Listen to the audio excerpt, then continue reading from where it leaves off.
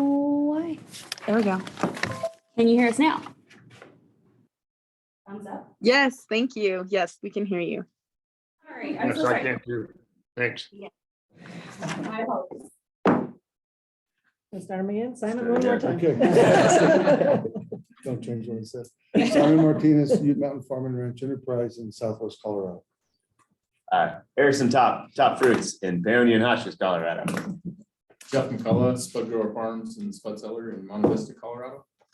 Nick Trainer, Trainer Cattle Company, just east of Denver. Billy Seaver, Council for the Department. Jennifer Berger, Chief Administrative Officer here at Department Ag. Catherine Bedell, Round Creek Ranch, Grand Junction. Kate Greenberg, Commissioner of Ag. Colleen Pepler, Pepler Farms, Front Range. Hollis Glenn, Deputy Commissioner of Operations. Melissa Guthrie, Executive Assistant. I'm Bethany Howell, Deputy Director of Communications and Outreach. Jordan Beasley, Deputy Commissioner of External Affairs. Roberto Mesa, Emerald Gardens in Bennett, and East Denver Food Hub, East Denver. And online, who do we have? This is George, Regional Ag Commissioner. And Elena Miller, Turkile, Cactus Hill Farm down near Capulin. David Block on the road to a funeral, unfortunately. So joining you when I can. Out at Yuma. Thank you all. Great to see everybody here and we'll move forward on this rainy day. The meeting agenda was sent to you. It should be in front of you. I'm looking for approval, a motion for approval of today's meeting agenda. I move that we approve the agenda for today's meeting. Thank you, Catherine. Is there a second? I'll second. Simon, that's been moved and seconded for approval of meeting agenda. All those in favor, reply aye. Aye. Opposed, same sign. Okay, meeting agenda is approved. You should have received in your packets the March and April meeting minutes. Were there any corrections or additions for that? It was a good minutes because that was a different kind of meeting in March, the combined thing. So yeah. So I am looking for a motion to approve both March and April meeting minutes. I'll make a motion to approve minutes. Thank you, Nick. Nick's made a motion. Is there a second? I'll second. Roberto, second. All those in favor of approving March and April meeting minutes, reply aye. Aye. Opposed, same sign.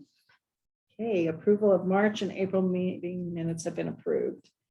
Now it's time, if there's any open public comment for non-agenda items. Comments will be limited to 3 minutes per individual. And I forgot to identify if we have any guests online. Okay. I'm guessing there's probably no public comment. Okay, we'll move forward. Commissioner Greenberg, your report. All right. Thank you, Chairwoman Pepler. Great to see you all. Thanks for making the trek, everybody. It's always means a lot when you're here in person. Of course, we make these hybrid because we know we can't always be. And I'm the same way in various meetings, but appreciate being with you all. Yeah, over here, guys, for those of you calling in, it's a stormy day on the Front Range. Thunderstorms, tornadoes, rain, hail that we're expecting. So hopefully sunnier skies where you are. Let's see, there is a lot to update you on, as always. I think, one of the exciting things is that the legislative session is over as of Monday around 10 p.m. And Jordan's gonna dive into the slew of bills and budget items that are coming our way. But big picture, just a really successful session for CDA. Hats off to Jordan and his team for navigating the department through very tricky terrain, downtown political terrain, that is, and getting all of our agenda, our agency bills passed bipartisan without issue. So that's a big deal, but he's been responding to and working on many, many other bills. So that means that we're at this place in the year when we're taking what was given to us by the legislature to operationalize and develop here. We're also planning for the next cycle of the legislative session and the next cycle of the budget. So that cycle kind of never ends for us. So lots of thought here about how do we make sure we're scaling to meet capacity needs with our team. And I think Hollis will probably touch on that. But you'll hear as we talk about all the new things coming down, just the ways in which CDA is growing. Again, it's modest growth relative to our other agencies, but I think it's really critical growth for the key items and initiatives that we're focused on, as well as what the legislature has directed us to do. So big picture inside the department, we're staffing up really exciting positions that we're filling. I think as you all know, we created a new food systems segment of our markets division, and we hired Amanda Lavin to be the manager of that new unit. So she's overseeing ag development and food systems. So our next gen programs, our marketing orders, our, let's see, what else, or our community food development program are all kind of under that. What was her position? What's her exact title? Hollis, do you know? She's a program, she is a senior programs manager Okay. Oh, for ag development. in, and under food the systems. markets, and I'm gonna go over the kind of org thing and I can. give you- Yeah, great. Hollis will dive in. Yep. So that's, food systems, we want to be very intentional about growing in that way. We are just at the tail end of hiring for another new position, Deputy Conservation Director and Climate Resilience Specialist. That will be under Les Owen in conservation. Again, that's growing our very explicitly our climate and farmer-led climate and drought resilience branch of the department. That position will not only oversee our soil health, renewable energy, and other climate programs, but there'll be a liaison between us and the governor's office. Again, Jordan Hollis will go into this more, but through the legislature, through our budget request, we got an ag water advisor. So with everything going on water right now, we're going to have one person who's just dedicated to representing us at the water table, which we have never had before, which is kind of remarkable when you think about water conversations. They always start and end with agriculture. And so we want to make sure we are there and represented as much as we can be. And then we're also bringing on 2 climate marketing specialists because we know our grant money is not going to be here forever. And personally, I don't think we should be necessarily leaning on federal or state grant money to get to where we need to get. So we're going to bring on 2 people who are going to be hustling business for our star producers and other producers across the state doing climate and conservation work. So I say that just so you get a kind of sense of where we're growing. A lot of work going into building all those aspects of the department. A couple of big exciting announcements from the last week.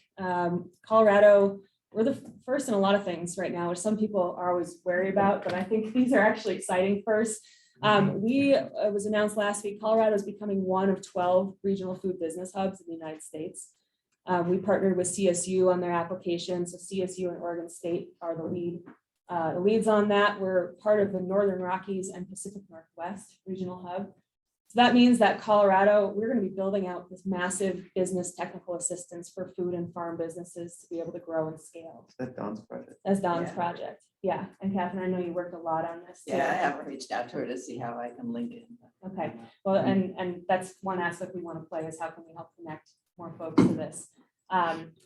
So that was rolled out last week. It was also rolled out in conjunction with another new USDA grant program, the Resilient Infrastructure Grant Program. This is going to be operated as through a cooperative agreement with state departments of ag.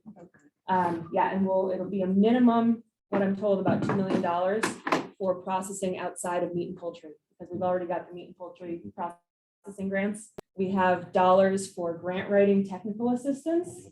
Yeah, so we're working with about 15 to 20 meat processors to help them access those federal funds. We don't know yet how we're going to operate this new resilient infrastructure grant. We haven't gotten updated from AMS, but it's going to be, again, at least 2 million coming in. So will it? I work with a fish processor and he needs cold storage on the I-70 corridor in the Eagle area. I imagine you would definitely be eligible. Excellent. Based on what I We've know. looked at everything else and haven't found anything that can help them. Yeah, based on what I know, but obviously we'll update you guys as we know more. No, I can connect up. I haven't. Okay, great. It's been a week of ceremonies. So another ceremony we had on Monday was the rollout of Dryland Crep. David, if you are listening in, it was a really neat event. So Colorado is the first state in the nation, and the Republican River Basin is the first crep basin in the nation to implement dry land provisions on the prep ground. So we've been pushing for this for the last 4 years. DNR and Division of Water Resources has really been at the helm with Farm Service Agency on getting this done, and we got it done on Monday. So that means as the Republican Basin heads toward that 25,000 acre reduction by the end of 2029, that there's yet another tool to continue ag production while reducing wells in that basin. So really big deal. At that event, both Senators Bennett and Hickenlooper were there. Administrator Ducheneau from FSA flew in from DC. Colleen's other half was there emceeing, as well as state legislators, DNR, DWR, our team, and the Republican District Board. Bless you. So, I get asked sometimes, okay, you're doing all this stuff statewide, but how are you helping individual basins or individual communities with the specific issues they're tackling? And we really try and hold all of this at once. How do we advance our work on behalf of the state as a whole, for producers anywhere and everywhere? But we also know that what each community is facing is unique. And so we really work hard to try and be specific and follow the lead of our local partners, local community members to tackle those. So David just chatted, saw some info. Yeah, good step in the process. Yeah, thanks, David, for that. And yeah, we know it's one tool in the toolbox. It's not a silver bullet, but this on top of the 30 million that we got to the Republican and 30 million to the Rio Grande for voluntary conservation last year, we hope is showing that the state's putting their money where our mouth is on this stuff. That's just to say, as you all are representatives of your home regions and home basins, elevating specific needs that are specific to what you're facing is actually really helpful for us to know how we can meaningfully help where you are. All right, last few things. So I mentioned the Regional Food Business Center, that's $30 million. Resilient infrastructure is minimum of $2 million, but it's going to be probably more than that. We just finalized in the last few weeks our Climate Smart agreement with USDA for $25 million. And we were the sole state recipient of an America the Beautiful grant for headwaters restoration at $4 million. So put that together. Yeah, do you have a question on that? I don't know if it is. Okay, that's America the Beautiful is yet another federal grant. Don't worry about not following all these grant programs. There's a lot of money flowing. We're trying to capture it and bring it here. We're going to work with, 60 or 70 partners around the state to do headwaters management. So, like noxious weed control. We've got a whole list of sort of our. Is it all like in-stream stuff? Is it looking at, is it functional storage? What is the? Not, we don't know. The storage, probably not so much. It's going to be a lot more like, we'll pull up the list so I don't pontificate outside of that. It's Do you a have that, Joey? hodgepodge of projects. There are Yeah. existing projects that we've been have been in the pipeline for a number of years. And this was just a great opportunity to kind of bundle them together. Sure. To go after federal funds. So yeah, it's kind of all across the board at watershed health. Yeah. From minor little ditch projects to stream restoration to planting tons of different things. Okay, well, Happy to get you guys more info on that as we roll it out. it's okay. For sure. Thank you. How much was it? 4 million? 4 million for that one. So not all of, let's see, the almost 100 million, not all of that's going to run through us, but we're going to be helping get that out. And that's about equivalent to what we've been getting out through our doors the last 2 years through recovery efforts. So it's just kind of a cross section of the scale of dollars that are flowing. When we started all this a couple years ago, our total agency budget was about $56 million. I know. We've grown somewhat, but we're still moving a lot more money through than even our annual operating budget. Okay, and then a few other items.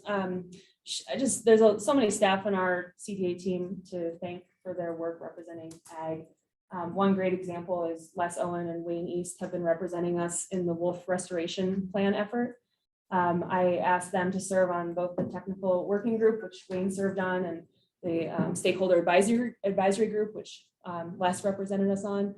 They met for almost 2 years, helping develop the groundwork for the wolf restoration plan.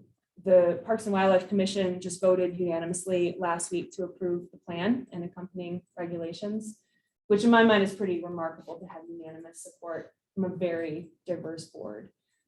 So that is moving forward. A huge amount of effort from the ag community to show up and participate.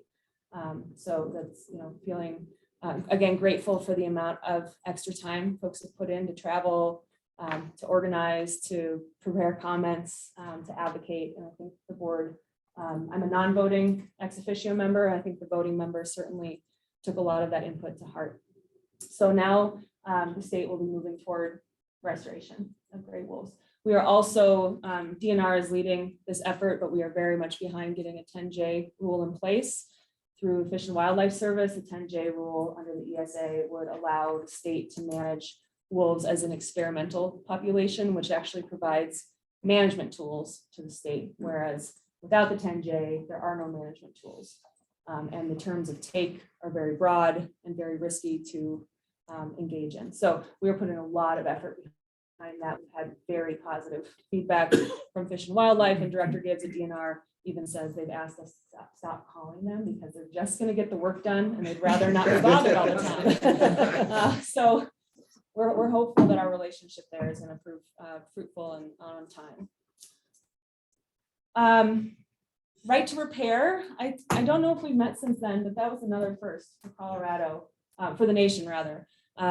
Farmers Union and Representative Tatone, among others, was actually a bipartisan effort in the House, ran the right to repair legislation.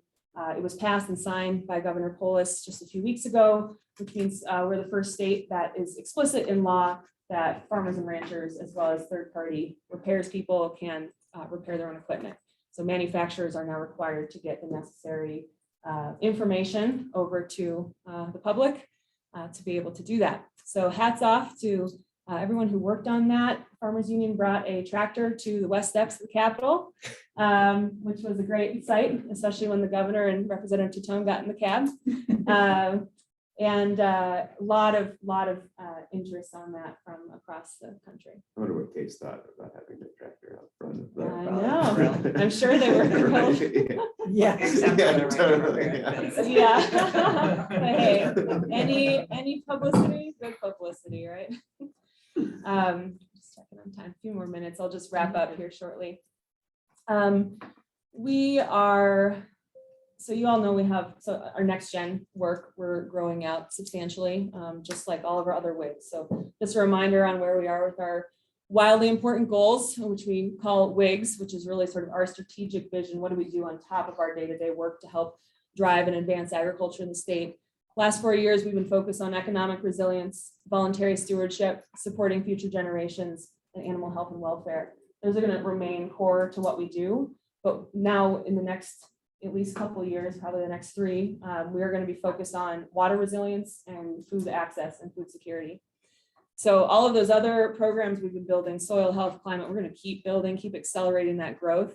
But we know we need to figure out what's our role in water and how do we play a meaningful role there, as well as with helping families access safe, healthy local food and helping farmers enter those new markets.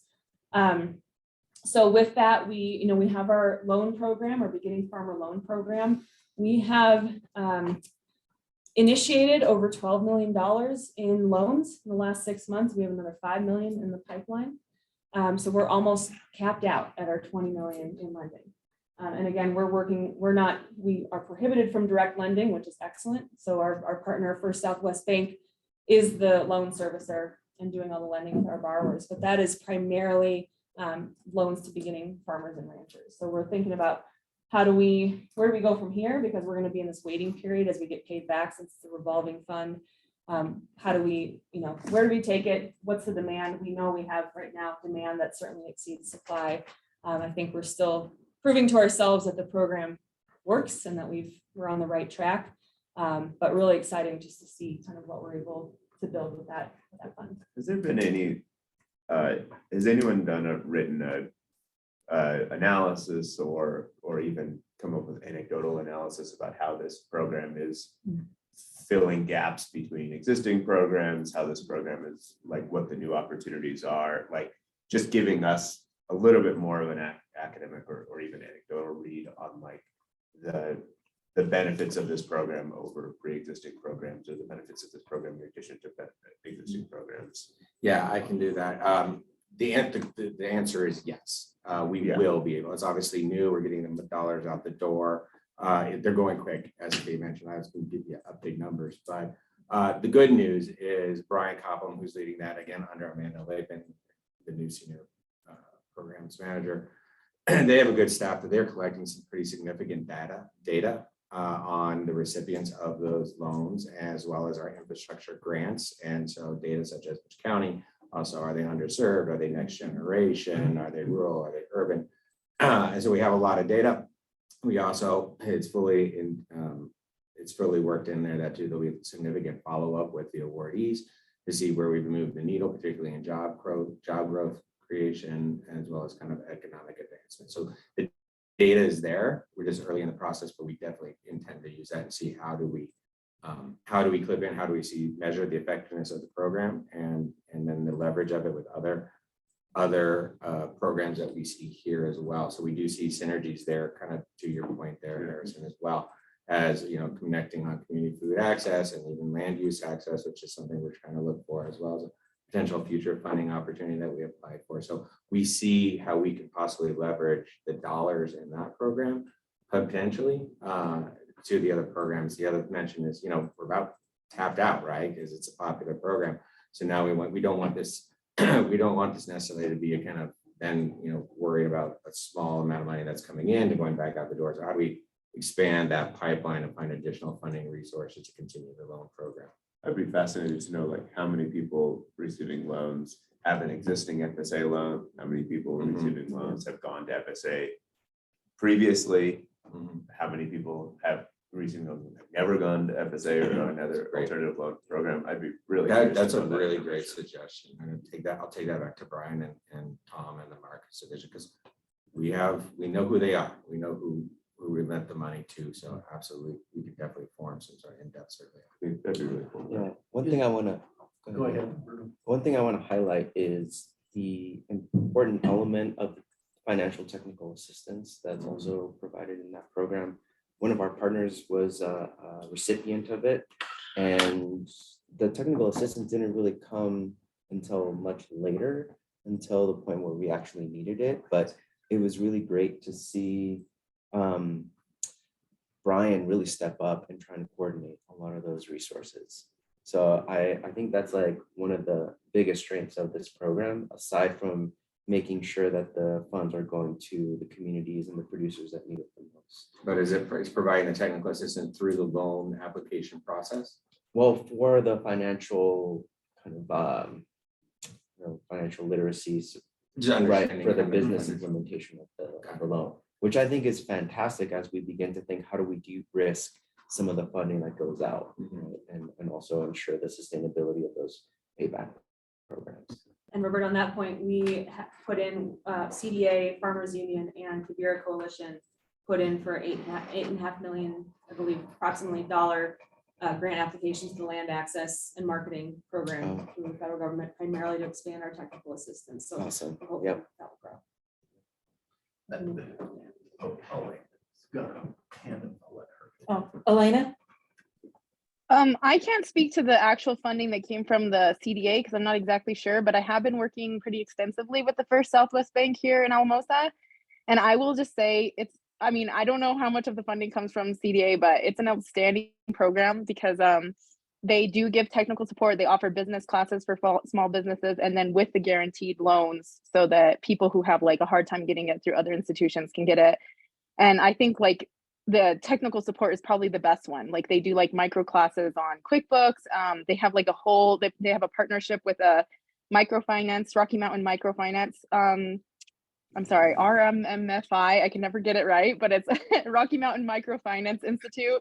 And they offer like a boot camp, a business boot camp where they help people like work through what their business would look like. Yeah. And so I can't speak exactly to the CDA funding, but I will just say the First Southwest Bank is like, at least in our local branch, is doing an outstanding job of helping entrepreneurs and rural entrepreneurs particularly. He's gonna work on it. Maybe next week. I think David's phone. Oh, I'm hearing something else. I don't know. I hope you could hear me through that. Elena, thank you very much for that feedback and positive feedback. I will make sure we forward that on to Brian and Tom and Amanda. And let them know and see how we can, if there's areas of opportunity to further promote that. One question that, Nick. sorry. So this might be a stupid question, but so it's funded by grant funding now.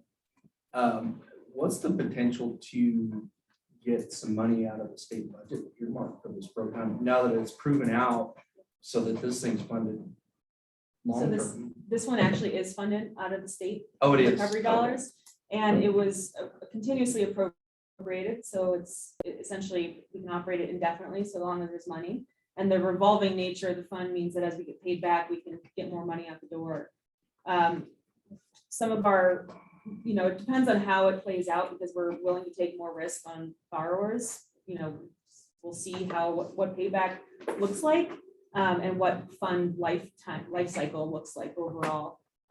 So it's a great question though, I think that's what we're exploring is, state, federal, private options. Are there other ways that we can leverage this program beyond or including the general fund? Okay. Yeah, general fund is always very, very, very tough. Yeah. Especially for a small organization or agency like ours. So we're trying to think about kind of a multitude of strategies. But as this data comes in and, you can prove it out, Yeah. you would think that it would garner some support and hopefully increase that. Yep, agreed. Yep. I think by next session, we'll have a year of data and, to show what we've been able to do with the money. I just see it as critical. I don't know what the interest rates are locked at, but especially now, 4%, I mean, that's huge for commercial loans now. Yeah.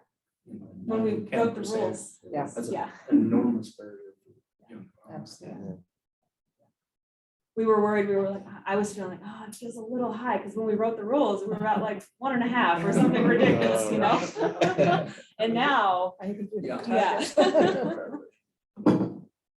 My question is regarding the financial partner, First West National Bank. First Southwest. Was there an RFP for those partners? And then my other question is, how do we evaluate that partnership? Will there be another RFP coming out for another financial partner, or how do we measure kind of that impact, or is it just sealed in? Yeah, great question. Yes, we did do an RFP, and Hollister, Jordan, do you know more specifics on our timeline of that agreement? For my time. Yeah, Oh, it's a number of years. So part of the RFP was the lender that we're going to partner with also has to work with other banks throughout the state. And so they've partnered with other lenders to kind of direct folks to them. And so that was a component of the RFP, was that partnership. And then in terms of the length of the contract, I can't remember, it's around 4 years with an option to extend. And when we were looking at that initially, it was trying to find that right balance of, okay, this is going to be a new partnership, wanting to make sure that we had the flexibility that if it wasn't working out, we could end it and look for a new partner, but also at the same time knowing that this it's going to take a lot of work getting up and running, and we need to provide some stability to the partner so that we can ensure that we would get folks that would come in and want to partner with us. And so we're trying to kind of strike that right balance in there of, it was a 3 to 5 year period initially, with then the option to look at that and extend if we. Is there somewhere we can find the partner banks, a list of them? Because I know Southwest doesn't have anything in my area. And I'm just wondering what banks to send people to talk to that they'll get funneled into the system. We'll get that. Yeah, we'll get Okay. that to you. Yeah. Yeah. Yeah, you guys mind making a running list for Brian and we'll. Oh. Got it. Great, thank you. We'll just invite Brian in the next meeting. That'd be a good idea, yeah. He's very entertaining. I just have Yeah, things. I absolutely. know I'm a little behind time, but No, you're good. really good conversation. Yes, absolutely. Farm Bill year, so we're continuing to set sights on that, especially now that ledge session is done. We'll be able to kind of focus a little bit more on the federal side.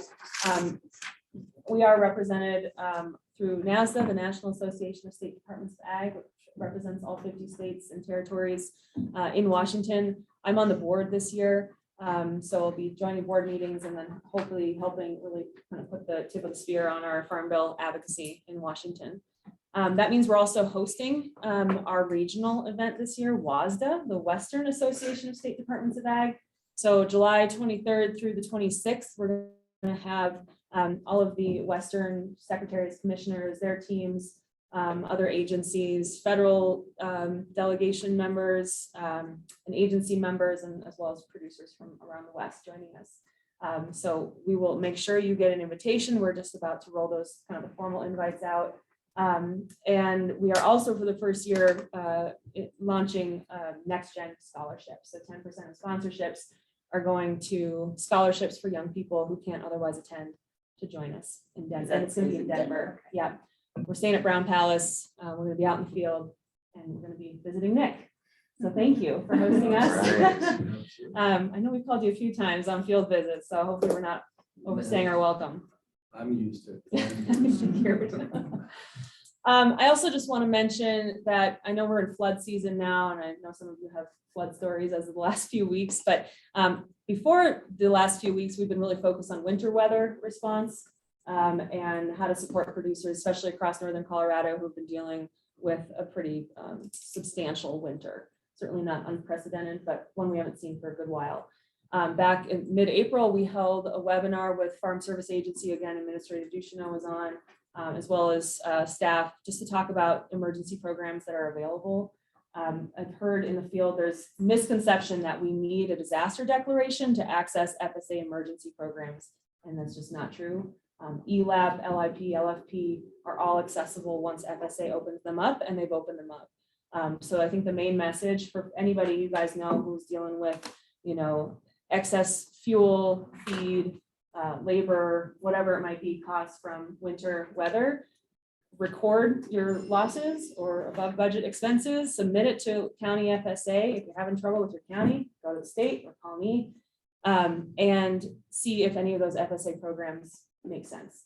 FSA has been very committed to flexibility under Administrator Ducheneau.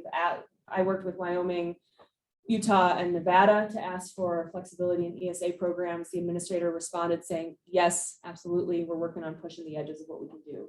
So, and he was very explicit. If you go into a county office and they tell you no, don't leave without submitting your losses, and call any of us if somebody says something's not eligible, because things are changing in DC. Some other states did ask for a disaster declaration. We did not. There was no indication that we were at that level from county, state, FSA, from local emergency managers, or from ag associations. But Wyoming did receive a disaster declaration in, I think, 12 counties. And because some of those counties are adjacent to Colorado, 4 of our northern counties also receive the same funding, which essentially that disaster declaration, Wyoming opens up emergency low interest loans. So if that's the tool that producers want or need, that is now available to producers in Moffett, Routt, Jackson, and Larimer counties. So we'll be sending out a lot more information on that probably this week in the Ag Connection that Bethany's working on. But just let me know if you're getting any questions from the field that you have questions on, because there's been a lot of kind of things floating around, and we're trying to help FSA get things straight.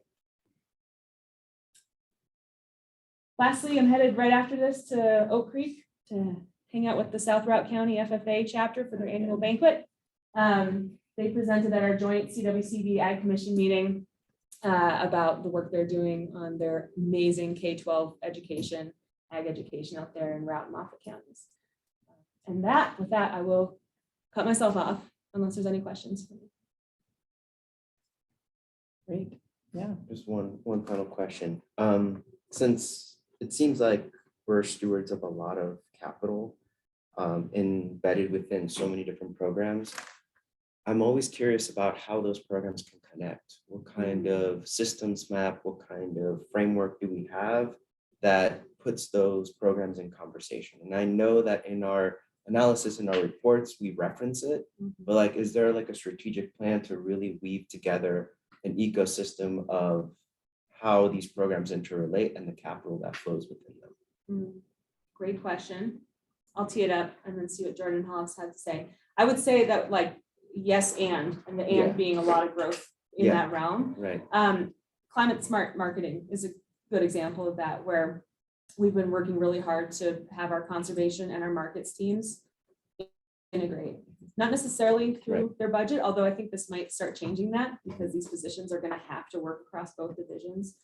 But that is one example of how structurally we've been trying to de-silo, if Right. you will, Right. where it really doesn't make sense to be siloed.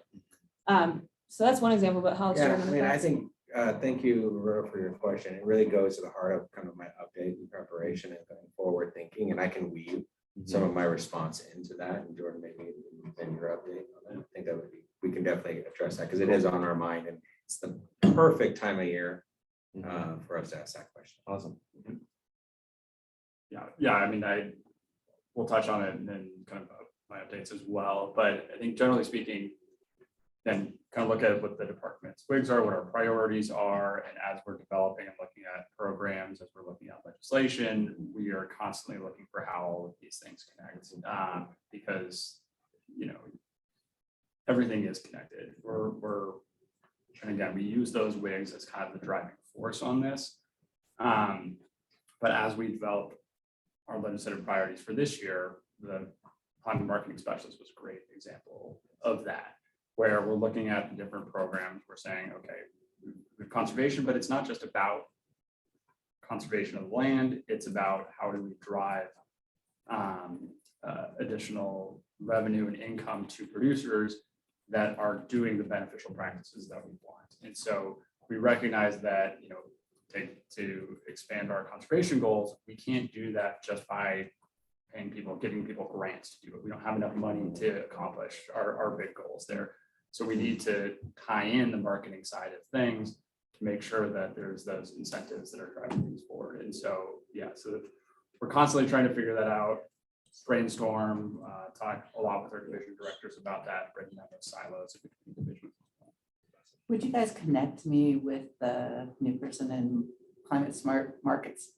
Because I'm working on the Climate Smart Ag Grant with the Grass-Fed Association, and what we're doing is building out incentives and things to encourage people to join us through marketing incentives and changing our operations to be more regenerative. We will do that as soon as they're hired. We'll connect you with both of them. Because our contract isn't signed yet, but we've already started meeting to sort of flesh out exactly what we're going to do. And so linking with the department would be really key on that.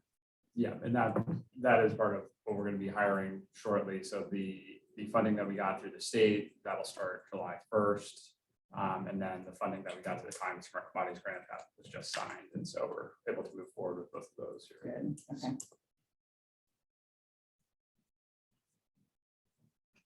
okay.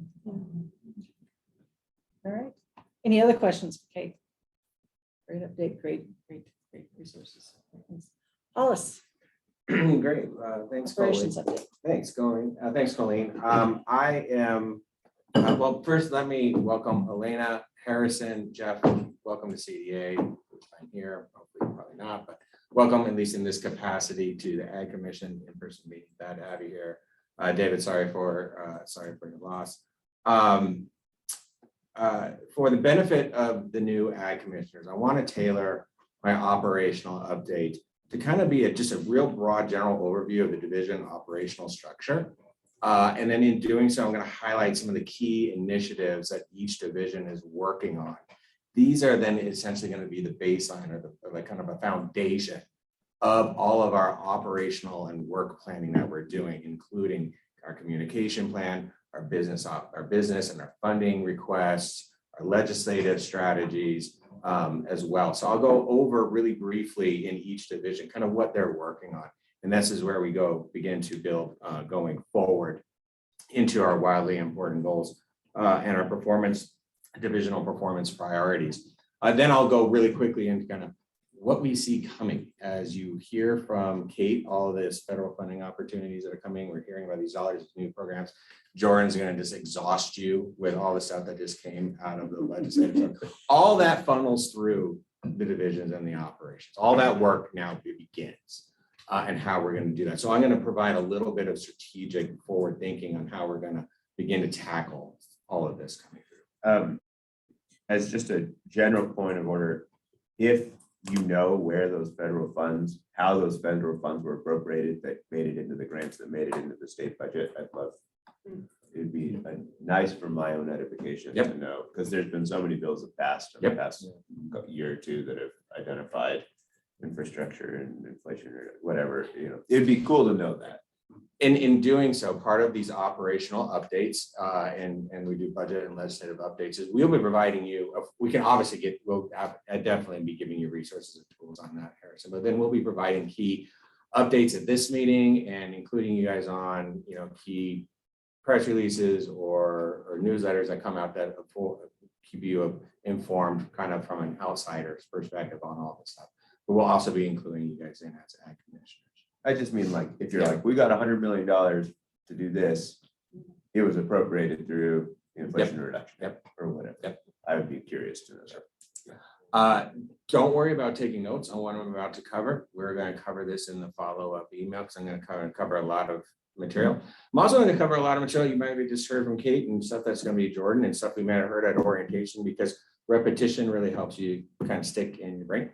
And so with that, as I mentioned, these are going to be our priorities. These are going to be our initiatives that we're building, our wildly important goal. And Melissa, if you don't mind kind of calling up the performance plan, optically, what we are doing from an operational standpoint, when we talk about WIGs, what is a WIG, right? We talked a little bit about wildly important goals. Kate just mentioned them with animal welfare, next generation, water resiliency, and food access. Those are really kind of like the North Star guiding of like kind of where do we want to really put our emphasis on. This is not to say that all the other work that we do from top down is not important, but this is really where are our priorities. And they're going to be wide. You're going to see kind of the pathways of issues and projects and initiatives emerging here in what we call our performance plan. This is the performance plan now, and you're going to get a copy of this. And I think we already advanced it, but we'll resend this out to you. This is the current performance plan. If you can maybe scroll just all the way up, you can find this on the internet. Again, we'll sell it to you. This gives you our strategic priorities. This tells you about our goals, what the actual measures are. This tells you about what our divisions are up to. Just in a little bit about kind of the Department of Agriculture. This is a very helpful resource, but my point in bringing this up is we now have to do one for next fiscal year. So to your point, we're pulling all these strings together right now to put, this is the output of this effort, which will come out in the summer, and it will highlight our WIGs, and it's going to highlight our divisional performance priorities. So I'm going to go over those right now. Again, kind of providing it through and just understanding how we are organized operationally here at the department. So we have 8 divisions and then the commissioner's office. And so within these divisions, obviously, these are their priorities. This is what they're going to be focusing on in the next year and beyond. And I will also just pepper in some of the stuff that maybe Kate just mentioned or Jordan's going to mention around new legislation. So you can see kind of where that program is going to sit in our organizational structure. So we have the Animal Health Division led by Dr. Maggie Baldwin. Really, they focuses on right now with the emergency response and ag emergency response coordination on fires, droughts, natural disasters, as well as animal health outbreak. Again, they're working on animal disease preparedness and response. Advancing animal welfare continues to be a big priority in that division going forward. And then, we have this, you're going to hear a little something called the Wild Horse Project, legislation that passed. This is where that project would sit. So that is our animal health division, again, led by Dr. Maggie Baldwin. Our brands division led by Director Chris Whitney. Really, they're focusing right now, as they're going to see, we're really focusing. They have a number of brand inspectors out in the field. They are critical to what they do for ranchers, and there's a lot of them. And so what we're really going to do is focus on maintaining that really consistent level of service that they provide, which is difficult to do, so to speak, when you're dealing with a wide number of staff because you have turnover, and we're just like every other business out there with seeing a lot of changes and a lot of staffing and hiring. And so really we're working on how are we going to focus on a retention effort and training and engagement and supporting our brand inspectors. That's going to be their priority. That's going to be their focus. Conservation is a division. The conservation's division by Director Les Owens.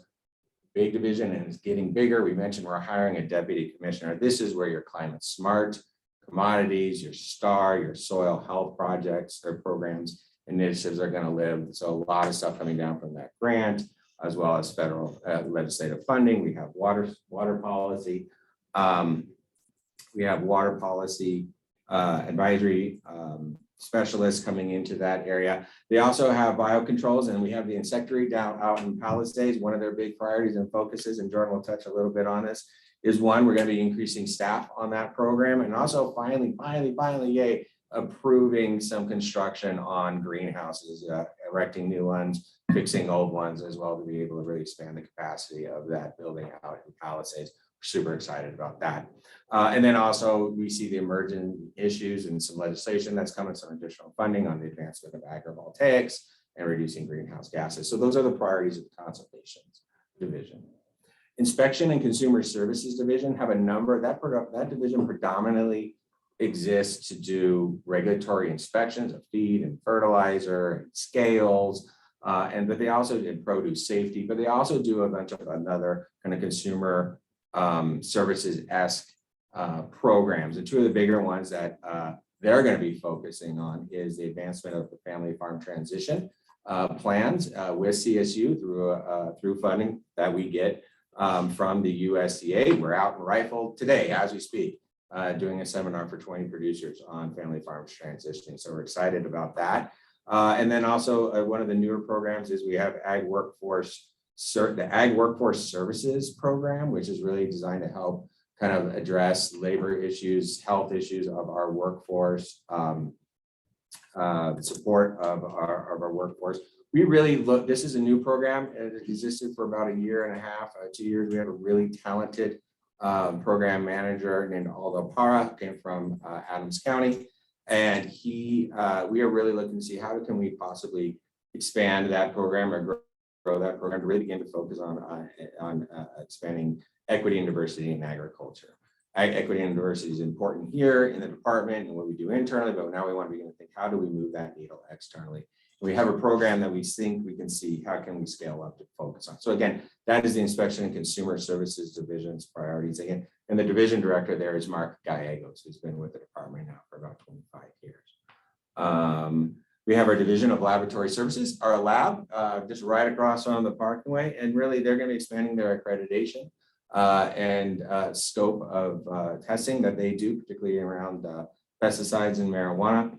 But they also, what's really great, and these are fun stories come out of that division, is they really promote STEM and really inviting youth and schools to come and take tours, or they do speaking engagements, work a lot with the STED school on really promoting, science, science technology with our youth, and particularly in the schools. And so that product is kicking up steam, and we're encouraging them to continue that next year. The Markets Division, and that one, is Division Director Eric Petty. And then the Markets Division is Director Tom Lipitsky. Just like conservation, seeing that it's just going to grow in size and programs because a lot of federal funding dollars, legislative dollars, a lot of programs are just coming into there. And so how equally as big and growing is your Markets Division. Things that they, they're tried and true programs that they do. This is where you see Colorado Proud. We have the Wine Board. We do a lot of efforts on international marketing, which we're going to want to keep expanding and focusing on next year. This is where your Community Food Access Program lives under Amanda Laban, that's Senior Programs Manager, and she oversees this new program, which is an $8 million grant program that we're launching with now a $10 million tax credit kicker on this to help promote small farmers, local food, small food retailers to expand capacity in growing and distributing food in low income, low access communities across Colorado. This is, we have 4 WIGs. This is one of them, right? So you will hear a lot about this program and updates on this program in these updates and in other communications. This is where one of the climate marketing to Jordan's and Kate's points is where the climate marketing specialist effort is going to be working on is how do we help kind of sort of market the concept and the use and the implementation of the STAR program and good soil health practices. And then again, as we mentioned, where is all this stuff coming? It's all, the Regional Food Business Center, the Resilient Food System and Infrastructure Grant. Really, this is going to begin to line out in the markets division as well. This is where your loan program, Brian Coppa, lives as well. So with our loan program, that's in the markets division. So a lot of priorities and a lot of focus on all of that is going to then come into play as we begin to do our developing planning.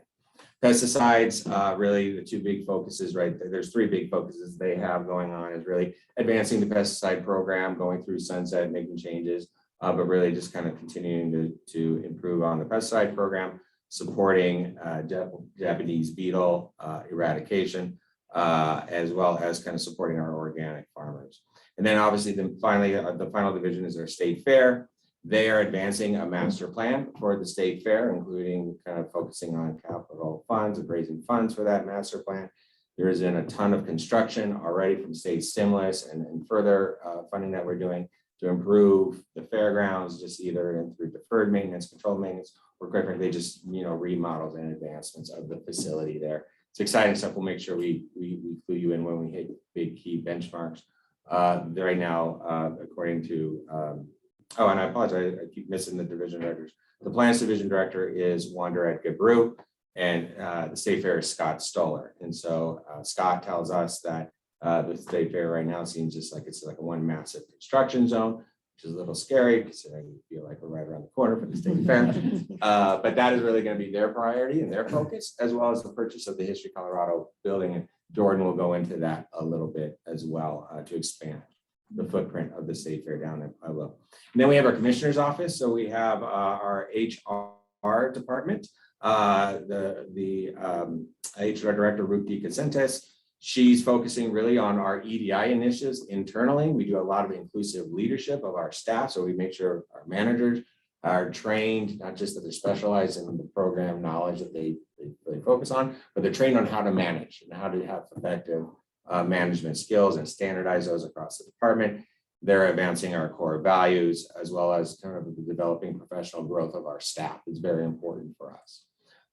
We have OIT, and really we have significant number of OIT projects that are coming in, either the ones that we need to implement for efficiency sakes or ones that are kind of statewide impacted that we're along for the ride on. And so OIT is a significant, operational component that we need to make sure we have right and to be able to make sure that everything runs smoothly. What is that acronym? OIT, oh, sorry, Office of Information and Technology. Okay. Our IT, so our databases and computer systems. And then we have our business, and that's led by Rich Medina, and then our comms department by Olga Robach. Over comms director, they oversee our communications. And they'll be looking to really how do we expand our communication efforts, make it more efficient. Also including, we're going to be looking on, okay, how are we beginning to incorporate translation and interpretation services, as well as our accessibility component, which is going to be a massive program that we're going to be implementing.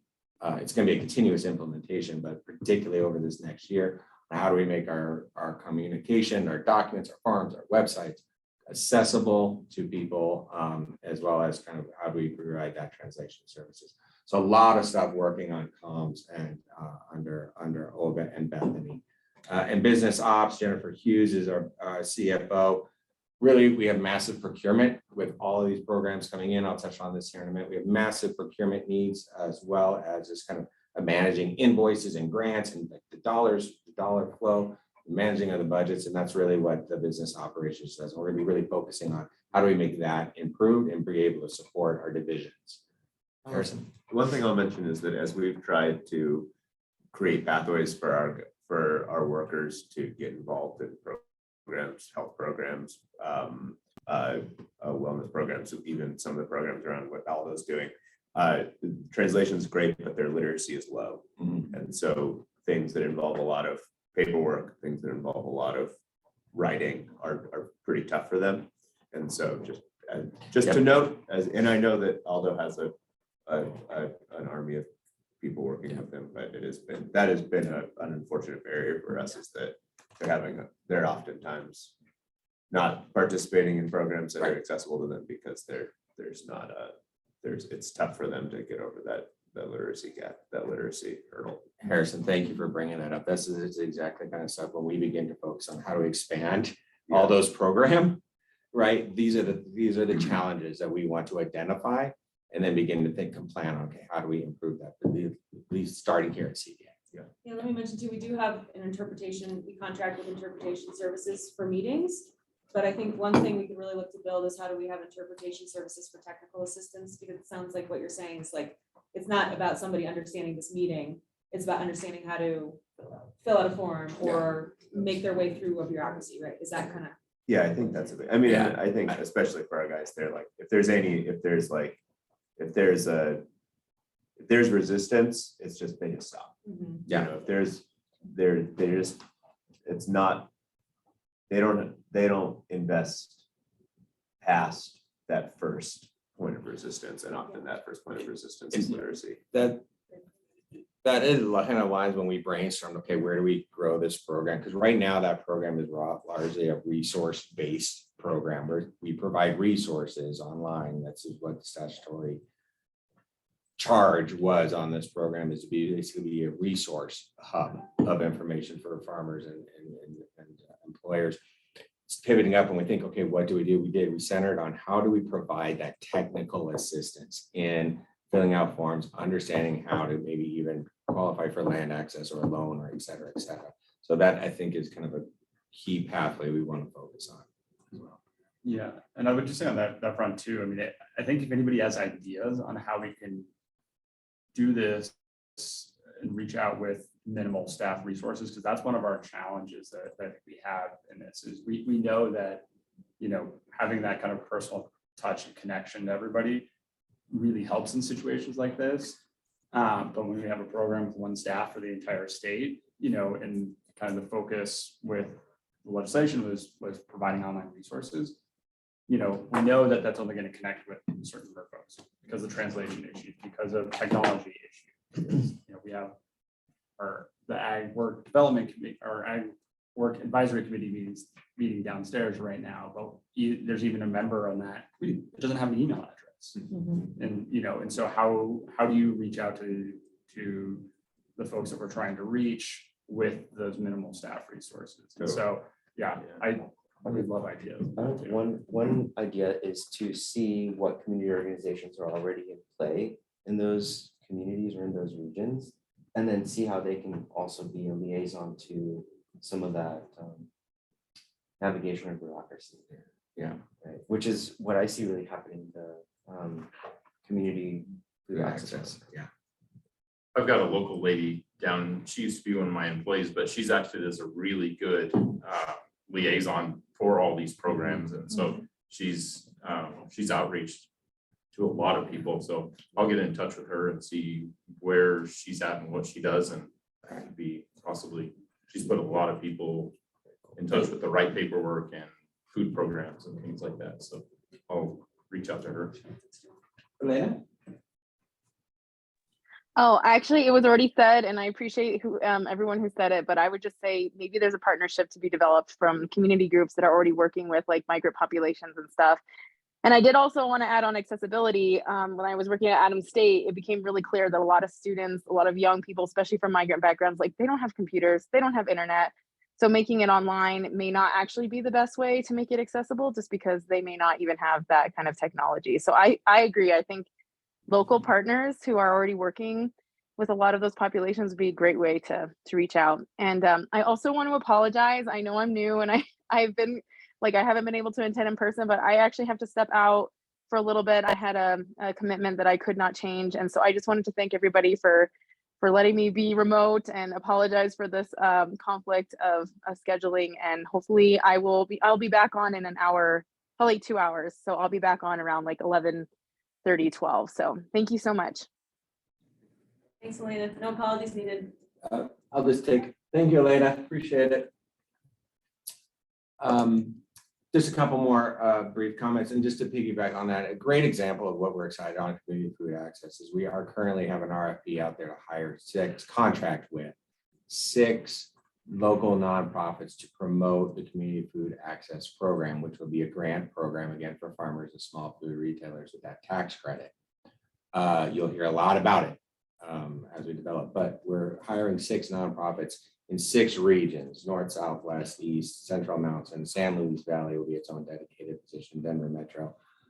Really, because the idea is to, I think, kind of the concepts you're mentioning is to have people, nonprofits that know those communities, understand those communities, and what we're contracting with them is not only to promote the grant program, because it's a simple but kind of complicated program, but to explain it to them and provide that technical assistance in the application process to help answer those questions that they may have about what this whole thing is entailed. So I think we are beginning to see how do we provide that detail level of technical assistance to those that not necessarily intuitive to figure out.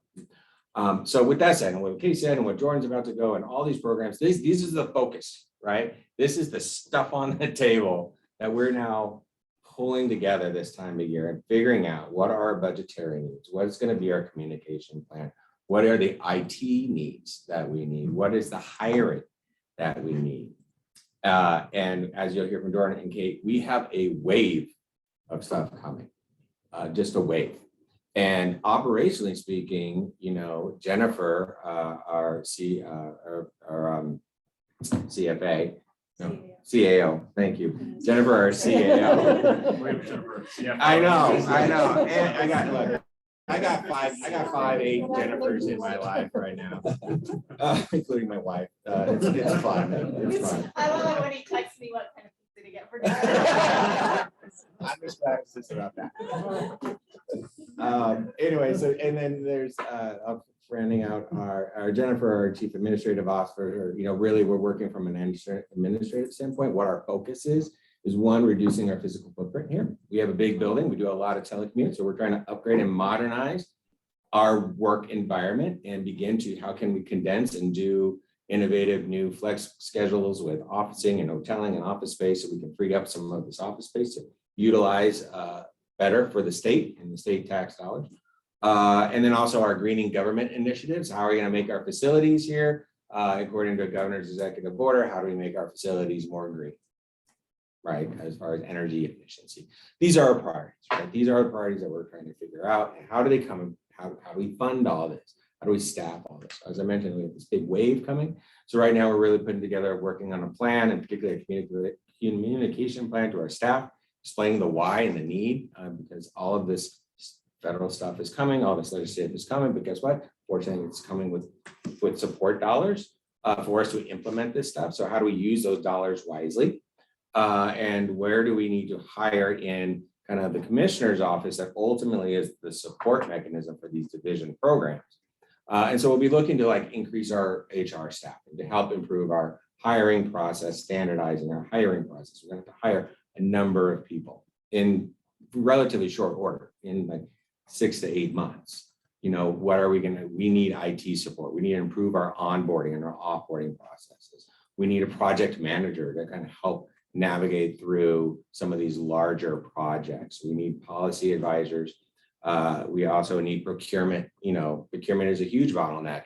We got to get contracts out. You know, we got to get those grants out. We got to get those invoices paid and processed. Big bottleneck. With 8 divisions, feeding up to 1.5, 2 people is not enough. And we know that. So we're going to be staffing up in that area as well. So all of this to come, we will update you on this operationally on this progress, as well operationally on key benchmarks of these projects in these divisions that I just covered. And then when we have our performance plan evolving here in May and June, that performance plan for FY24 is coming out in probably July. We'll also update you on the development of that, the decisions on That was a lot. I hope you guys didn't take notes because Melissa did. Thank you. Thank you. I have a question. Like, the first one is, have we been seeing a steady rate of growth, and that can be quantified in terms of our budget and our personnel? And then two is, at what point is it decided that perhaps a program, an initiative, a policy requires its own division? Mm. Man, Who's on today? For the record, I'm gonna say. That was before my time. That was Before my That's time. before my time. That's Before my time. Can you actually, Sorry. give me the first part again? I guess the first one is like, I mean, I'm seeing this incredible amount of growth, Yeah. right? Have we been able to quantify that, either in terms of our budgets and our personnel capacity? And then what is that kind of percentage year after year? Yeah. And then the other one is, if a program, a policy, or an initiative becomes very substantial, at what point do we determine that it needs its own division? And at what point do you just like get a t-shirt cannon and start firing? Yeah. Sure. Yes, to answer your question, to quantify, Yeah. we can and do. I don't obviously have numbers right now, but really that's part of it, is mapping out where these funding specific, getting in the nitty gritty of where these funding dollars are. A lot of these positions that I just mentioned are going to be term limited based on this federal funding, right? So we scope out a project. This is the project. It is. We hope to see if some of these projects have a potential of becoming more ingrained, and where we find additional resources. The loan program is a great example. We are going to expect, like we have, like, I mean, the legislative session ended like 2 days ago, a day ago. So someday we're going to brief and say, okay, what do we have, and really put it together. But we're anticipating that we're going to see, based on the federal, the climate smart commodity award and some of the other awards, if you add up, we're going to see probably in the neighborhood of 15 to 25 additional employees, maybe even more. Now, I'm sorry. Oh, yeah, I was gonna say, we have those numbers and we're putting those together. It's just, there's a lot of things in flux right at this moment. And I think the key thing that Paul's talking about there too is the differentiation between permanent ongoing FTE that are gonna be housed within the department and kind of term limited or employees for one-time funding or short-term programs. But we'll put together that trend over time, especially I think the last 4 years with all this flux. Yeah. And then we can also delineate, to Jordan's point, permanent ongoing versus what do we expect to sunset? Because a lot of this next 4 years is crux time for future of the program. And we're in a unique opportunity now that we just want to make sure we realize and capitalize on this opportunity, because it's not going to last, particularly with the Inflation Reduction Act and federal funding opportunities there that are just kind of coming, because a lot of that has not even created new federal funding opportunities that we're looking for, such as the regional food, business food center, but also they're expanding ones that we already do. They're providing us additional funding and provisional ability to staff up, particularly in soil health. So we are in this unique opportunity where we can have this. It's not going to last forever. And so we want to make sure we are strategic in what we go after. We're not going after everything. We want to make sure we have resources to do this. We're not, it aligns with our mission and goals, but we are strategic on what we see, but we are in a unique opportunity here.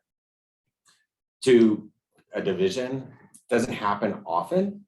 Probably needs a lot of stuff to kind of coalesce to see, okay, not just there's operationally, it makes sense to have another, because there's a new director, you have maybe a new administrative assistant, you have additional costs operationally. So does it make sense? Does the legislature even require or maybe step in on this?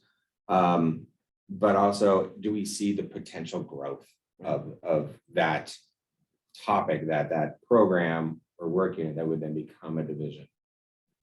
Is there potential growth and need for that? And the divisions within CDA are a little bit interesting because we do have some that are statutorily created and then some that were administratively created. So we have kind of a mixture. So the legislature can say, we are creating a new division.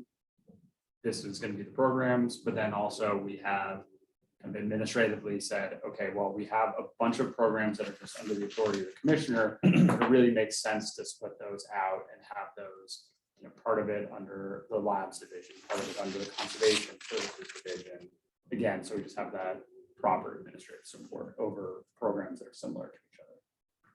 And with that, if you ever do read the state budget, the long bill, which I wouldn't expect anybody to go through and do, but if you do, the names of the divisions in the long bill do not match the names that you'll see like on our performance plan, and that's why, to Jordan's point.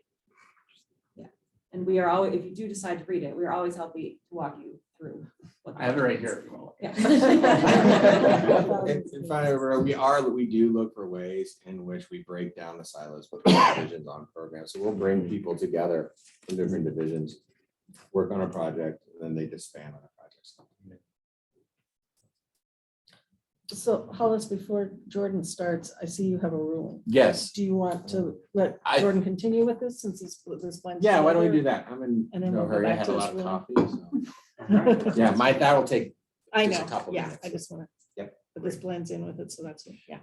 All right, well, I'll just kick it off kind of with the legislative and kind of some budget updates here. So as many of you may be aware, the legislative session ended on Monday. It was a long year, a long session this year. There was about 681 bills that were introduced in the legislative session. CDA was kind of actively tracking and paying attention to about 60 of those. There was 25 bills that we actively engaged on, so worked on bill language, testified, helped lobby on, and there were 11 bills that directly impact the operations of the department. All in all, we had about 34 different staff at the department that worked on legislative issues this year, touched every single division within the department.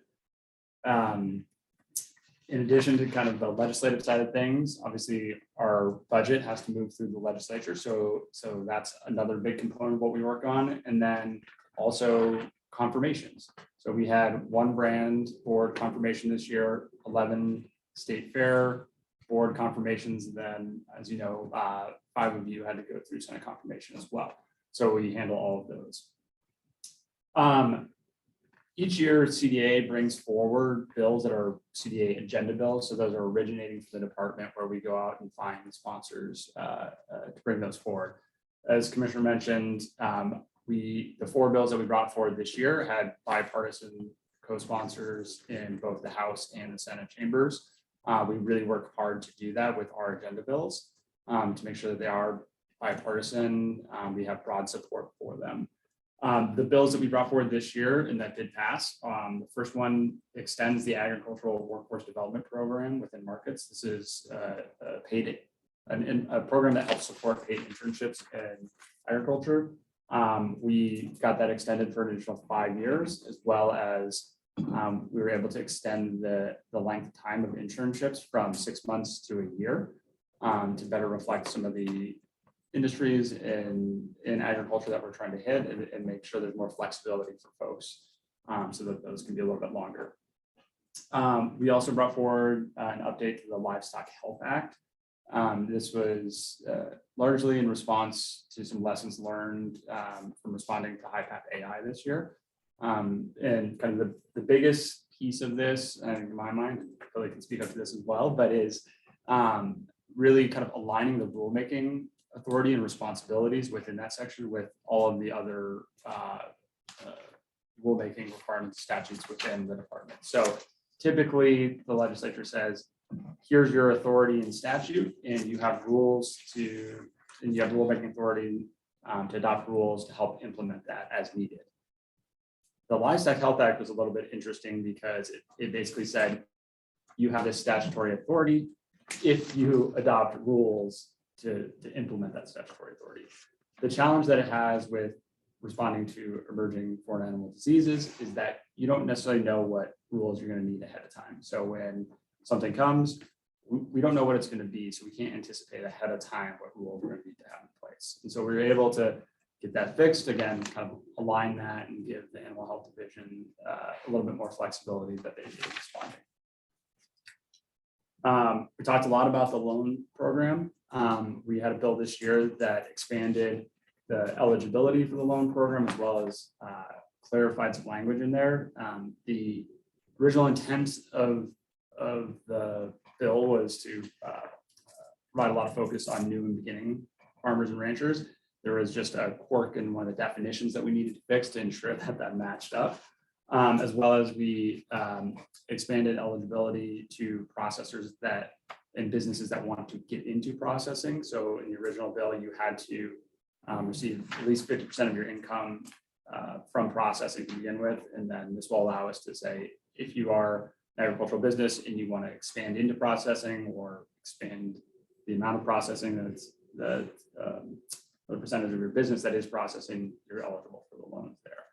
And then the last component was expanding it to allow agricultural Colorado businesses that are focused on kind of ag tech to be eligible as well. And the idea behind this is that, hopefully we can kind of spur some businesses that will have kind of that multiplier effect. So if there's a company that is developing or wants to develop an innovative product that's going to specifically help Colorado agricultural producers, and it's going to potentially help a lot of them. If we can provide a little bit of funding there, we can have a big impact across the sector. So that was the intent of that there. And then the last of our agenda bills was a bill to increase the reserve limit of one of our cash funds. And the purpose of this is it's going to allow us to stabilize fees for our fruit and veg inspection program. So we have big fluctuations in the number of inspections that are done each year. So some years we collect, a lot of money through the inspection fees. Other years it kind of drops down, and it's really hard to predict. Just drought, freezes, other things can impact the amount of inspections that are needed. So by raising that limit again, it just helps us kind of ride out those waves and provide a little bit more stability to producers.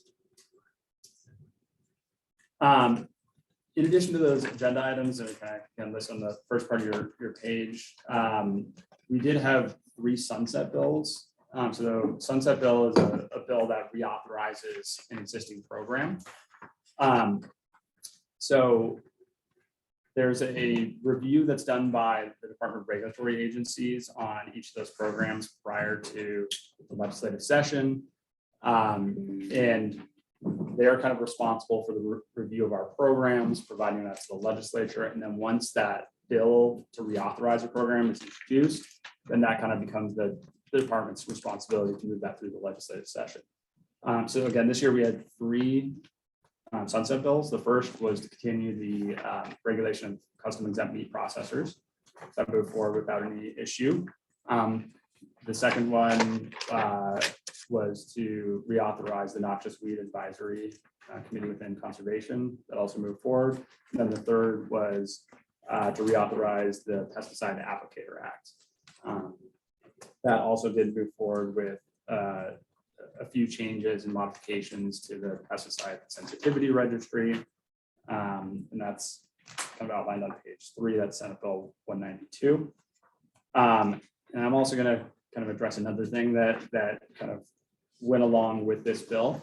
The department did testify, and we were supportive of efforts to amend this bill to allow for some limited additional local regulation of pesticides. That did not happen this year, but we did testify in support of that. And the really kind of the main reason we did that is we think that pesticide regulation is kind of this balance between federal regulation, state regulation, and local regulation, and that there's kind of an appropriate role for each one of those levels of government to play. And there's certain circumstances where local governments might be better situated to make some decisions and determinations, particularly if there's a very localized environmentally sensitive area that may need special protection or particular health reasons for a population. There might be some environmental justice issues that are there, or special protections around a school or other sensitive area where a local government might be in a better position to look at that and evaluate that than the state would. However, we also recognize there needs to be a balance, because there's agricultural producers that need to use these that cross various jurisdictions. There's water infrastructure, there's natural resource management, noxious weeds. And so when we were kind of working on this and testifying in support of that, we were looking at, again, trying to strike that right balance where, trying to identify a way to provide some limited additional local regulation while ensuring that statewide consistency for ag producers, for water conservation districts, water utility providers, and all of those things. So that's kind of what we're trying to do as a department this year with that. Again, that did not move forward this year in the bill, but the bill did move forward and did pass. So that program will continue. Next up, I'm going to move on and touch on some of our budget items. So I'm back on page 1 and I'll kind of move through from here. Talking about kind of overall, how our budget has increased this year. Our overall state budget increased by about $3.4 million. So our state budget allocation is about $66.6 million. This does not include federal grants and federal cooperative agreements. So those are not accounted for in the state budget. Those are essentially exempt from that. So this is just kind of state funding. Of that, $17 million is coming from the general fund. And then about $42 million is coming from cash funds, which is typically fees that are paid by various licensees or others to the department. This year we had a number of, so every year in our budget, we have kind of the standard increases for, increased costs for health insurance or pay increases for staff. So this year staff is getting a 5% pay increase. So that's factored into there. But in addition to kind of those baseline budget increases, we had a number of new budget asks and talked about some of these before with some of you, but it might be new to some of the new folks. We talked about earlier, we did get funding for a new agricultural water advisor to be housed within conservation, as well as funding, operational funding for them so they can travel, attend conferences and all of that. We got funding for a new climate and drought smart agricultural marketing specialist in markets. Both of those positions are going to be the permanent full-time positions going forward, so we'll have those. We were able to secure funding for an additional compliance investigator for the Bureau of Animal Protection. So that's a new full-time ongoing position in Animal Health Division, as well as funding to hire a contract social service and mental health support for that program. And then we were able to secure a little bit of additional operational funding for the Animal Health Division to help them respond to emergency foreign animal disease outbreaks. Their budget is very tight, so this provides them a little bit more wiggle room, have some funding to respond to that. We're able to then get some additional support for funding for Commissioner's Office support. So we can hire and maintain kind of funding for Paul's position as well as my position in the new regional assistant commissioners. We were able to restore general fund appropriations to the fruit and veg inspection program. They took a cut back in the early days of COVID. So it was a small $10,000 cut, but we got that restored. And it's actually kind of a fairly significant one because that $10,000 specifically goes towards the USDA training for our inspectors. So it is, while it's small, it is critical funding there. Paul's mentioned this earlier, but we're able to get spending authority to hire a new insectary lab technician that will primarily work on our Request a Bug program. So it's a program where homeowners can request biocontrol agents from the insectary, and we'll ship them out to them. We have way more requests than we can fulfill. So even with this one position, we probably won't be able to meet all of those requests, but it's a really good start there. Jordan, real quick, could you just describe spending authority? Yeah. So all the other ones that I essentially mentioned thus far were general funds. So it's new tax-based funding that's provided to the department. For the insectary position, it's we needed spending authority increase. So essentially that program, the requested budget program is operated by fees. And so if you want a bio control agent, you pay the department $30, we ship it to you. So we can collect funding on that side, but we have to have authority from the General Assembly to spend any additional revenue that we're taking in. And so we were able to, and we have been collecting revenue through that program. We just haven't had authority to spend that revenue to hire the staff we needed. And so we did have to go to the General Assembly and ask them for that authority to hire this person.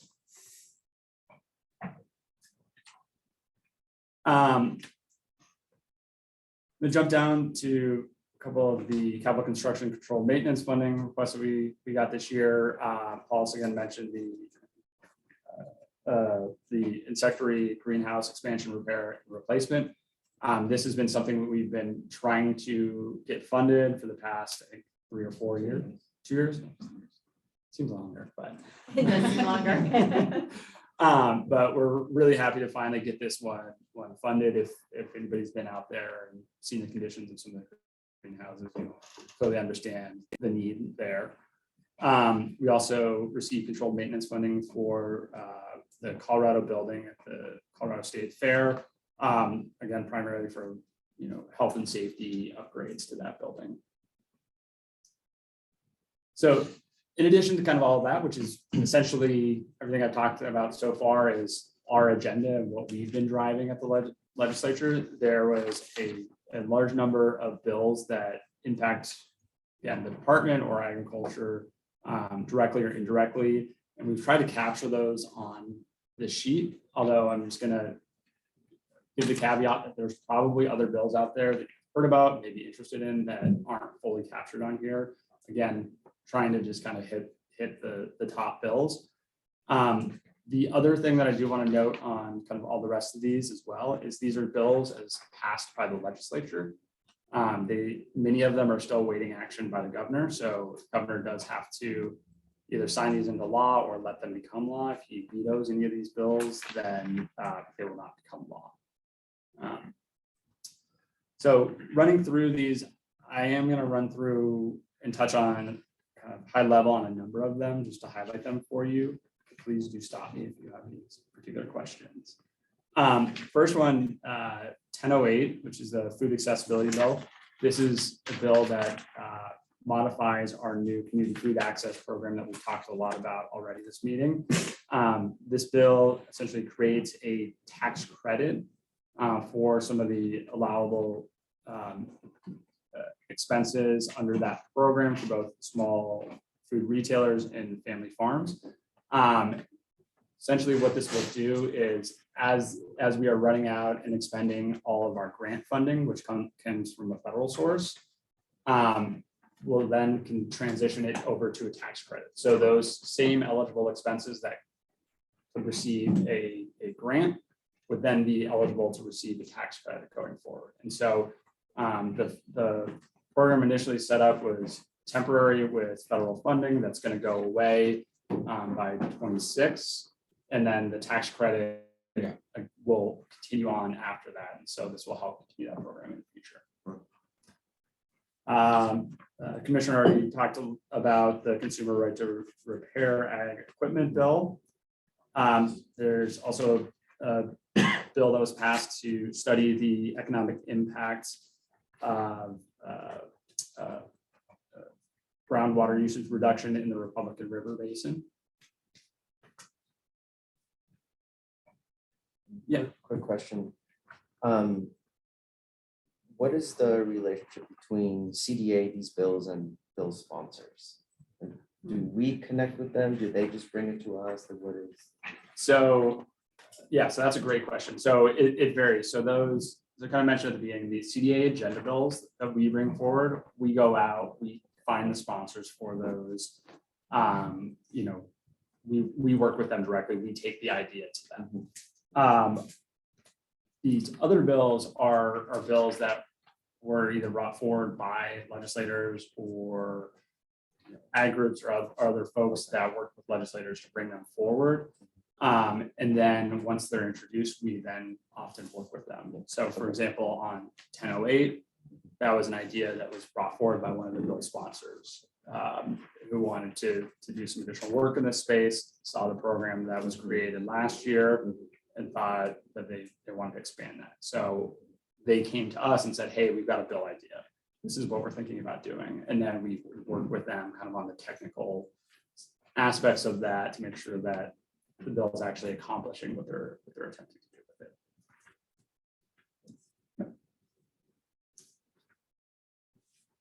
I'm gonna highlight here Senate Bill 44, which is a bill that appropriates funding to the Veterinary Education Loan Repayment Program. So this is a program that's been in existence, but has been underfunded or not funded for a while now, and made some changes there. And so that's, hopefully a program that will help address some of the veterinary shortages in our rural areas.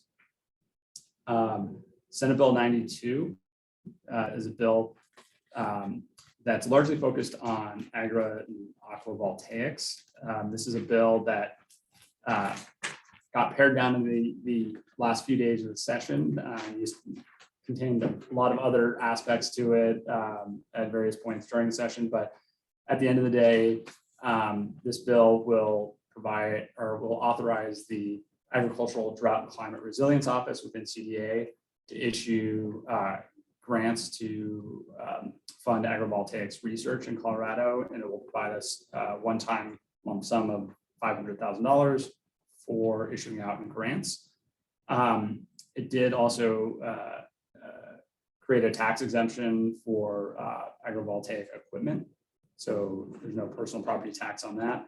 And then again, it also required CWCB to do a study on aquavoltaics. There's one more component of this bill, which isn't directly related to agrivoltaics, but it did provide funding to the department, requires us to complete a study on agricultural carbon offsets and what that would look like to run a state program. So that is the way that we looked at that and are going to be running that study. Is it's actually largely kind of like a literature review. So we'll be hiring a contractor to help put that together, but it's going to be looking at kind of what other states and what other countries do in terms of state-run carbon offset programs and seeing what kind of outlining what could work here in Colorado. Question for you, Jordan. Do little add-ons to these bills like that, do they come with funding attached to them, or do you guys have to somehow come up with money to fund that? So it depends. So for example, that study within this bill. So what happens is the members write the bill and say, this is what we want done. That then goes through the fiscal note process, which is kind of an analysis of how much that bill is going to cost. They do reach out to the department, and we do have a process internally where we look at it and say, okay, you're asking us to do these various things. We think it's going to cost, X amount of money. So we go back and tell legislative staff that. Ultimately, it's up to legislative staff to make that estimate of what a bill is going to cost or what an amendment or an add-on to a bill will cost. Just because we say it's going to be something, that doesn't necessarily mean that the legislative analyst is going to agree. So there is sometimes differences there. And then there is also the caveat that that fiscal note is just a guide for the legislature. So any of the funding that comes along with a bill has to be added on as an amendment through the Appropriations Committee. And sometimes that amendment does not match the fiscal note. It usually does, but not always. And so there's lots of steps in there where our estimate of what a bill might cost might get changed and might not be the actual funding that we get through a bill. But then there's kind of other things. So again, looking at that same bill, that $500,000 for grant funding. So they basically said, we're creating a structure that allows you to get grants. And then we are in statute saying we are going to give you $500,000 for grants. And so that's something that they can completely control. They could have given us $100,000 Originally in the bill, it was closer to 4 million, got reduced to 500,000. So that's, completely up to them on how they want to allocate that funding. Does CWCB have to take out of that 500,000 or do they get their own money? They got a separate $200,000 allocation. And then the study that we were doing is also an additional allocation on top of that. So the 500,000 is just for agrivoltaic grants. Okay.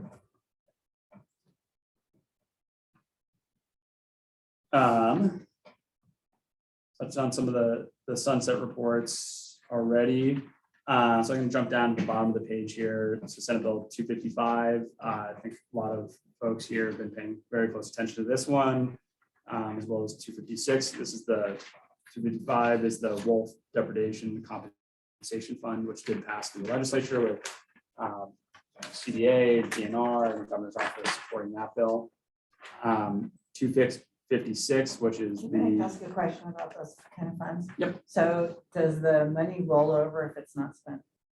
So in that, it does, this bill, I think, I have to go look at it again for the precise language, but yes, the funding will roll forward if it's not spent for that particular year and can be used in the next year. There was a lot of conversation about expanding the use of those funds for not just depredation payments, but also for other mitigation efforts. That's kind of going to be a separate ongoing conversation, and the funding for this is really focused on depredation. Is that funding sunset at one point, or is it in perpetuity? This funding is in perpetuity. Of course, the legislature can change that every single year. It still has to go through, it's included as part of DNR's standard budget going forward. So it'll be automatically included in there, but they can always pull it out or change it.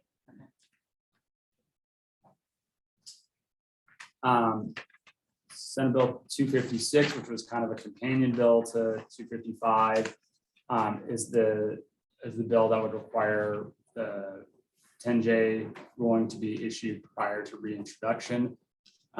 We've talked about this before here. This bill was not supported by DNR and the administration. However, it did pass. So this is one of those caveats of, if the governor vetoes this, then it will not become law. Is it expected to be vetoed? I thought I heard he vetoed it already, but he didn't. He is not, to my knowledge, he has not vetoed it, and I don't have any particular insight on what he will do with that bill. What does the classifying it as experimental mean?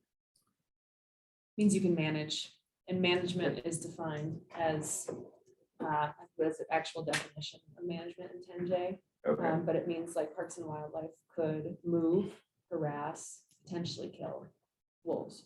Without 10J, you can't do any of that. Because they're endangered federally and state. Yeah. The reason it wasn't supported is the potential to delay. Yeah, exactly. So, and again, Director Gibbs and DNR have been very explicit about their commitment to get a 10J done. They just don't want to bind the state to a federal process. We'll power through these. I know we're behind already.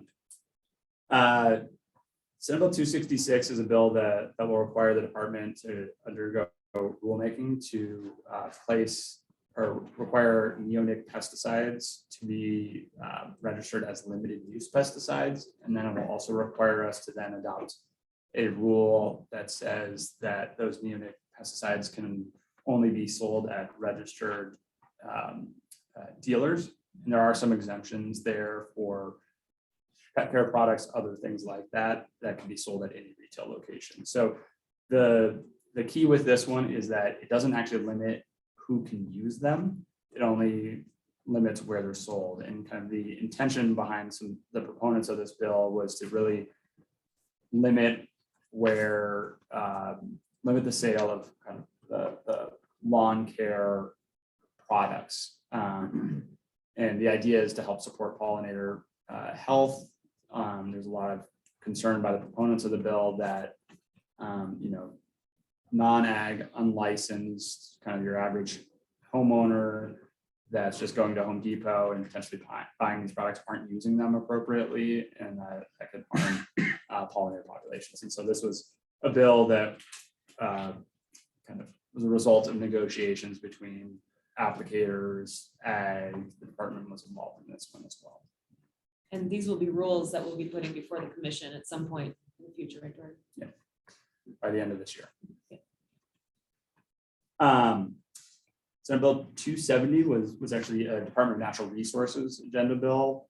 This bill, as passed, will allow for minor stream restoration projects without having to file an augmentation plan.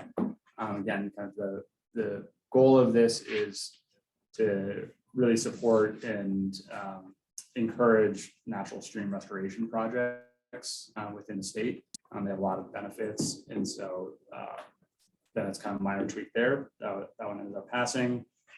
Senate Bill 275, jump down to this one, the Colorado Wild Horse Project bill. This is a bill that allocates $1.5 million to the department.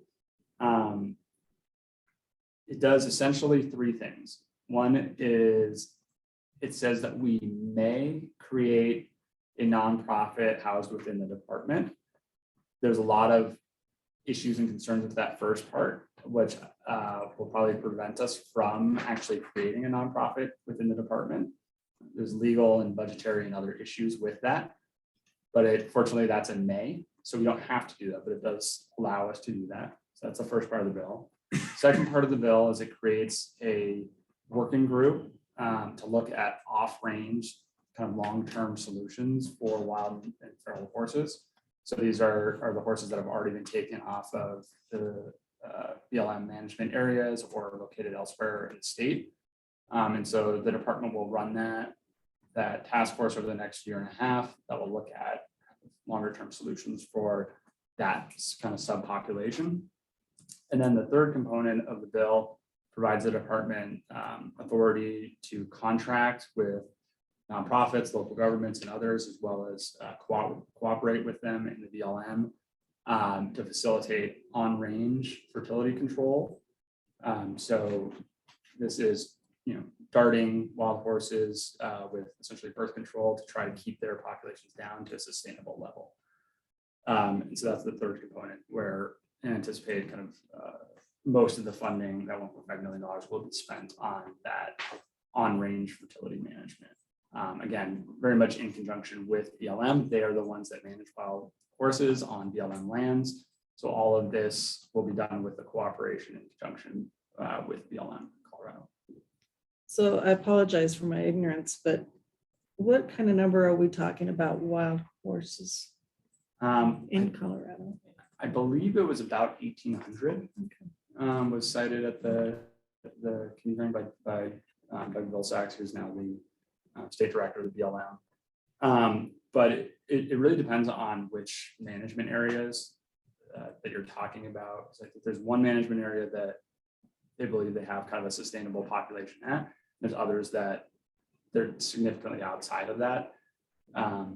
And the other thing that was talked about a lot at the committee hearing, and this is learning for me as well, is that when you're kind of looking at the numbers don't tell the whole story, right? Because the way that they look at it is they look at the amount of days an animal is on certain range.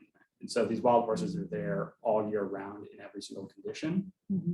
And so when you're kind of equating that to what that would be an equivalent of livestock that's, rotated through periodically or for, a month or two every year, every other year, it's, 1,800 wild horses can, it's equivalent of many thousands of cattle or sheep also grazing those things. And so that's kind of how they look at it and balance it. So 1,800 watt doesn't seem like a lot on those particular areas. It can have a huge impact on the ecology. Sure. And was BLM involved? I suppose they testified in some of these hearings. And I guess I'm not following how CDA can So be involved without the BLM's blessing. I imagine Absolutely. you guys are struggling with that as well. absolutely, we have to have the BLM's blessing for this. So the BLM currently has a memorandum of understanding with a number of local nonprofits that they work with, help support their on-range management activities. So we would anticipate that any funding that we would provide as a department, one of the contingencies is that they have an active MOU with the BLM on this. And, you know, I personally had many conversations with Doug about this bill and how this would work throughout the legislative session. Being, you know, the BLM, they do not take positions on state legislation. And so they didn't have a position on this. However, he was at both committee hearings on this bill to answer questions from legislators. So we'll be working very closely with them because without their support and if they don't want our help, then there's nothing we can do. Let's touch on kind of two more bills. So Bill 295, there's a lot of discussion of this bill down at the Capitol and across the state. This bill creates the Colorado River Drought Task Force. As initially introduced, there wasn't a whole lot of agricultural representation on it. That was amended to add some additional ag producers as well as the commissioner or her designee to the Drought Task Force. They will be meeting probably starting in July and working to develop legislative and potentially non-legislative recommendations by the end of this year on potential demand management and other activities within Colorado. No comment. Moving on. Last bill that I wanted to mention was the one that came really late in the session. Is Senate Bill 303. This is the property tax bill that you've all probably heard about as well. This bill did pass and it will refer a measure to the ballot this November. Essentially, this will reduce property taxes kind of across the state, in particular with, if this is passed by the voters in November, what it would do is it would reduce agricultural property tax rate from 29 to 26.4%. And then it also creates a new subcategory of agricultural property tax, which is agricultural property with renewable energy that's co-located on that. So think agrivoltaics as an example of that, but it's not limited specifically to agrivoltaics. That would reduce that rate to 21.9%. So this combined with the Senate Bill 92 has kind of two new tax breaks for agrivoltaics. So folks that are interested in that, there's some more incentives there as well as grants available from the department. Again, this does have to be passed by the voters in November to go in effect. There was a lot of, and there has been a lot of concerns from local governments because local governments receive much of their funding through property tax assessments.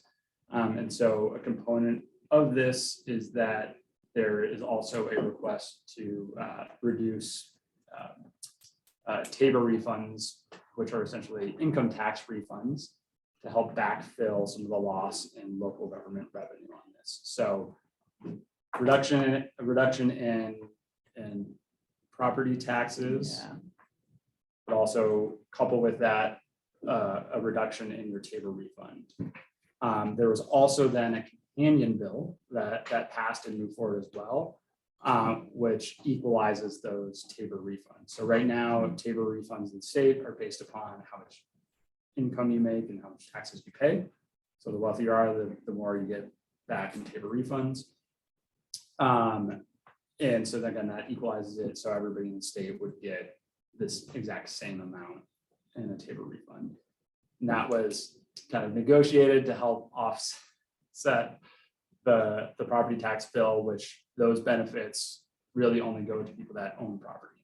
And so there was a lot of concern about renters or others that aren't getting a benefit from that. And so that was the attempt with this companion bill of equalizing the TABOR refunds, was to try to balance that out and provide a little bit more tax benefit and relief to lower income, non-land owning folks.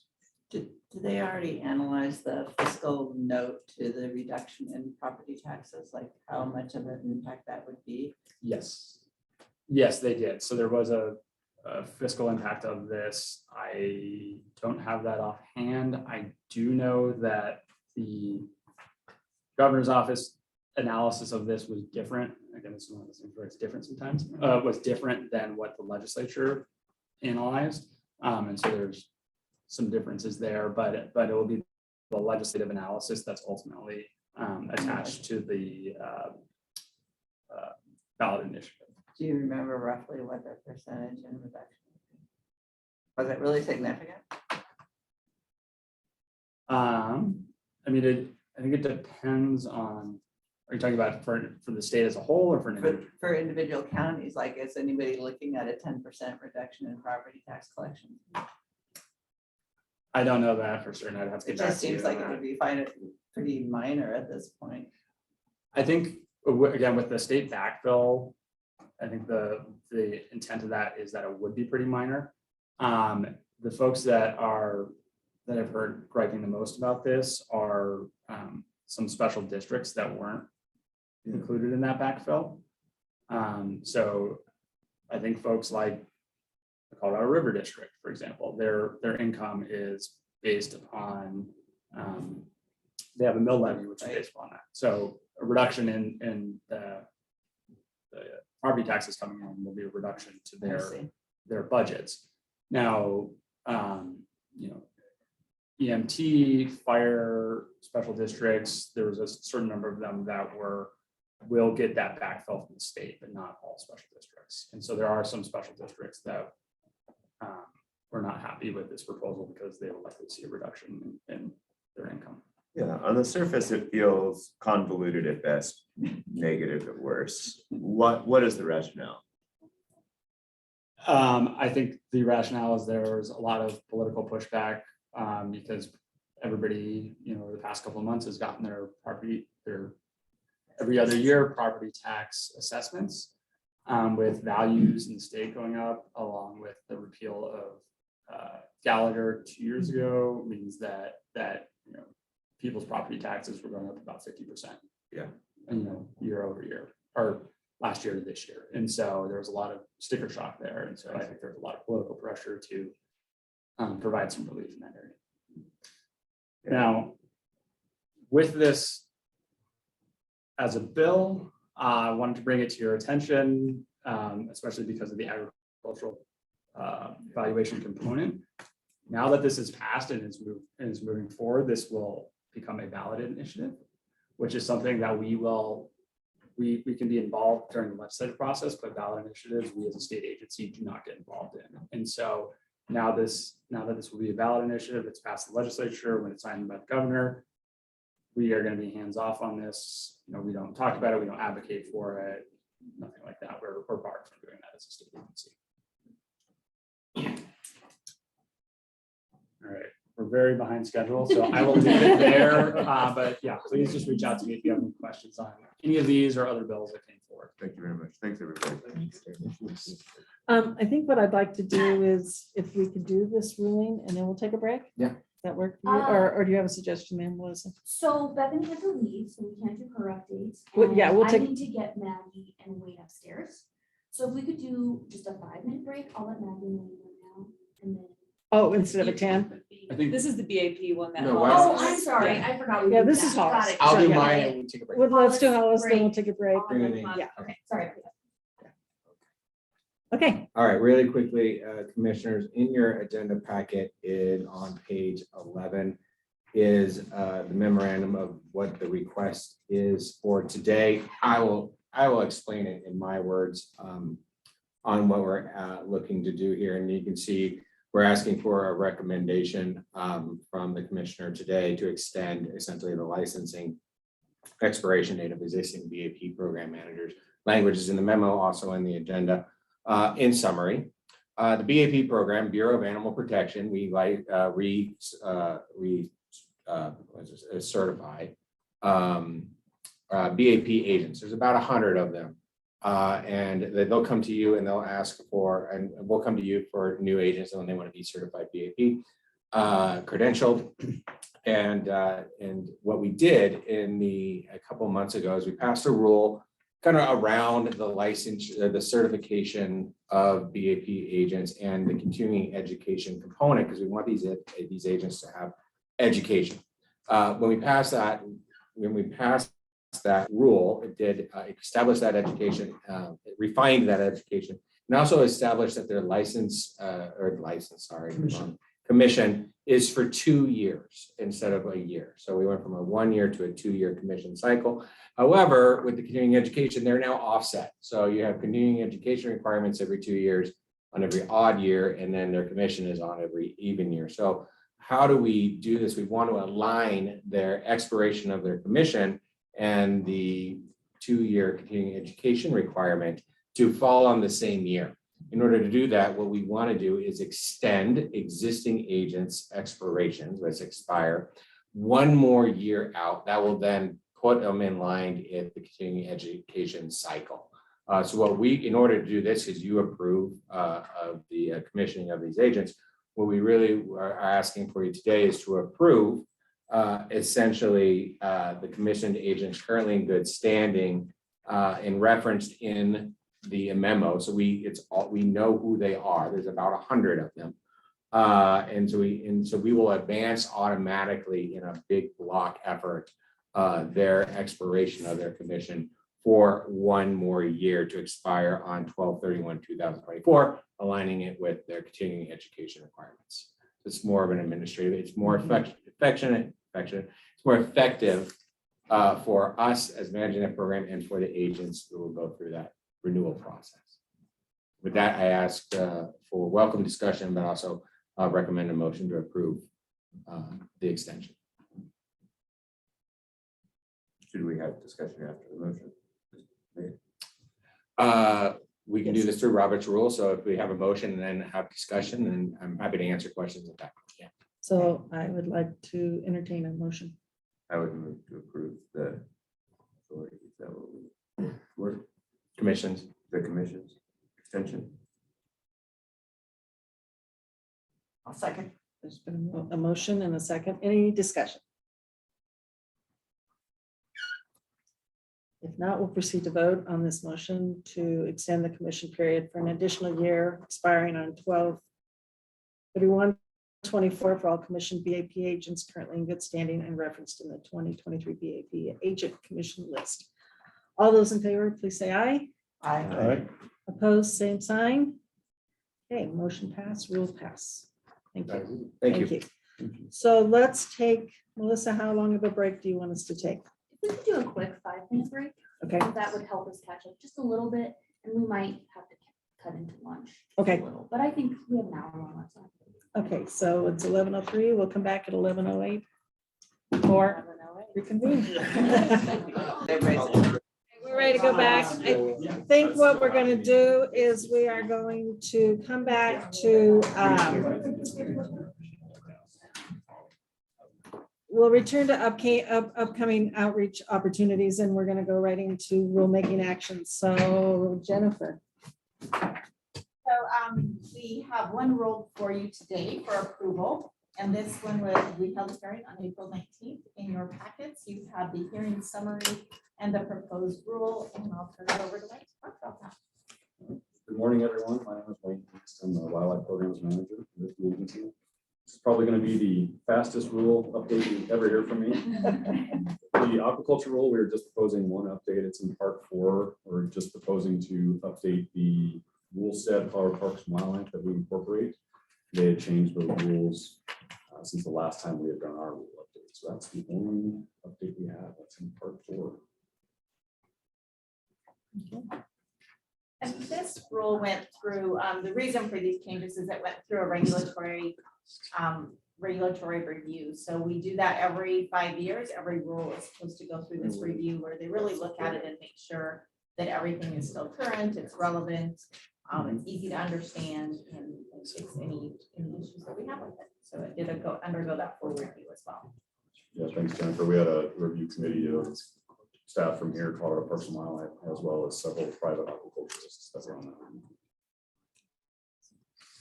Okay, so I will entertain a motion for this rule.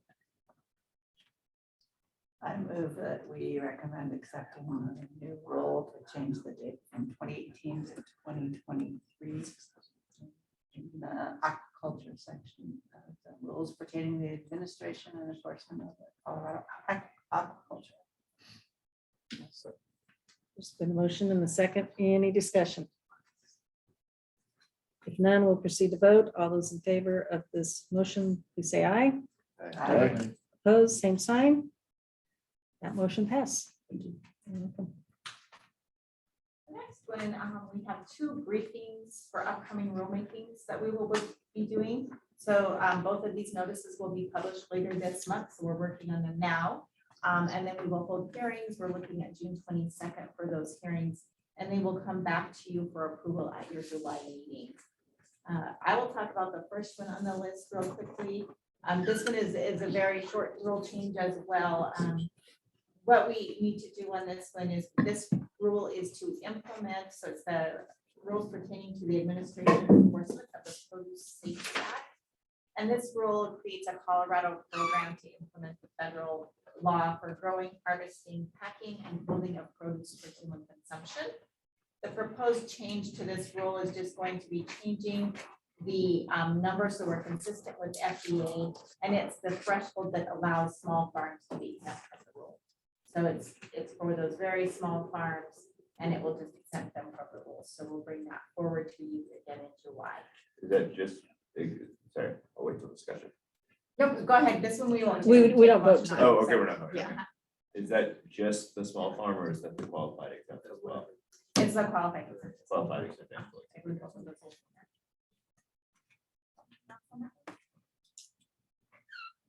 And now I will turn it over to Dr. Maggie Baldwin to talk about the next one. Hello, good morning. I don't think I've met everybody here. I'm Maggie Baldwin. I'm the state veterinarian and director of the animal health division here at CDA. And I'm going to talk about our livestock disease control rule. I think you guys all received that in your packet. Is that correct? No? Did not? Okay. So then if you didn't receive it, the livestock disease control rule, this is one of our biggest rules in our division. And this was one that was up for regulatory review. It's actually up last year, but due to highly pathogenic influenza outbreak, we postponed the review of this rule until this year. So as Jennifer said, as we go through these rule reviews, one of the important things for us is it clear? Is it easy to understand? Does it conform to current federal standards and other state standards? This is, like I said, a really big rule. It has 12 substantive parts in it, and we actually broke out into review groups. We had subject matter experts leading each of those review groups from our division. Most of those folks were part of our division, and they led those review teams and made suggested changes throughout. I'm going to give, since you guys are running a little bit behind on time, I'm going to try to keep these at pretty high level overview of what these changes are. But when you receive the draft, this also has gone out to all of our stakeholder groups. We received a few questions. We received one comment for input. We updated one item in the rule based on that input, in the draft rule, I should say, based on that input. But everybody else was favorable of the changes. So to go through what some of these are, in the part 2 is a certificate of veterinary inspection standards. We clarified that inspections for those health certificates done by veterinarians must be done in person. There's been a lot of questions about telemedicine and virtual telemedicine. And when we're talking about health certificates, which is something required to move animals across state lines, we feel it's really important that those inspections be done in person to ensure that those animals are healthy and safe to move. So that was just clarifying for the veterinary industry that cannot be done via telemedicine. Part 7, we clarified brucellosis vaccination, which is Fangs vaccination, that it always has been voluntary here in Colorado for heifers in our state, but that wasn't clear the way that the rule read. So we just clarified that it is voluntary here in our state to make sure that everybody understood that. Record keeping requirements. There was a section under part 5, which is the tuberculosis section that had really broad language on record keeping requirements, but it was nestled under tuberculosis. We moved that to part 1 to make it very clear that those record keeping requirements really apply throughout. They're not just for tuberculosis records, they're for all livestock records for animal disease traceability purposes. Trichomoniasis testing was another one. We didn't really update anything substantive. We just made it clear. There was a lot of questions on what are the requirements for trick testing. It wasn't very clear that they are required to have official identification. They're required to have the trick tag and what the process is for lab submissions. So we clarified that, and I think it reads a lot more clear now that a veterinarian or a producer that picks that up, they're gonna know exactly what they're supposed to do for trick testing and make it really clear. In part 9, the swine health plan requirements, we previously did not have a section that allowed for, essentially it's a swine commuter permit that allows for swine to be moved in vertically integrated operations from one state to another. We basically copied the federal requirements for swine health plans and put that into our rule. So there's nothing really surprising in there. It's just we didn't have that section in there before. So now that has been included. Throughout the rule, we made a lot of grammatical changes, a lot of definitions were updated or removed if they were no longer being used. We also did incorporations by reference in part 1 for all of the federal standards that we refer to a lot for the program diseases, things like tuberculosis and brucellosis and equine infectious anemia. So we incorporated all of those by reference. So it's a little bit easier and more streamlined throughout the rule because we really do use a lot of those throughout the rule. And then the last thing is import requirements.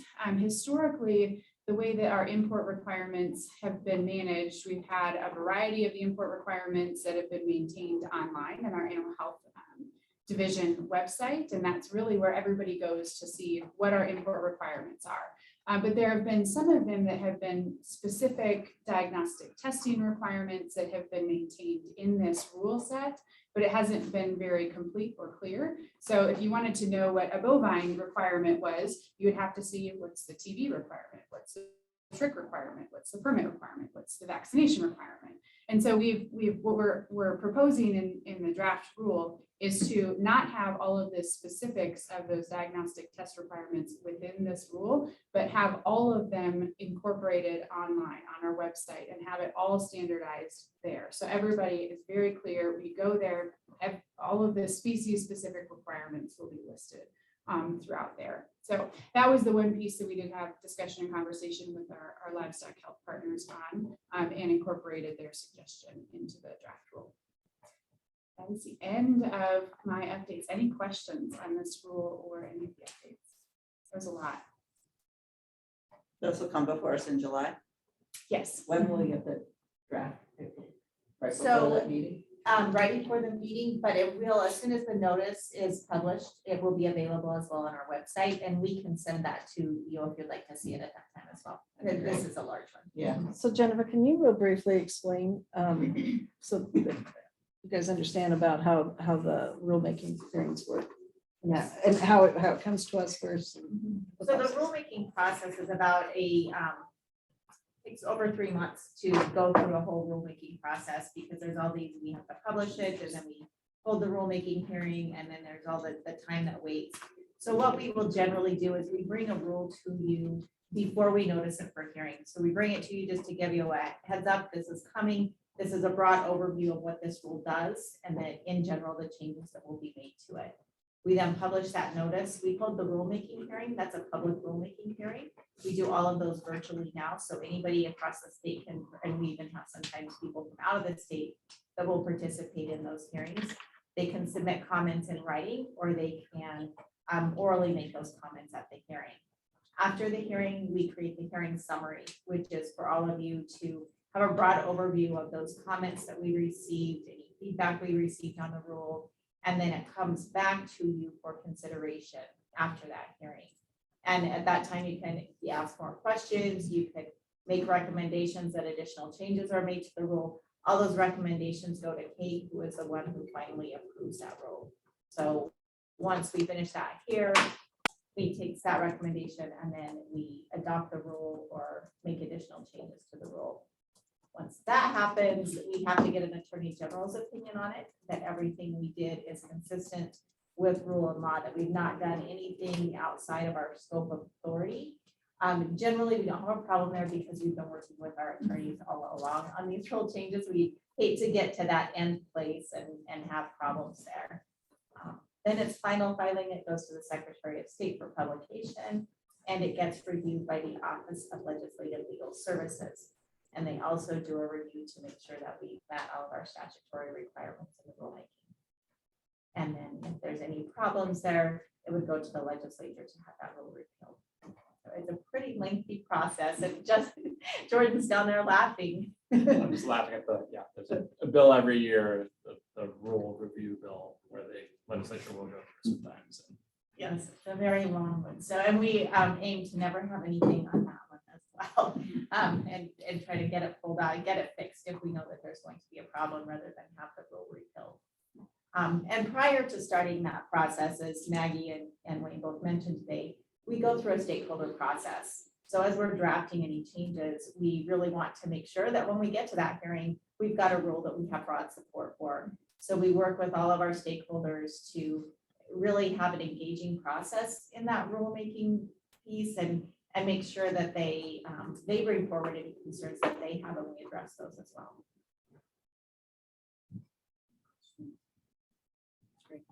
Thank you. That's good. So you are still up. Okay. Administrative update regarding advisory board and committee appointments. Thank you. for both of you. Sorry. So this is another fun one that we bring before you frequently, is all of our advisory board and committee appointments. We have a number of those boards that we use throughout the department and find them very useful in advising us on different regulatory pieces that we do. Some of those advisory boards and committees are created by statute, and some of them we just create internally for various, when we find a need for them. And usually as we create those, we bring those to you and make you aware of them as well.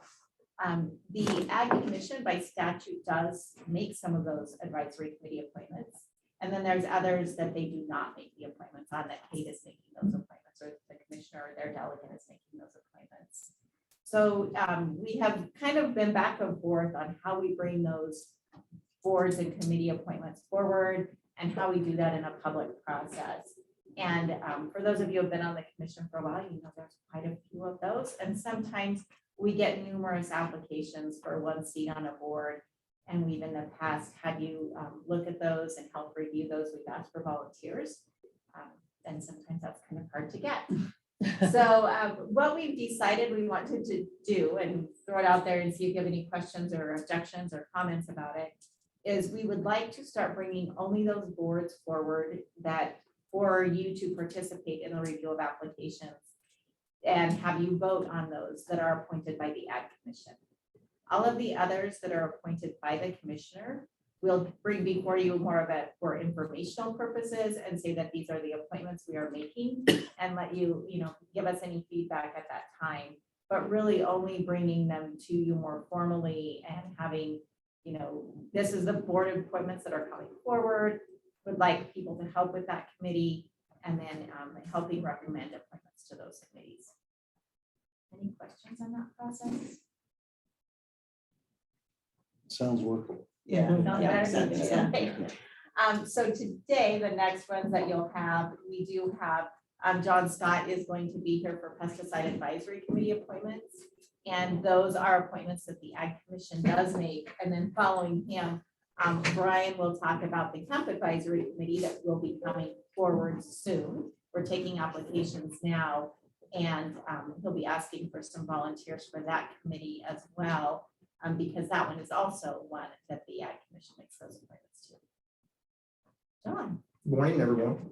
Before John begins, I want to apologize because we realized this morning that I did not include his lovely appointment packet in your packet of documents. So I'm sorry about that, but there was a memo in all of the applications. Colleen, and you were part of this review process. So I am so sorry about that. That is my fault.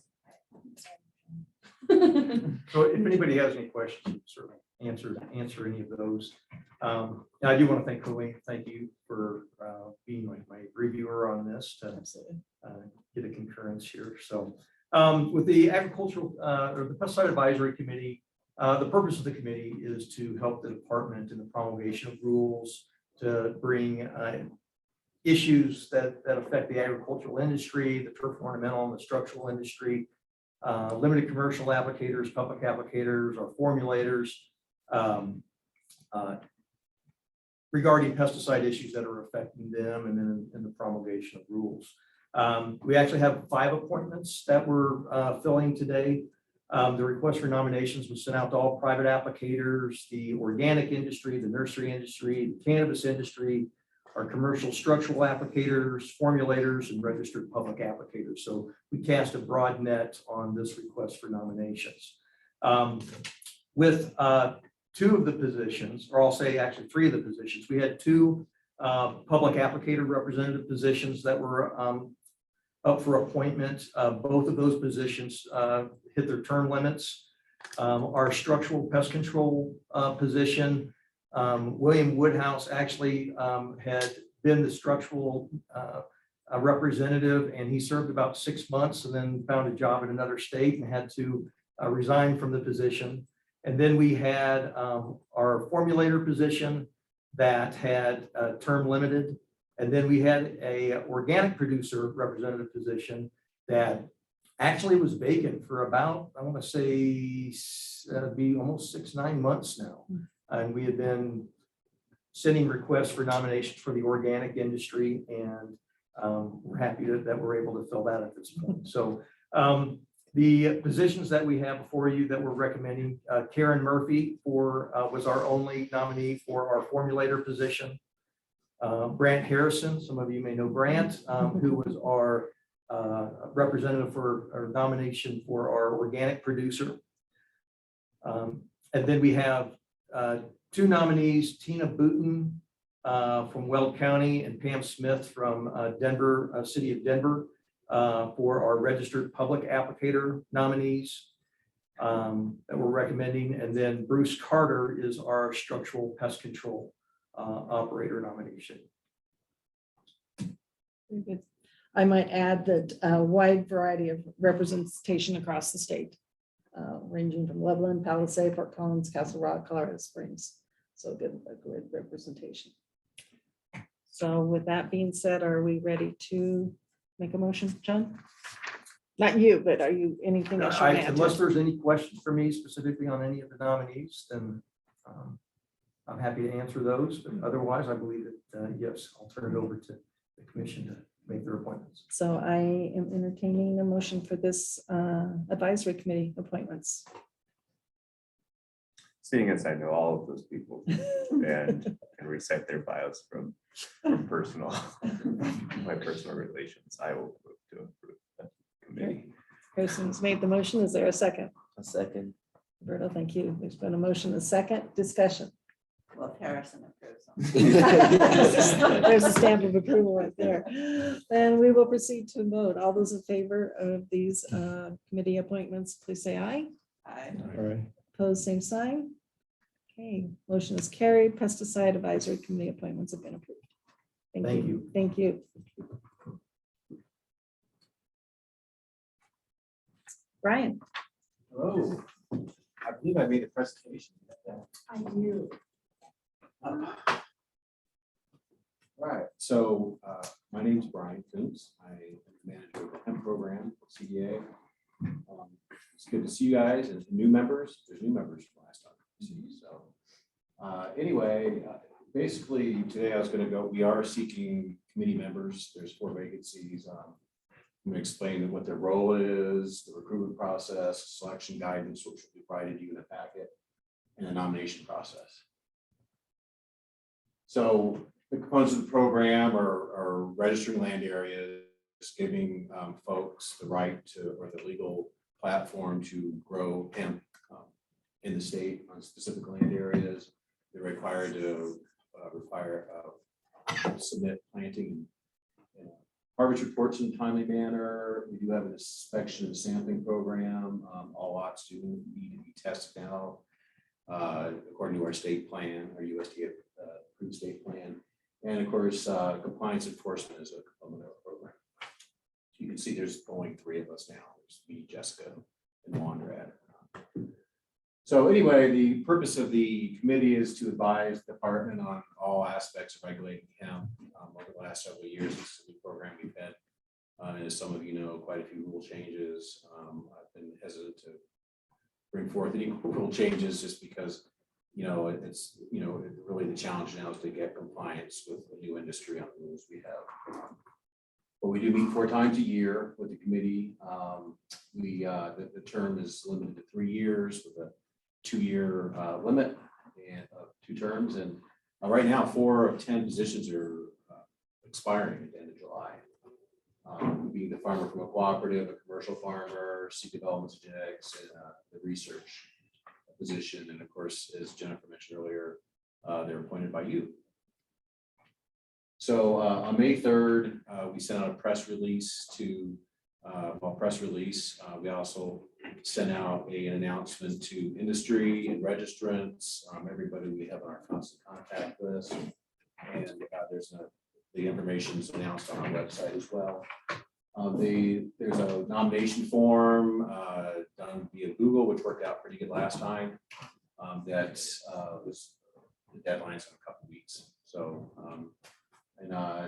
nominees are limited to 1 or 4 categories. I don't know if you remember in the past, but some people would nominate themselves for all categories or 2 or 3 categories, which makes it more complicated. So they have to limit themselves to 1 category, which streamlines the process.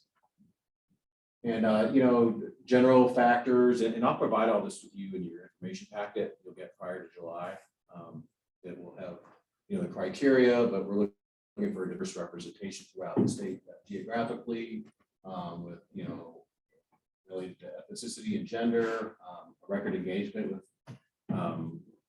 engaging in other committees or the hemp industry in general, being on board, participating in stakeholder meetings, and then other considerations. Sometimes you might see, and again, this will be in a summary I provide you, some folks get nominated by more than 1 person.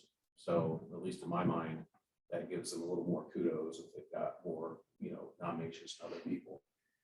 And again, specific factors will be provided in your HAC packet, which I hope to get to. Might take me a few days to go through those applications. The deadline comes up on the 22nd, but certainly in June we should have those. So hopefully you'll be informed to make a decision in July. So currently these are the members. The good news so far is the 4 that are expiring are Rebecca Hill, Thomas Swanson, Ryan Eakes, and who's the other one? Bill Allhouse. Yeah, all 4 at the bottom there. And actually Ryan Eakes, that's an error. I changed that in a more recent presentation, but he was appointed in 2022. Bill is the only one that will serve a full term before it expires. And we've gotten 4 applications so far for those 4 people. So if those are the only 4 people that get nominated, it should be easy unless you have an objection to reappointing them or letting them continue. We did have a lot of turnover. Unfortunately, those bottom 3, Ryan, Thomas, and Rebecca, were replacements midterm due to early resignations, just like a lot of folks have resigned from growing hemp, unfortunately, in the last couple of years. So anyway, so far so good. If there, of course, if there's any more nominations, I'll prepare them in the summary and have all the information in your packet. I think that might be it. Oh, okay. So yeah, anyway, how we've done it in the past, depending on how many applications we have, is having a couple members of the Ag Commission appointed to reviewing the applications, which would be next month. In the past, we've had members designated to each candidate. I mean, we've had like 20 or 30 applications per position before. So it can be quite a process. Again, there's not a large interest so far in the first week. And hopefully you'll be prepared to make recommendations in July. So is there anybody who would like to help review these applications? I'll do it. Okay. I'll review one. Okay. Yeah, like I said, there's only 4 so far. Yeah, No, you can do it on your own. Pretty easy. Yeah. Roberto. Yeah. Okay, well, I appreciate They're fascinating applications, A lot of them are very interesting. Like I Yeah. said, some of the criteria that a lot of these folks, the ones that are reapplying are well rooted, in the hemp industry. The ones that are up for reapplied again, Bill Allhouse, Fat Pig Society, Rebecca from CSU was involved in the Champ Committee. Thomas Swanson on the Western Slope, and Ryan Eakes is a commercial farmer in Montrose, who's very active in the industry. So they're the current ones are good, and so the nominationship so far are very excellent. Okay. I think you have 2 volunteers, so there you go. Okay, awesome. Well, thanks, guys. I appreciate it. Thank you. Okay. Thank you. Do you want to introduce yourself? So the Yeah. new members. Yeah, my name is Wandrag Dabu. I'm the division director for plant industry, and I think welcome and like happy to work with you. And Great. Thank you. thanks for the All right. Thanks again, guys. Brad. Thank you. All right. That's it for me anyway. Do we want to have a working, what do we want to do? Do we have a working lunch or? I think did lunch just arrive? It Lunch sounded is like. here. Lunch is here. Yes, so I think the soup is warmed up, so I think fine to have a working lunch if that's what you want to do. Okay, yeah, let me get So- food set up, give me a couple of minutes. Okay, we do have Joe and George Yeah. online because they're up next for our RIC updates. So maybe Colleen, what do you think about having them go so they can leave if they need to? We can get lunch set up and then working lunch. Sounds good to me. That works great. So we have Joe and George for your updates. Since I can see George, I'm going to go with George first.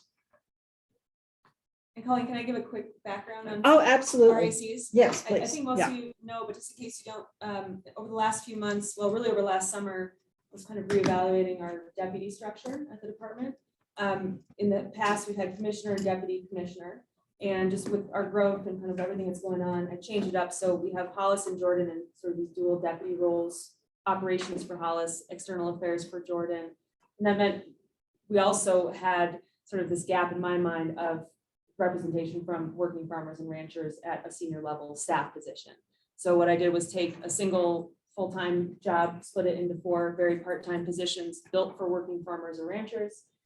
George and Joe are our first 2, what we call regional assistant commissioners. So working ranchers live where they farm, like they're not moving to Broomfield, not working full-time for CDA, still wearing a lot of hats, but representing us officially about 10 hours a week in the field and helping represent their community directly with our senior team. So hopefully that sets the context, and they've been doing really phenomenal work out in the field.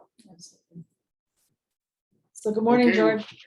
Good morning. It's not really morning anymore, but yeah. Well, it's really good to see all of you there, and I'm sorry I'm not up there. I kind of wanted to come up and do that personally, but anyway, it's been a kind of a whirlwind, this whole thing, and really, I really am enjoying this quite a bit and reaching out to people and going around talking to people. It's been a lot of, a change for me certainly, and I hope to really help bring the voice of the local people back to the commission and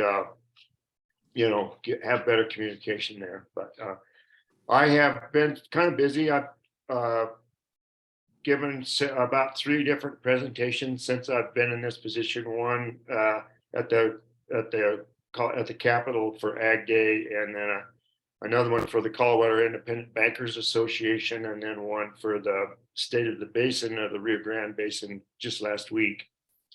And that one was mostly all about water, and of course in this valley, water is everything. We're always focused on water here. So that's pretty much what I've been doing. The word on the street, things I'm hearing that I want to bring back to the commissioner, things about things that are coming up is that I'm getting a lot of feedback from my meat customers on the mRNA vaccine, and they're really worried that we're using this new vaccine and it's not even really available yet.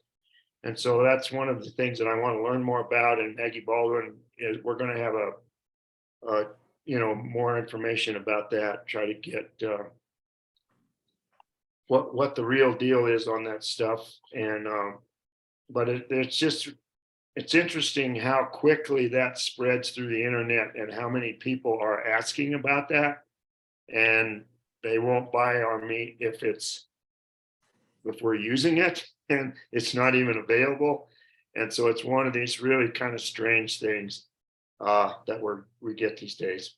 So that's been kind of just buzzword on the street.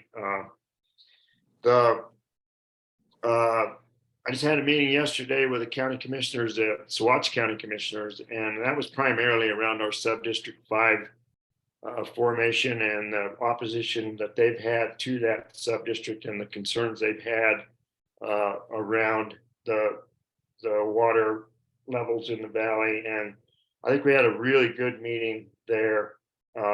Made a lot of headway in actually getting some more facts to people who kind of been operating on rumor. And that was really helpful. And also always pushing CDA's soil health program and how soil health can help with water saving and, that kind of thing. So I guess for me, that's pretty much it. Check my notes here right quick, but I'm also quite interested in the water quality study that Les Owen is doing, CDA is doing here in the San Luis Valley, and the impacts of agriculture on the water quality in the valley. There hasn't been a very large study done, and I think it's timely that maybe we're doing something about that, and just checking to see what might be going on with the valley aquifer. So, like I said, I think that's about it for me. Any questions? Yeah, George, how many acres have come out of production due to sub-5's formation? And how many aren't able to be irrigated anymore? None in sub-5, because sub-district 5 is considered to be sustainable. And so what we turned in we have an ARP that was approved by the state. And so we're operating, all the wells are on up here in sub-district 5 right now, and fully augmented with water rights that we purchased from the Hazard Ranch, which is the #1 water right. And so we're using that along with a well that we drilled to offset the impacts of the other wells to the surface rights. And so for the first time, we have fully augmented wells up here, and everything there's been no reduction in acreage right now. Everybody has an allocation, and the board voted to do an 85% of your allocation this year, is the way that works up here in sub-district 5. Last year it was 70%.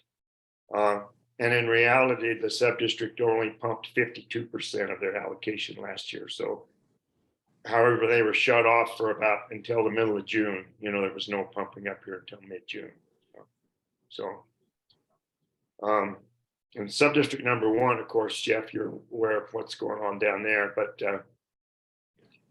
that's a little different story down there due to the sustainability issue. And I am kind of excited maybe about the agrivoltaic bill and some of what might come out of that, and how maybe some of that land that we have to transition out of agriculture in sub-1 could potentially be used for agrivoltaics. There's 3-phase power lines everywhere there. It seems like it might be a simple way to kind of hook back into the grid and use that. Oh, one of the other things I wanted to talk about was the $30 million that came into the Rio Grande Water Conservation District to retire wells down there. The farmers that I've talked to in that area, the Rio Grande Water Conservation District is only allowing $640,000 per circle.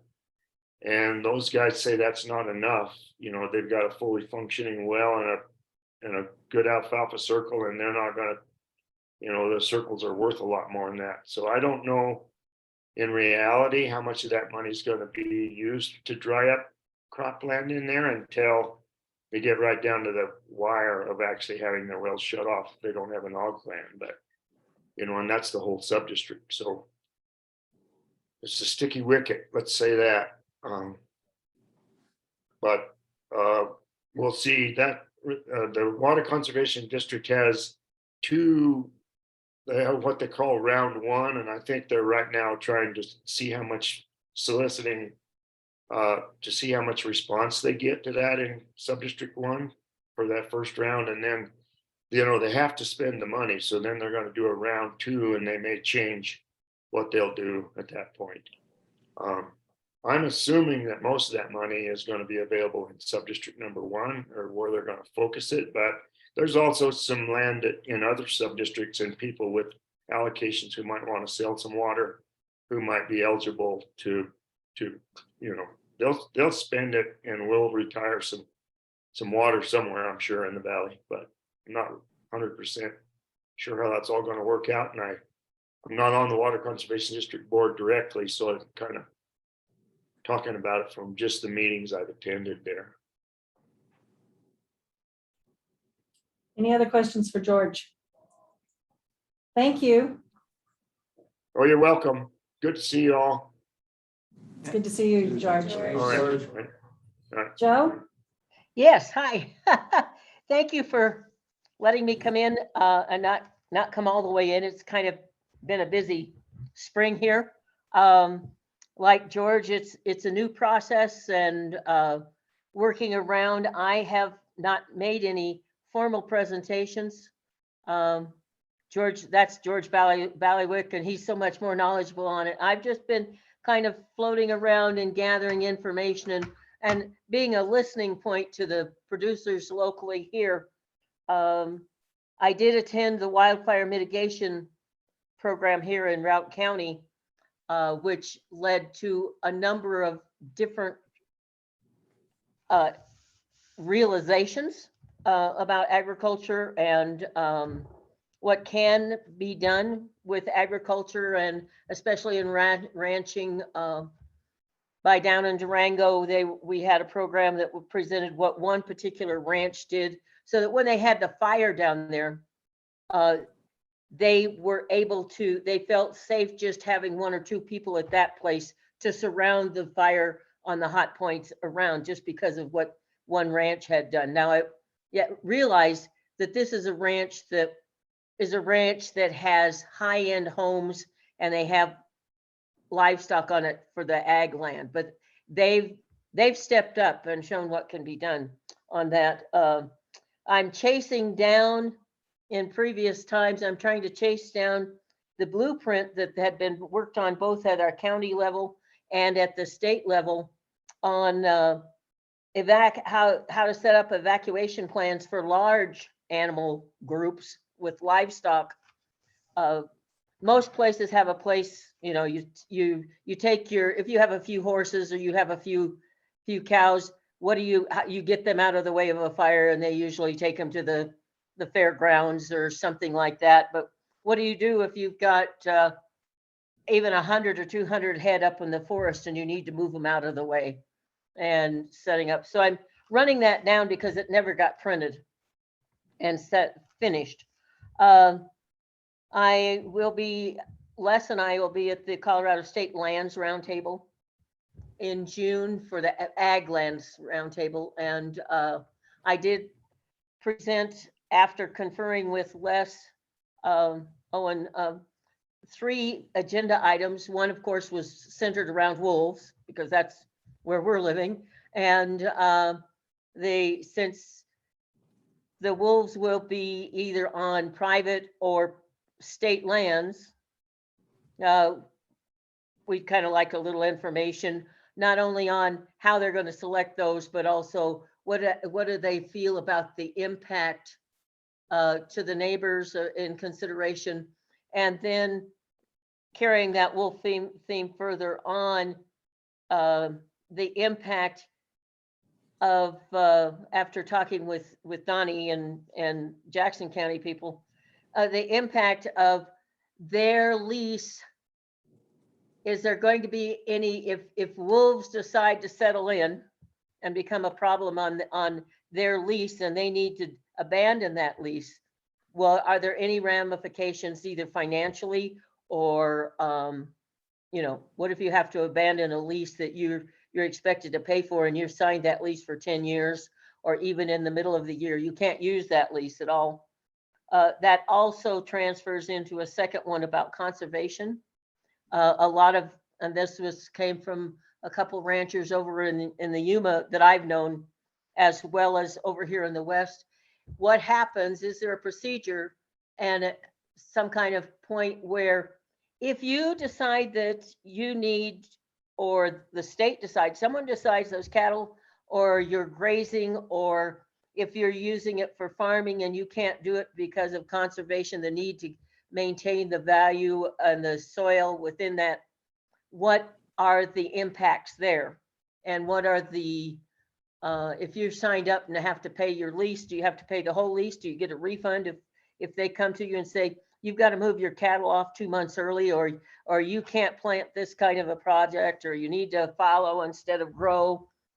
What are they looking at for those? Because with the climate change that's going in, volatile things, what used to be the same always, you could count on it, now is you're having to learn to punt. Some of the rumblings and things that are going on, we have had the same discussion about the mRNA vaccines up here circulating through, because we have so many people going farm to table with their beef products. And I have had a nice conversation this morning for 2 hours with a young producer about a number of different things. So we're looking at trying to having that kind of a conversation, just getting the younger producers in where they feel safe enough, where nobody's going to judge them and their learning projects, where they can share their concerns and the things that they've learned, especially about things with this winter. I have some rumblings about the new rule coming out on the BLM, and it's just rumblings. And until I do my homework and find out what both sides really are and understand it, then I'll bring it to the powers that be up there to see if there's anything that they want to be involved with it. I think I'm meeting with the county commissioners just on an introductory to introduce them. They don't all know me, even though I'm known as Have Mouth Will Travel, but that's what I've done so far. And besides, we're working on we're working on setting up, and that's not that personally, I'm working on setting up another wolf advocate rancher weekend down in the Carbondale Aspen area. I've been asked to help set one of those up, especially sometime before now, and because they feel like they're now targeted, and find ways to come with common ground and find ways to work together. That's it. Any questions? Yeah, Joe, would you make sure when you set that meeting up that you include me? That's where I send my cows for the summer. This is Catherine. Oh, okay. Well, it's, Francie. And they'll say it. Oh, you don't? Okay. I'll introduce you to them.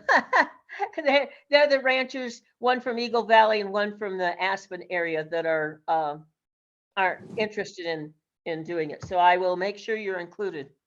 Thank you. And the other question is, when you were talking about conservation, were you talking about the draft rule, BLM rule about giving conservation groups or conservation? Yes, it's a new ruling that they have. They just released it on the last day of March, and I heard rumblings on it at a meeting that I was at yesterday with the Western Slope Cattlewomen personally. And I want to make sure, as George said, I want to make sure that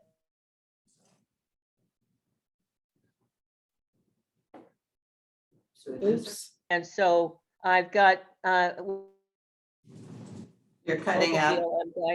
And the Public Lands Council and the BLM. I think that I need to get it from all of them to get it sorted out on what is reality and what is rumor before we even make a jump at it.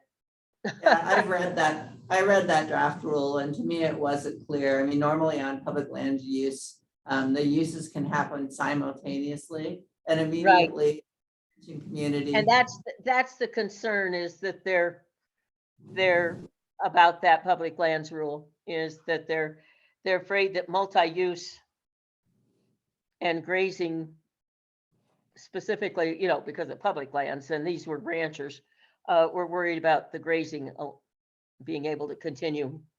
Yeah, I would like to have that clarified as well. So I definitely have some questions. So as that rulemaking discussion goes on, we'll have to get into the comment period. Right. Yeah, they've just opened a comment period, but I think before we make comments, we need to really understand what it says. And then what needs to be clarified instead of the rumors and the initial eek reaction. Any other questions? Comments closed June 20, I believe, on that. So Okay. we're happy to, Jordan and I can follow up and work Yeah. on next step. Yeah, I'm okay. I've got a whole letter of things to send to you. Thank you. Any questions for Joe? I have a question for George. Oh, we're coming back to you, George. Sure. George, when you talk to folks, if you're for that money to dry a well, what do people think the price is for a circle that doesn't have surface water on it? Well, the Conservation District is offering $2,000 an acre for your historic pumping. So if you had a circle that had 250 acre foot of water pumped annually, then you'd get $650,000 for that to stop the pumping. You still own the land, but you'd dry up the well. So that's what they've set the price of water per acre foot at. When they did that, it really changed the appraisal value of a lot of water. When you're talking about water being worth $2,000 an acre foot, that's more than it has appraised for generally, say, like for conservation easement purposes and that kind of thing. But most of those circles down in the valley they're selling for $1 million especially if they have water. And so, that's kind of what they're looking at, I think. Although the real target there are these circles that don't really have water. They're still pumping under the sub-district 1 plan, and they're replacing their annual depletions, but they can't get sustainable. And so in order to bring the aquifer back to the condition that it was in between 1978 and 2000, which is the mandate, they're going to have to get over 1.5 million acre feet of water back in the ground somehow. And when with climate change and with drought, that doesn't come, then it's almost an impossible task. And so trying to figure out how to dry up as much ground as need to be dried up, which is somewhere between 40 and 100,000 acres of land in the San Luis Valley. That's what the task of the sub-district process is, and how we're going to do that. They've got enhanced CREP now that I can't remember exactly what the rule change was there, but that could help a little bit versus the CREP program that's been used before. But we're in dire straits here as far as getting that aquifer back, and it's going to require, right now the last ARP that's an annual replacement plan. Sorry for the acronym, is a 1-to-1. You have to have an acre foot of water in order to pump an acre foot of water. And if you don't have that, then the price per acre foot goes up pretty exponentially after that. And they're talking about even going to $500 an acre foot to buy water if you don't have surface water to offset that pumping. So they've really gotten strict with their, and kind of in reality with their actual supply and demand thing there in that sub-district. Did that answer you? I'm sorry, I'm too far off. Yeah, I was just, you were saying that folks said that that 650,000 wasn't enough, and talking to Jeff for something with surface water, that makes sense. But for someone who doesn't have surface water, it sure seems like 650,000 is a great way to get out, but a lot of the problem with that land that doesn't have surface water is it's highly productive land. It's where the sandier soils are. Yeah. It's better for growing potatoes. And so what they're doing is they're going out and buying land that does have surface water and putting that into their farm unit and exchanging that water for that more productive ground. Sure. Okay. Yeah, that's exactly right, Jeff. Interesting. Okay. Anything else? Joe and George, thank you. Thank you both. Thank You're you. welcome. What you're doing. Thanks, y'all. See you soon in person. Yeah. Bye now. So let's take a break. Let's grab some lunch and we'll come back and we can do commissioner reports during lunch. All right. Let's eat. Okay. David, are you on? You might need another minute, because I gave him a 5-minute warning. Oh, okay. A couple minutes ago. So. Okay. Thanks, Brian. Colleen, do you want me to give him a really quick outreach report while we're That'd be great. for him? Okay, Perfect. sorry that I had to hop out, but it actually worked out really well. Because I was in an outreach meeting with our division, different divisions. So hello again to our new board members. If I haven't got to introduce myself yet, I'm Bethany Howell and I'm the Deputy Director of Communications and Outreach. So a lot of what I am doing is connecting what's happening at CDA with what's happening in the rest of Colorado, which is the way that I tried to describe my job to my 14-year-old son, who asked me what I did the other day, finally, after almost 2 years of working at CDA. And that did not satisfy me. So confused. But outreach is a big beast, and that's most of what I spend my time on. So I'm trying to get the commissioner out in the field, talking with producers, making those connections between what's happening in other agencies. And then just getting the message out of what we're doing and then vice versa, what the concerns are from our stakeholders and other people that we're working with to see how we can leverage each other's strengths and figure out how to make progress moving forward. So with all of that, one of the things that I have started doing is trying to be more intentional about including Ag Commission members and working with you guys on spreading that message, on you being the first people on the ground in your communities that are trusted by the people that you work with, and you need to hear from people who are like them, who have similar concerns. And so Olga, who's my supervisor, who's the Director of Communications, we are working to do letters to the editor. We've worked with several of you on op-eds, and that's something that we continue to want to do. So every few months, we try to put together a communications and outreach plan for the next few months and identify what topics are kind of hot topics that are happening and who would be the best to address those. And so if I haven't talked to you yet about writing something that you are passionate about or feel strongly about, just know that that is coming. And if you want to get out ahead of that and let me know already, like, hey, I'd love to write a piece about this, or I'd love to be available for town halls or other things that we're doing, that's been really helpful. For example, Kate went out to Yuma last year. David came out and was part of that and was just that person on the ground who was able to provide that connection to what CDA is doing with his community. So you guys are our best tools for that, and we'd love to continue to utilize you as much as possible with outreach. So that's why I like to get to know you guys and have you get to know me, because we'll continue to hopefully form a relationship, and realize you, Colleen, has been great about hopping onto trips and writing stuff, and Simon and others. So we're getting to you if we haven't already.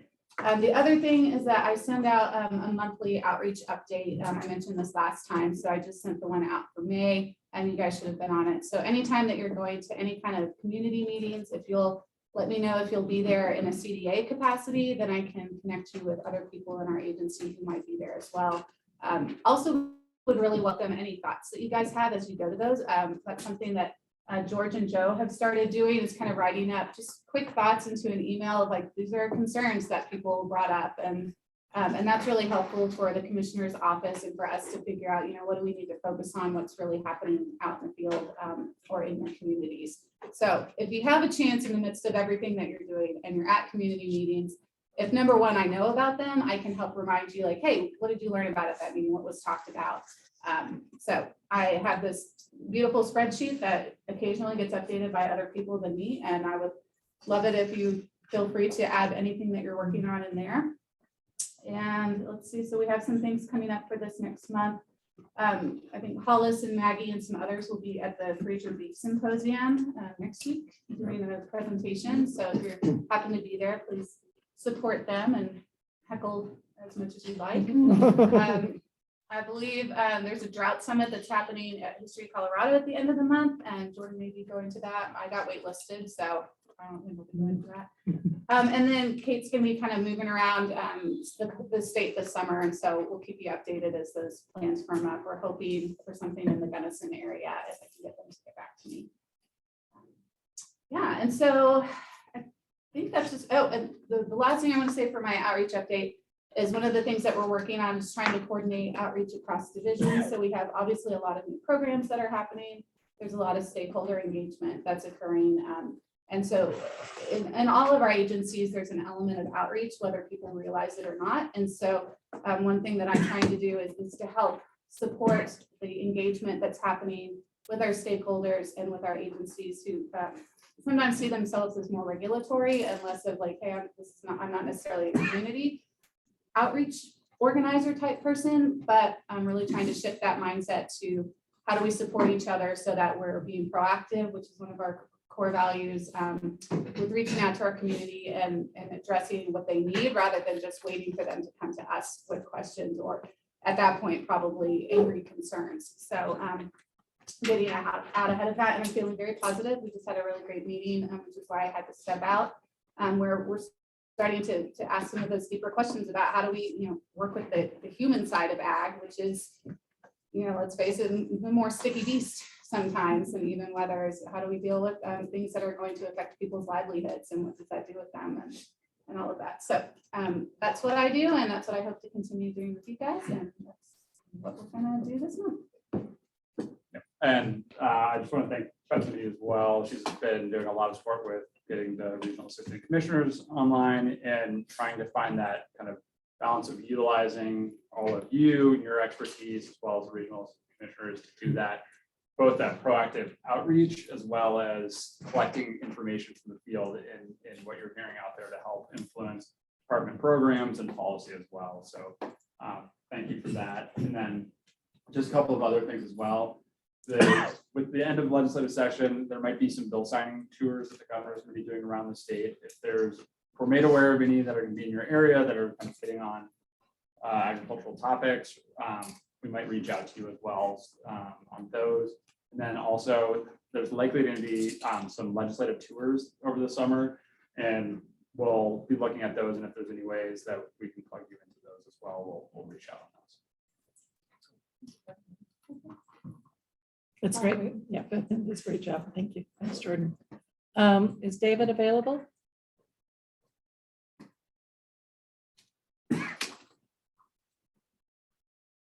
Maybe? That's a quick question. Yeah. Yeah. And I guess this is also for everyone. I guess for me, I think about how to discern when to show up with the ag commissioner title and when to show up as a producer. And if there are any like guidelines around that, depending on the event, et cetera. We kind of created one for our regional assistant Really commissioners. could really help answer that one, I think. It's you ask me? when they participate as themselves and when they consolidate as an ag Yeah. Right, that's a very good question, yeah. So just technically, the commission is the body that sits here. And individually, you are not allowed, you have no authority to bind this body to anything. It's fine to say, I am a member of the Ag Commission. Unless this commission has authorized you to speak on its behalf, you are not speaking for the commission. It's fine, you can be introduced as a member of the Ag Commission, but your comments are those of you as an individual. absent having brought it back to this commission and being authorized, delegated to go out and speak the voice of this commission into the public where you are. Okay, so so quick, just an example, when Paulus and I were at the, no, the, what was it? Ag Forum, right, in that panel, right, I was kind of representing, because the topic was on policy. So in that respect, do I show up as the ag commissioner or as a member of the agricultural community? And I think this is something where, you know, there's kind of the formal situations I think that Billy's talking about, Right. which is, you know, are you expressing an official opinion of the Ag Commission, which I think you very rarely do Right. that, and we very rarely ask you to do that. And if that's going to be the case, it's pretty clear, and we'll have that discussion in an open public meeting like this and say, yes, Roberto, the Ag Commission wants you to go and talk on this specific issue and represent us. That piece of it's fairly rare. What's more common is as you're out there, you know, participating in your lives as a producer and working for other organizations where there's kind of this crossover. And it's absolutely, you know, appropriate to identify yourself as being a member of the Ag Commission. We will often ask you to, you know, talk about and present information about CDA programs, and kind of just that informational piece is very appropriate for you, again, to identify as an Ag Commissioner, and also even to get feedback and say, yeah, no, I'm happy to take that back and present it here to this group, or take it back to staff as well.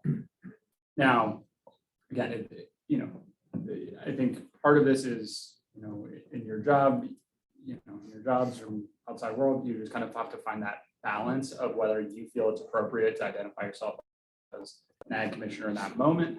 If you ever have any questions about that, kind of leading up to an event and saying, you know, is it appropriate? Is it not appropriate? We're happy to, you know, reach out to me. I'm happy to walk through some of this with you and see if it's appropriate. But for the most part, I mean, use your gut. You know, feel free to introduce yourself as an Ag Commissioner in almost anything if you want.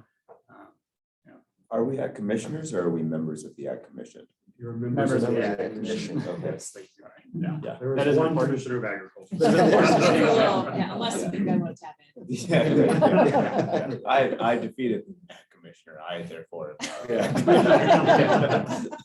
we won't ask you to Yes. do anything, like for letters to the editor, things like that. It's very clear that you are members of the Ag Commission when you're writing those, and we put in, you know, the little blurb about how you're governor appointed, all that kind of stuff, so that it's very apparent that that's the chair that you're speaking from at that point. It's when you're out in person that it gets a little stickier. I mean, would the correct protocol then to say, you know, I'm speaking on my own behalf and then kind of address a message or a statement legally, right? That would be kind of the process. That's always the clearest too.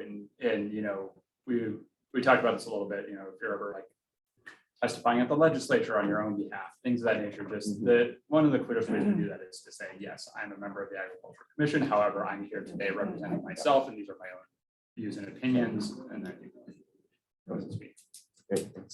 And anytime I'm asked to do radio or anything, I get hold of these guys and say, hey, is this okay? Yeah.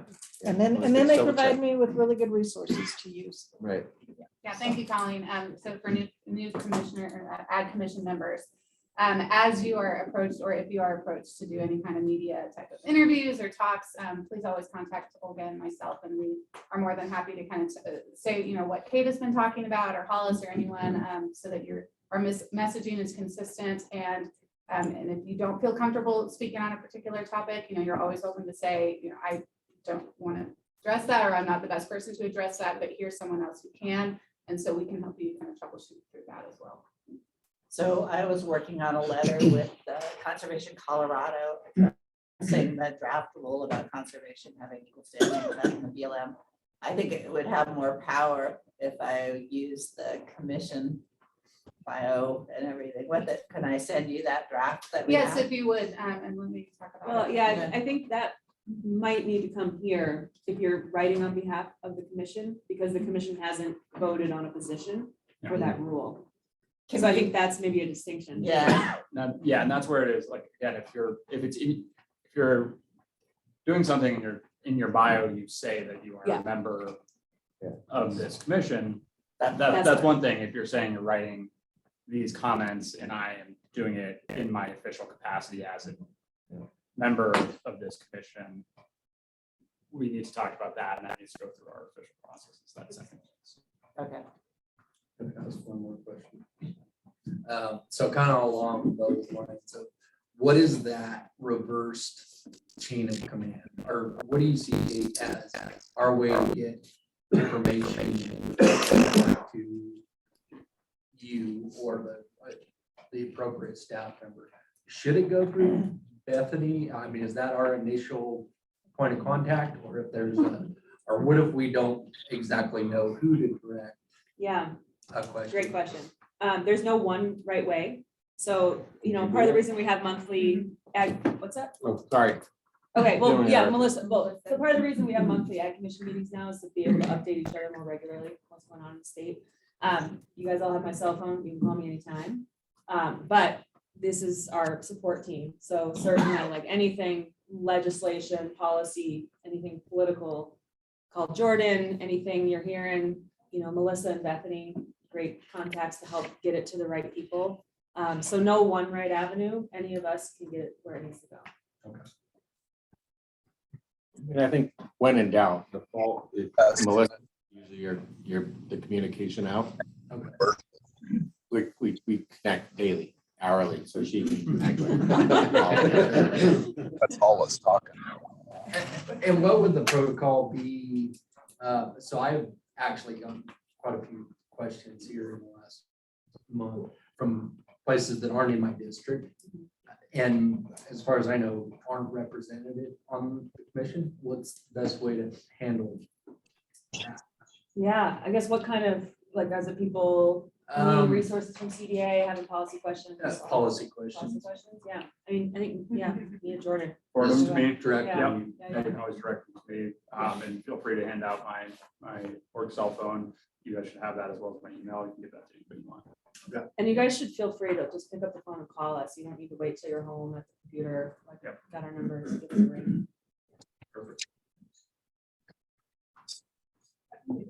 David.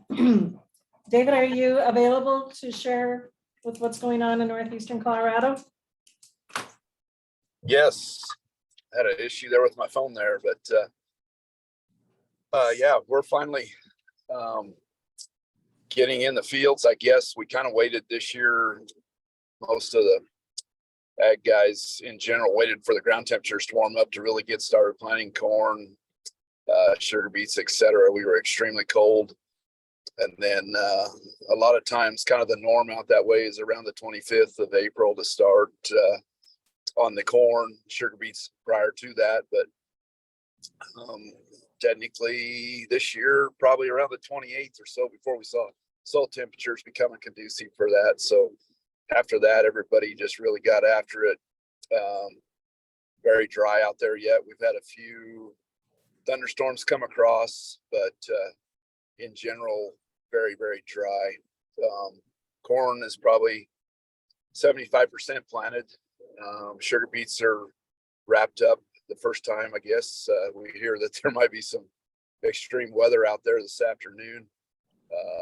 Large hail, tornado activity could come across our way, so we hope not. But sugar beets would be very susceptible to that kind of weather too, not only hail but wind and things. So hopefully they'll get established.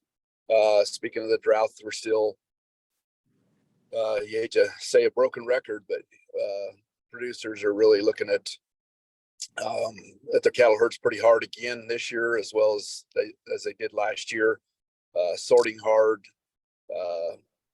and taking a lot of animals to town that maybe have a few issues or things like that,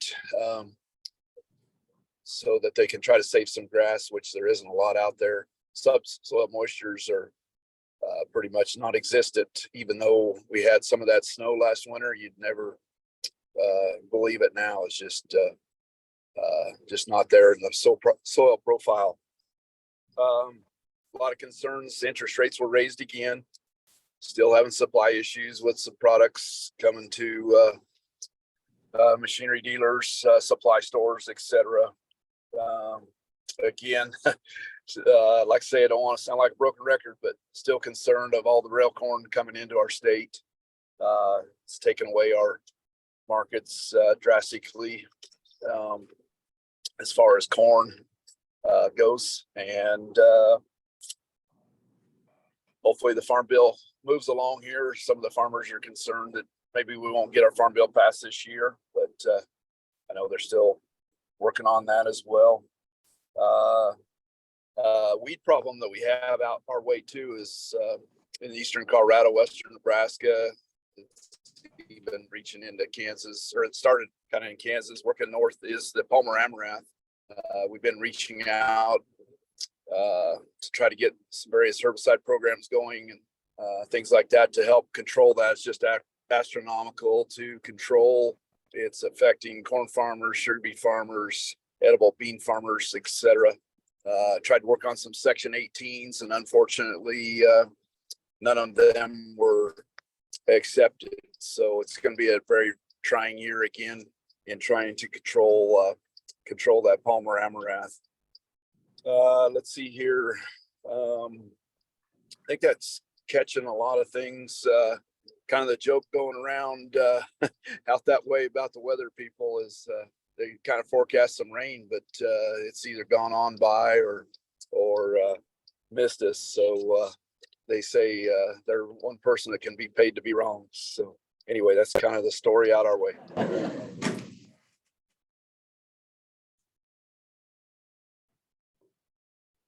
Thanks, David. Any volunteers would like to share with what's going on in their areas? I'll go so I can finish my dessert. There you go. Perfect. Just an update on Southwest. We went from last couple of years at 10% water to full water allocation. So a little less than 10 pivots. We're going to have a little over 90 running. So we'll have a busy spring planting, getting some crops in the ground that is a little different than the last couple of years. Cattle end, we're done with our calving and branding with a minimal death loss. And I think a lot of that comes from the cattle manager on his bull selection, which helps on the death loss and all the calves we're able to keep. On the ranching end, I just mentioned, we're full bore, been able to put about 15 people back to work, running tractors, cleaning, working on irrigation mainly. Is a big, going from 10 pivots to 90. It takes a lot of personnel to get back up to that point. So it was a good thing for our area and the local co-ops. The mill, as far as the corn mill facility, a lot of new customers locally, statewide, and nationally. There's a lot of interest, and even into Canada that would like to carry our 24-ounce products on their shelves, which is, we don't have to go into the buy one, get one free or promos or any of that stuff we had to deal with a few years back. On the personal level, been involved with the Water Resource Committee with the tribe, headed up by Chairman Hart, on a lot of their water issues in the Four Corners area, ALP, San Juan River Irrigation Project, Mancos Creek Irrigation Project, San Juan Irrigation Project, on putting 400 acres down at the San Juan on one of their water rights that they do have. So being involved in that and more on the tribal level of water and infrastructure work that they're doing. I took one of my hats off and I was on the Dolores Water Conservancy Board for 12 years and I didn't re-up for that. So it's a 4-year term. So I was in it for 12 years. So that was time to step aside and still involved in the Tuaracá line, which feeds 40 miles of canal to our project that we stay more involved in on how we are receiving our water from the feed reservoir. So on that end, we are farming, we'll use 80 to 90% of our water probably, compared to just having 10% the last couple of years. So that's good for everybody farming in our area. And I think David mentioned soil temperatures are really low. So we having issues getting our crops into the ground because the soil temperatures just don't seem to want to warm up, but we're able to put every tractor we own in the ground. And once you do that, you find out what's going to break down. There you go. I like the fact we got 2 or 3 mechanics on site and a fabricator that's able to put implements back together. And on the micro hydro end, the third one probably any day now will be up online, and then we'll do 2 more this year. So they're operating as we speak under a wheat crop. And then we'll probably rotate out of the wheat into either alfalfa and then be able to utilize those micro hydro units which are running real well right now. So that was a good sign. We are doing some work with solar. We're looking at putting a holding pond, about 1,000-acre facility at the end of our canal, which will help us in drought years or maintaining our 13 miles of canal on the reservation. So we're working on trying to develop a 1,000-acre holding facility that we can utilize throughout the year if it's a drought or for the cattle needs and tie into our lateral system. So that's a big deal to be able to have some water availability in drought years. So we're working on that pretty hard. And then solar panel operation at San Juan to run the pivots down there utilizing solars. Kind of interesting. And that's about it. Have you heard of any grant writing going on the tribe for the meat processing expansion or some of the other things that are dedicated? Not yet. There's been some talk on our end to be able to put some type of feedlot or maybe a meat packing facility at our location. But other than that, we're trying to get high-speed internet out to our facility. We're just having computer issues. They're having issues on the canal with the check structures, trying to keep them operable. So we're trying to do some funding opportunities to get high-speed internet back out to the farm. And it's been brought up on doing some type of meat packing facility at the location. Do you know if they're in touch with the Flower Hill, what do they call it? Flower Hill Institute, which does advising on those grants? Because there's a lot of money that's tagged for the tribe specifically. And it would be a shame if you're thinking about meat processing to not take it, because most of this money is a one-time opportunity. And That's so I just Flower would encourage you, there's the Okay. one coming out for construction still, it hasn't been released yet, so, you know, and I don't know what the match is or anything like that, but Dave Carter will be the first one to hear about it, or before it gets released to the public, he usually knows when it's coming out. Okay, we'll check. If you want the contact. If you for would, him, I'll please. get it to you, yeah. Otherwise, that's what it is in Southwest. Thank you. I have a question for Simon. Yes. Hey, you mentioned a 1,000-acre reservoir or holding pond. Is that 1,000 acre or 1,000 acre feet? 1,000-acre feet. Oh, okay, thank you. Yeah, it's. That would. Which- that would be Yeah. And that's even pushing. They're looking at. Foot deep. Yeah. Yeah, no. Only a foot tall. They're looking at 500, but we'd like to increase that double size to be able to have some storage capacity. Because as we know, in our area, without water, there's no ag. So that would help us through the process. So that's ongoing. Water time, Okay, thank you. George. Simon, I got a quick question Yes. for you too. The 15 employees, are they seasonal employees that typically come back, or were they people that were laid off? We did from bad water rehire years a before? few that were previously laid off. But what I try to do is keep the numbers around 70% tribal. So the individuals that we've hired, out of those 15 plus, 70% are from the tribe. And they will work themselves into full-time positions if need be, either on irrigation or on the farming portion. Because we're going through kind of a succession plan, trying to bring tribal members back into more managerial positions. So they're going off into different classes or sending them out. So yeah, they're gonna, matter of fact, 2 out of the 15 now will become full-time employees with benefits. Other than there's no turnaround at the mill. And I think I was mentioning to you earlier that it's hard to find someone that's qualified running a $500,000 tractor with everything that's involved and, what it takes to run it and the planner and everything else. But those are internships that we're running in-house to try to get them up to speed. But with our time frame of 60 days to get that many acres in, it's hard to turn someone loose and say, here's the tractor, have fun, type deal. So we're on a really training course The hardest part we found is on the cattle. Is someone that understands that schedule that they have to keep maintaining a 650 cow-calf operation and the movements around the farm and moving them off the alfalfa now off the wheat that we were able to plant in the fall. So it's a lot of managerial on the cattle end.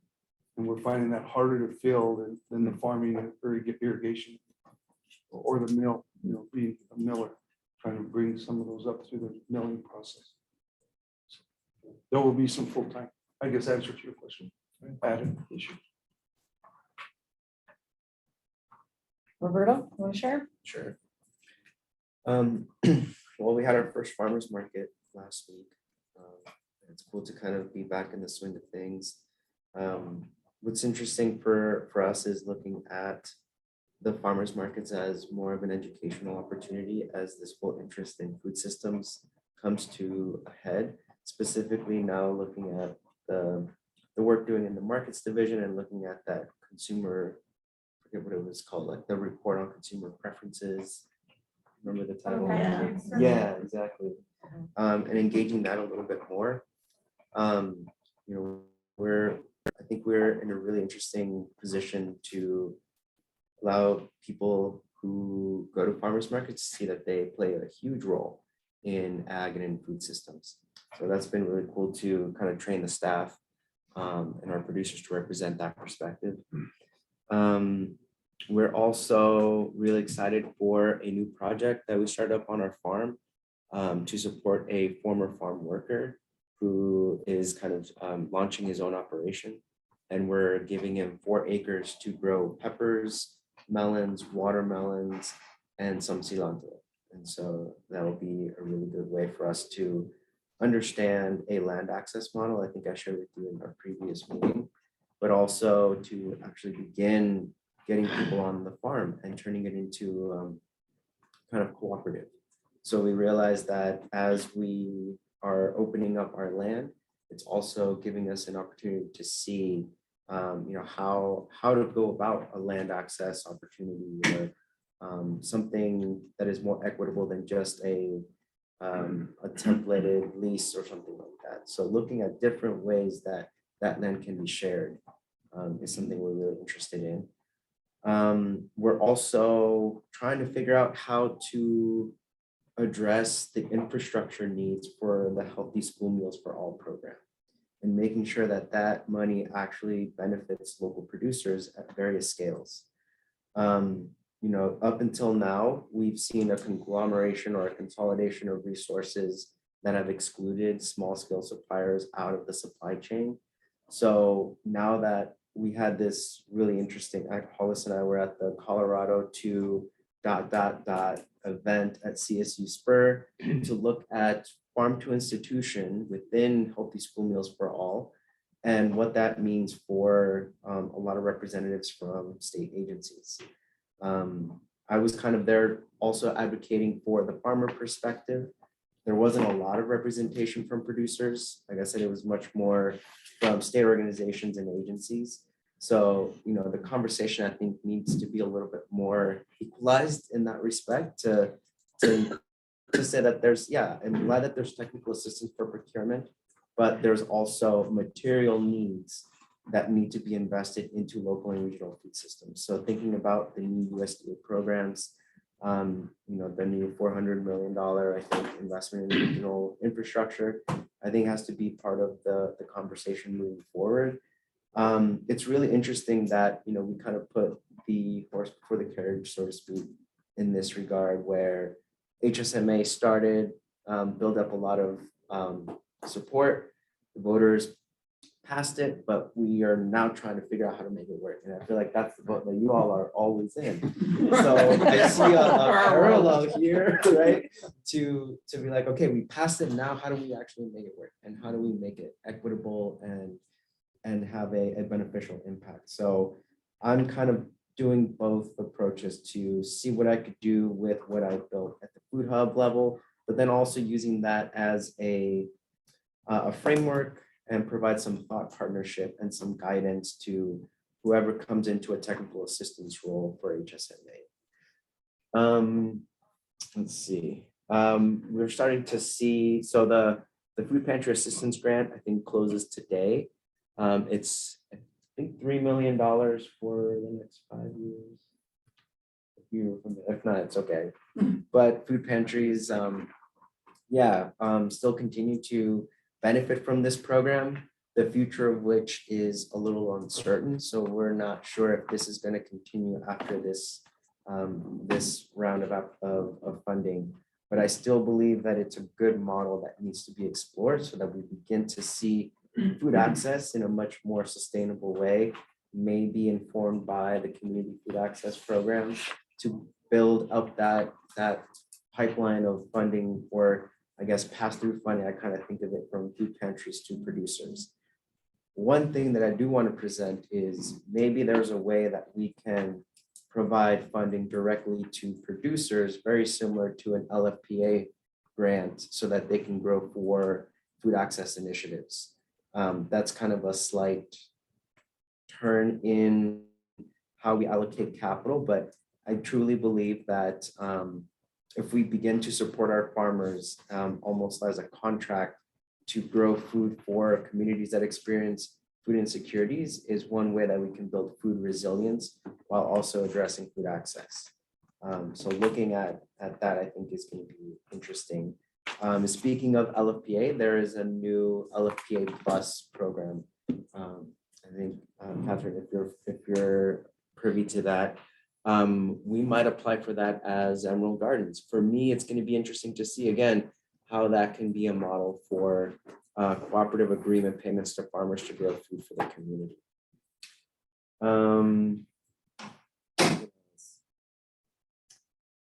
Yeah, one thing I'm really interested in is engaging much more with the workforce development program.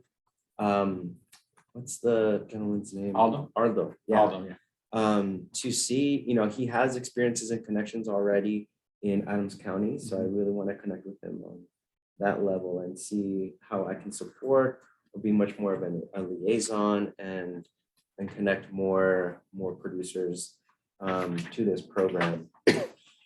And I think I'm also tasking myself for next month to provide updates that kind of will incentivize me to build relationships with farmers that I haven't typically associated with, since I've been much more focused on urban agriculture and some of the food access initiatives.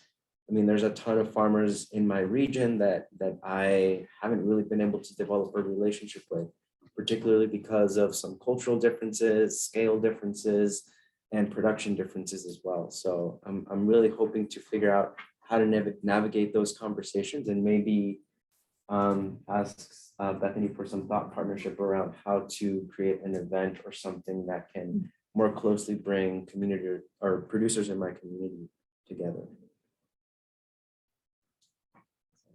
Is that all? That is all. Okay. Questions?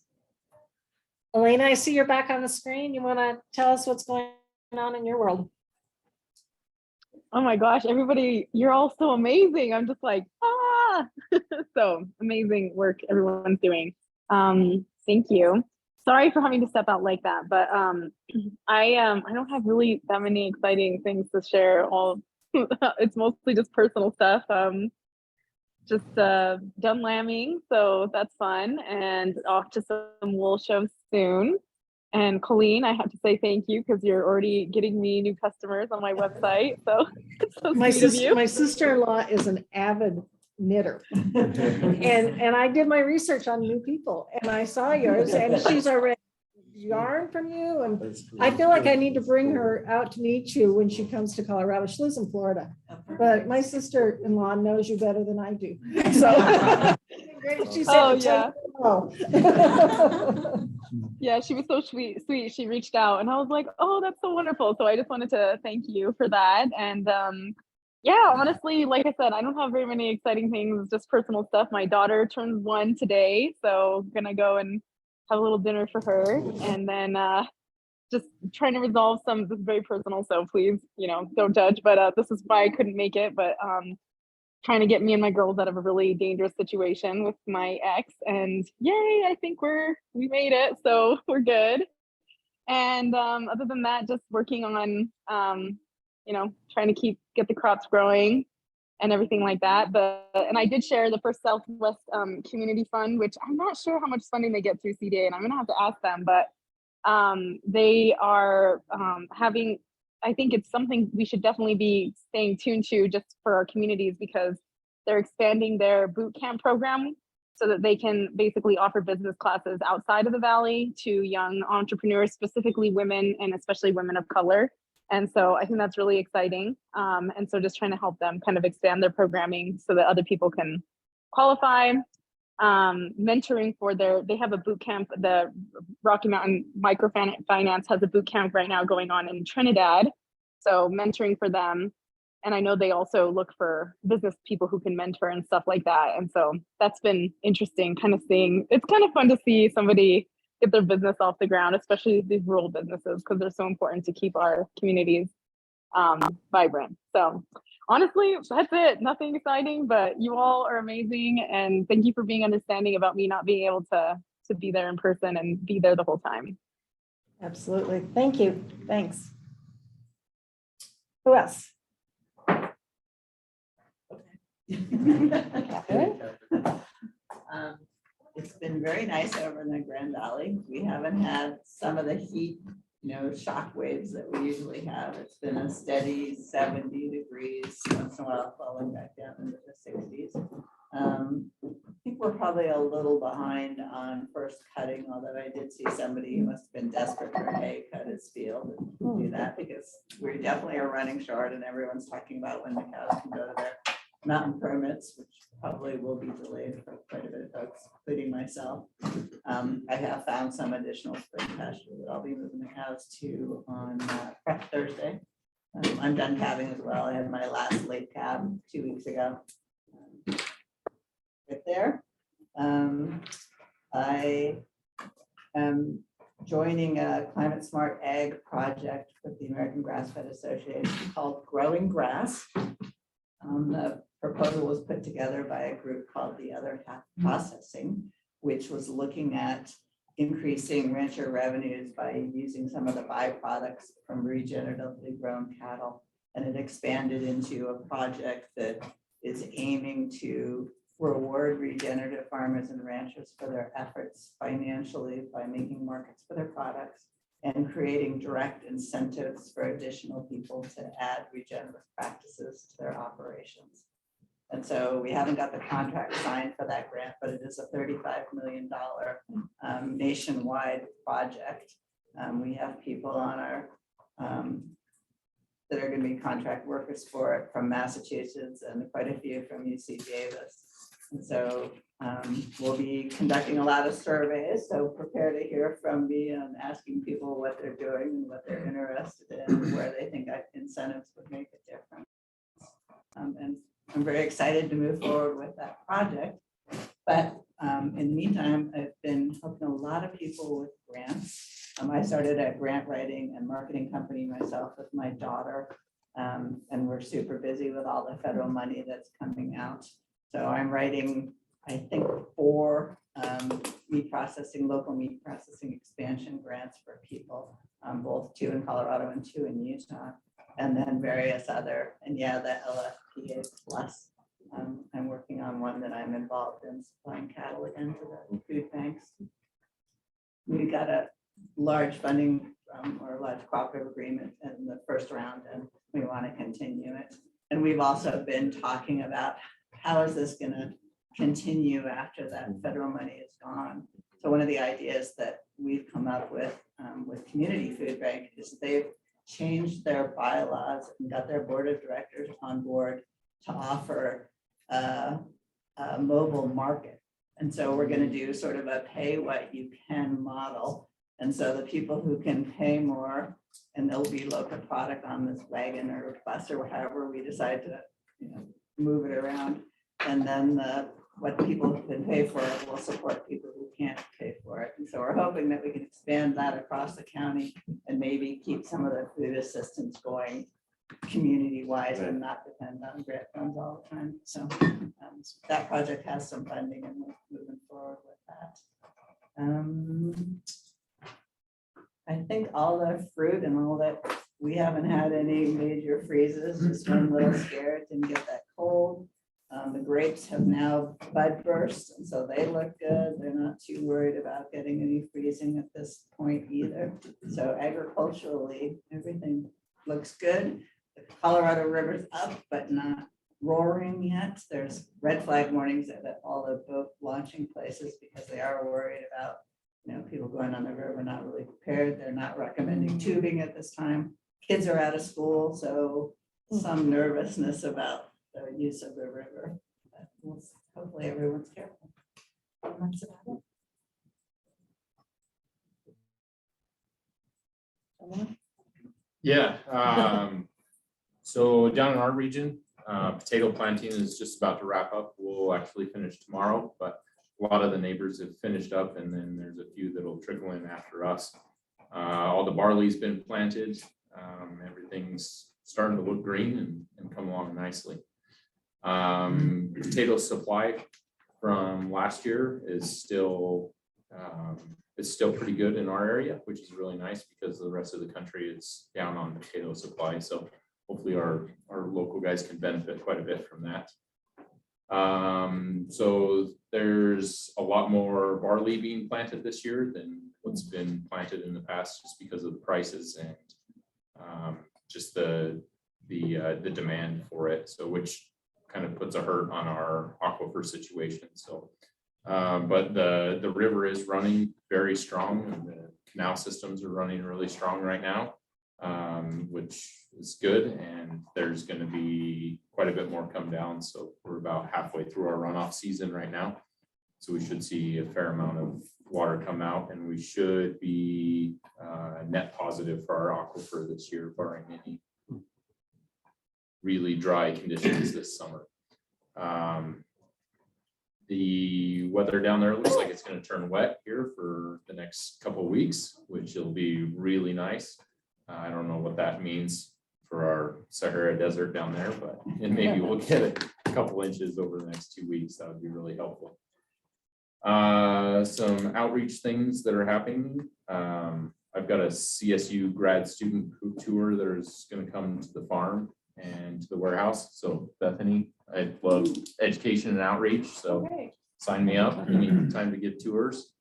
Also, the middle of June, we have the USDA and APHIS coming to do a visit/audit on potato exports to Mexico.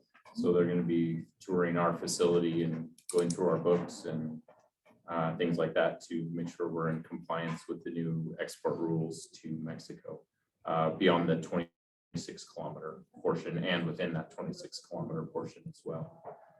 There's a sub-district meeting tomorrow, or on the 12th, sorry, that they're going to be reviewing the state engineer's comments on the sub-district's plan of water management, the 4th version of this. So that'll be interesting to see what comes about that and what his thoughts on that new plan are.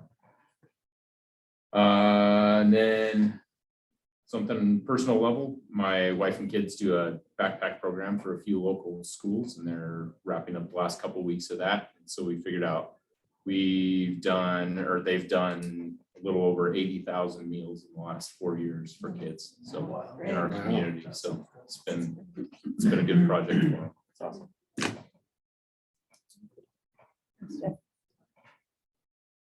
I can go. I'm gonna be short and sweet. I don't have a whole lot to report. Obviously, like David said, drought is certainly still lingering, even though the drought monitor really doesn't show it. I think everybody got pretty excited about that snow that stayed on, and it really didn't amount to a whole lot of moisture. It just stayed there for a long time, so everybody assumed that, all right, the drought's over. Not the case. We're about 2 inches behind from where we should be to our 10-year average right now. So we've identified some pasture, and well, not too far over the mountain from George over there to Steve Oswald's place. We're going to ship some groups over there just as a precaution. we look pretty good right now. We've got our green grass is coming and, but rainfall records are saying make some adjustments now. So fortunately, we had an outlet for a group of them. Let's hope that's not the only cut we gotta make. Other than that, the wheat looks pretty tough in our area. Looks like quite a bit of winter kill, I would imagine. Probably a lot of wheat got sanded off last fall because of the dry fall. Not a whole lot of good news to report where we're at.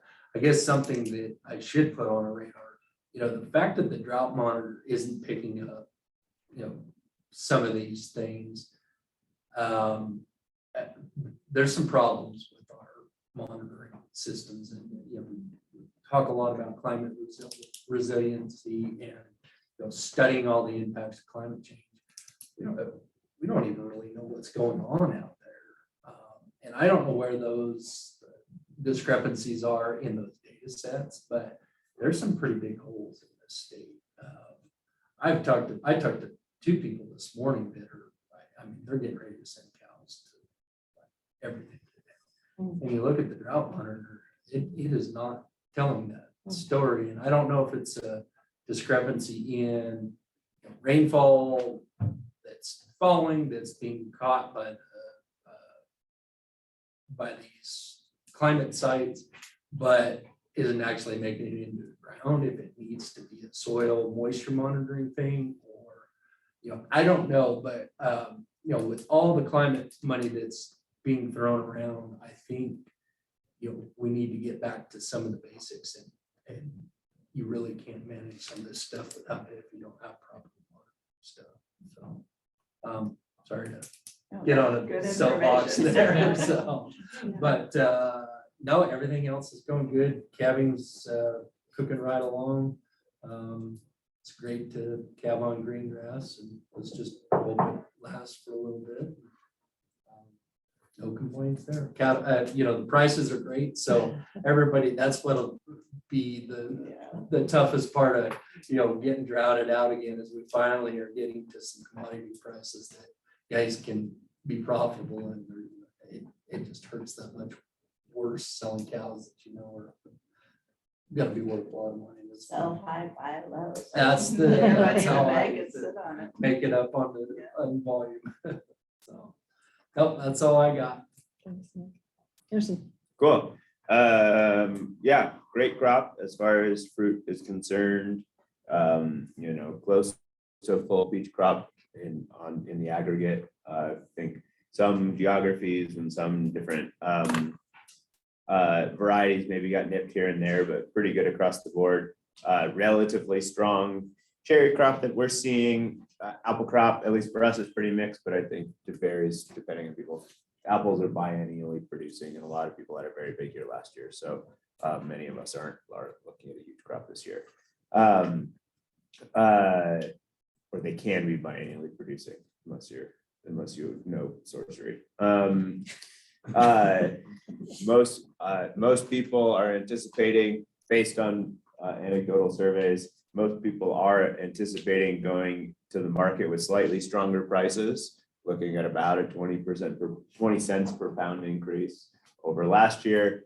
That's going to last until it doesn't, and by the end of the year, we'll all be paying people to take our fruit away. So, so we'll see how that happens. It is oftentimes in Colorado, because we do have such a Colorado-specific marketplace.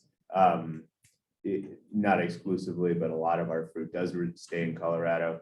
A really big year can be a really bad year for the peach growers. So we'll see what happens in terms of that. A lot of people, ourselves included, still replanting from the October 2020 freeze. So there was a massive freeze kill from that we're still replanting from. The highs are highs, the lows are lows. Infrastructure and runoff is a funny topic right now. We lost our road that gets us out of our valley, so it is gone it has been washed away. There's no leaving. If you live in Paonia and you work at work at one of the coal mines, your drive went from a 25-minute drive to a 4-hour drive. Because there's no more road that takes you to the mines. There's no more road that takes you up over McClure to get onto 70. So So weather related? runoff related. Just runoff. Yeah, we are at, the highest, one of the rivers in our basin that supplies us is the Muddy. It's called the Muddy River, aptly named, and its historic high was 1980, on record was 1985 at like, I think it was 500 and something acre feet or CFS. And this year, a week ago, it was at like closer to 1200. So double the recorded high on the Muddy. So so it's just wild. We're just so much water, which is great ish. One road, and a big thing that really largely pertains to our irrigation district is sedimentation. Big years bring more sediment into the reservoir. We're already fighting a losing battle against reservoir sedimentation in our area, particularly in our reservoir. As I mentioned, one of our rivers is called the Muddy. In a year like this is pretty terrifying to think about what that's going to do to sedimentation. We've been looking at a lot of different models for how to reduce sedimentation, for how to combat sedimentation. Right now, it's just kind of a waiting game with the Bureau and with Army Corps and others trying to figure out what our solution is. For a long time, there was a report that came out about 15 years ago that said that we could sluice it all, and recent research into it shows that sluicing will accomplish virtually nothing. So we've been working under an improper assumption based on research from the Bureau from 15 years ago, like flushing sediment through the trash rack and out of Sending it down the river. Sending it out of the river, yeah. So we filled up our dead pool about 8 years ago, and so now we're losing reservoir storage. It looks like we'll have to move to some kind of dredging system. That's probably our only option, but it's very expensive, and there's no real answer for how that'll get paid for. So it would. There has been talk of looking at some of these agrivoltaic and aquavoltaic programs as a way to help pay for a desedimentation program. Unfortunately, we don't have transmission lines to go to our reservoir, so that's really not an option to use that program. So to generate revenue from something like that. Generally speaking, shit's still really expensive. Pipe is just wild how much it costs.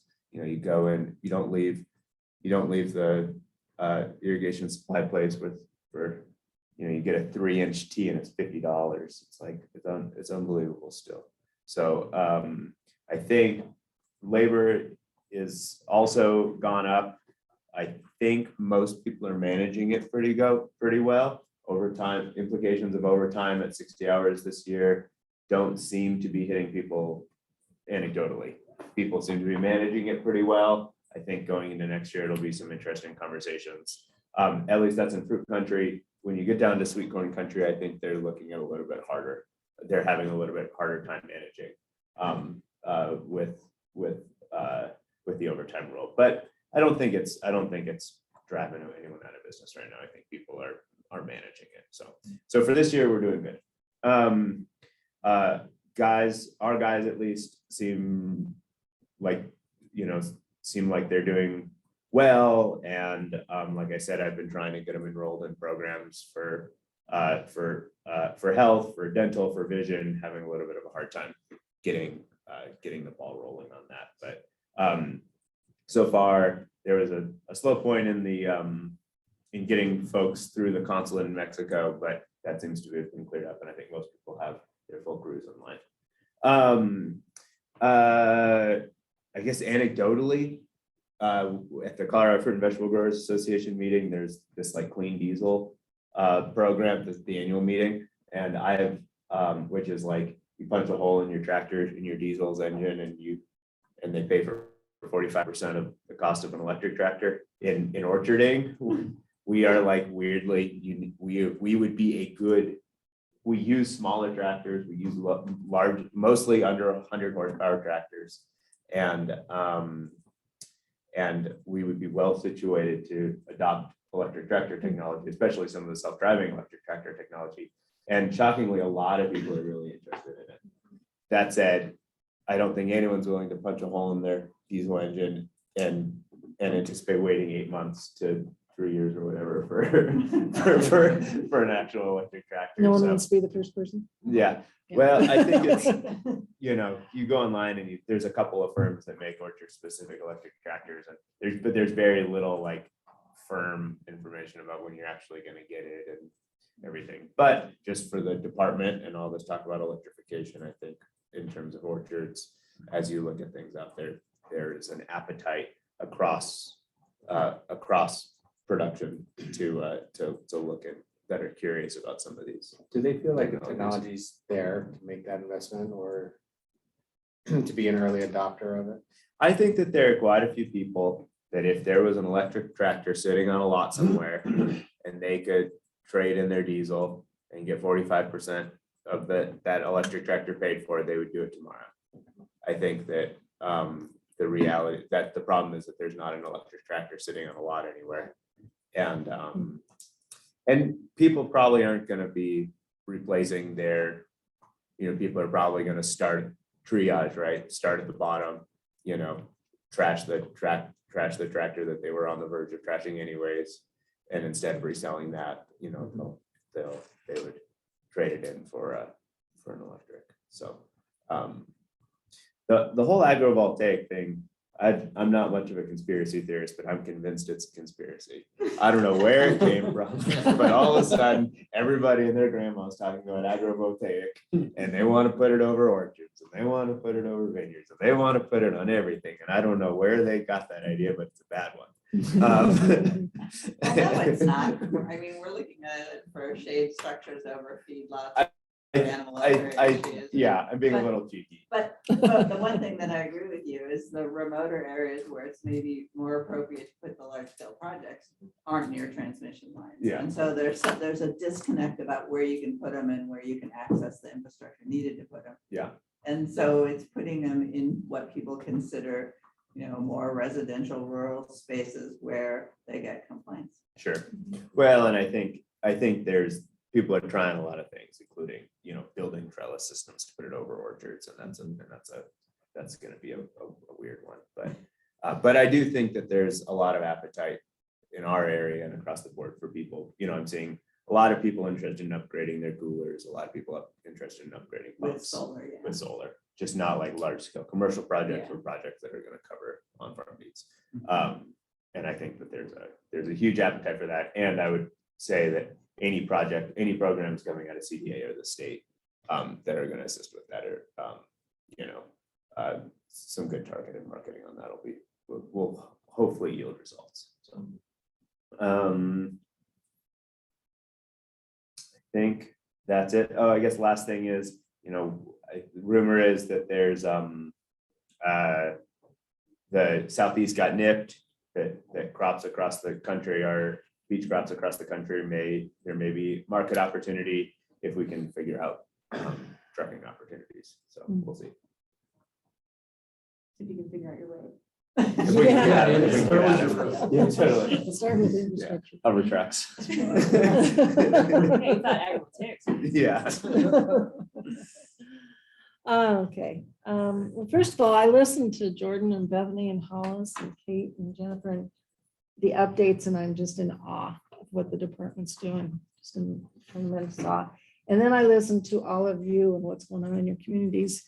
And I drive home and I feel like I've ran a marathon. So it's just real, and it's a good marathon.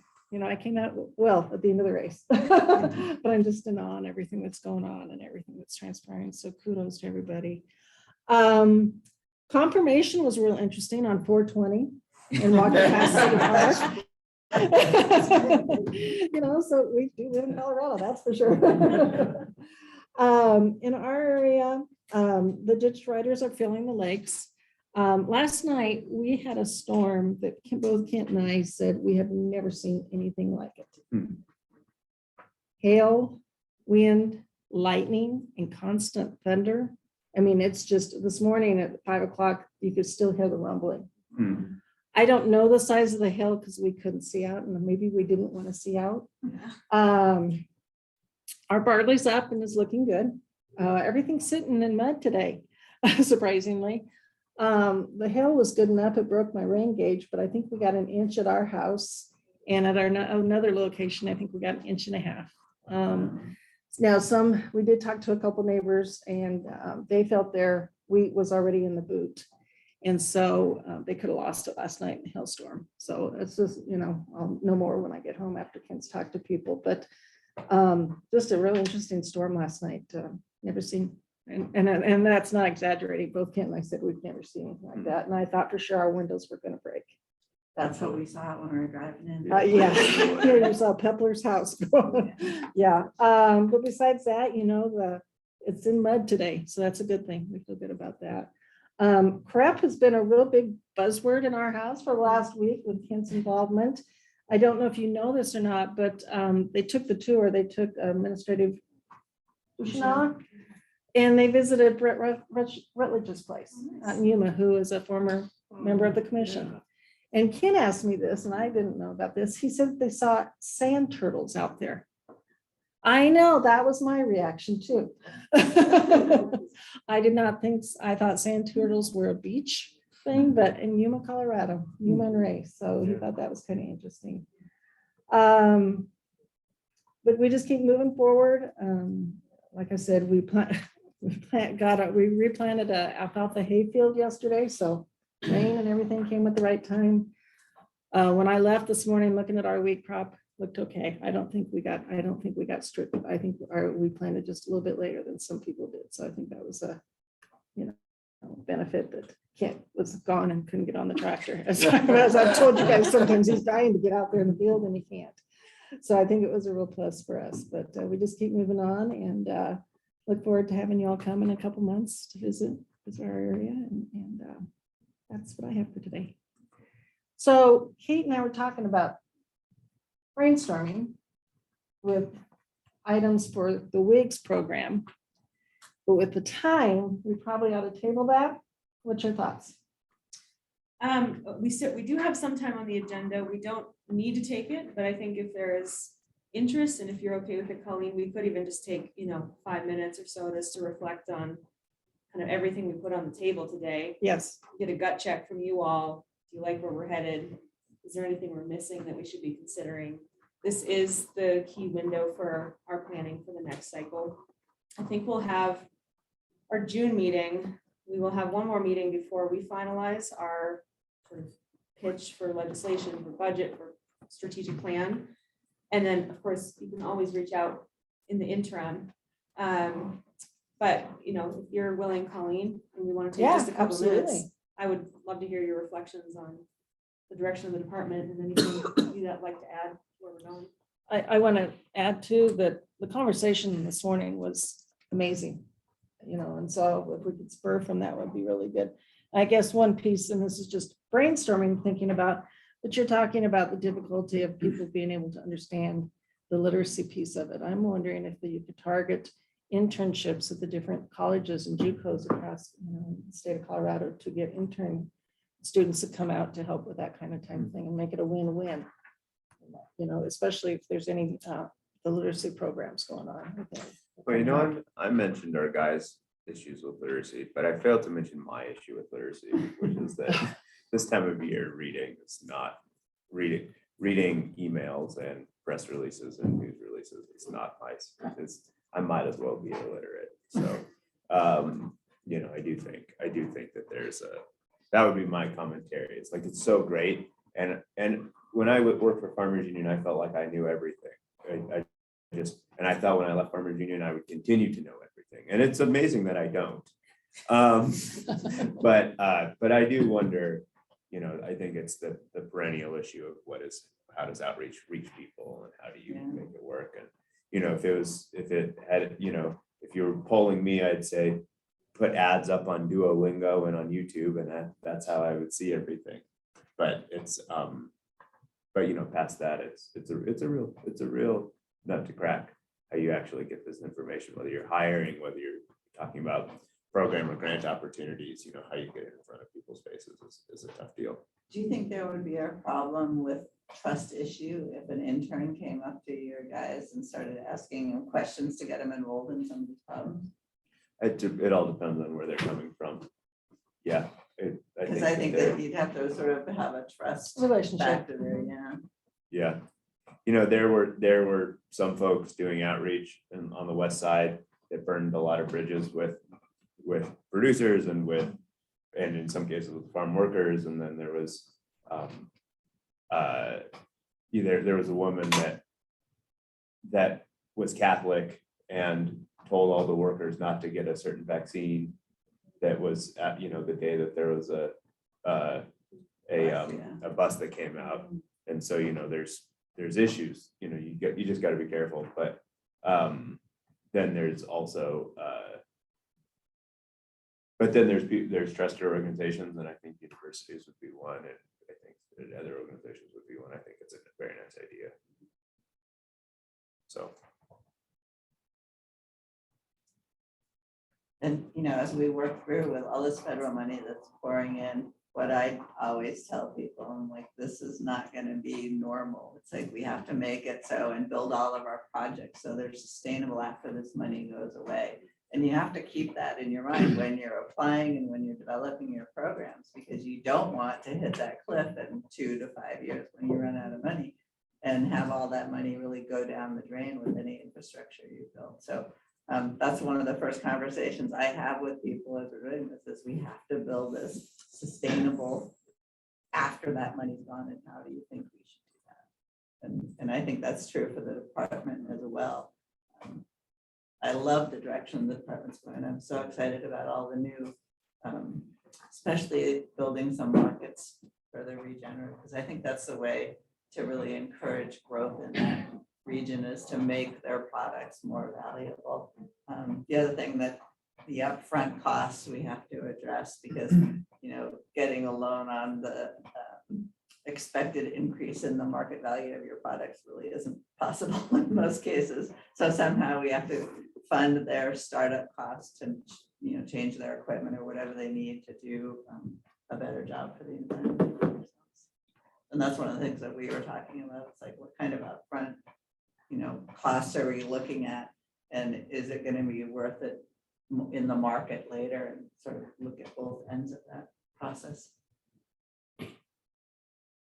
You know, one emerging kind of focus we're having on the big and the performance planning, excuse me, is look, we do technical service, we do grants, we do outreach, we do regulatory programs, but we also do policy. And how and this is Jordan's bailiwick, but where do you see us in affecting policy and to your sustainability, keeping things long-term? Where can we as an agency pull levers on policy, or what policies do you think we should be focusing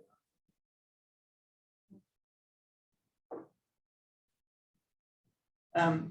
And this might not be a state conversation, but I think being someone who uses public lands and talks to a lot of people about public lands, we need them to be progressive with their policy as well, to encourage the goals that the states reach as far as regeneration. So, you know, out in my area, I see people that do a great job and people that do a real shitty job and probably shouldn't have access to public lands. And how do we not necessarily throw them off, but encourage them and help them adopt better practices? And I think that's part the federal government really hasn't got involved in doing that. And the state really doesn't have a role because it's federal land. So somehow we need to sort of get everybody working together in the state.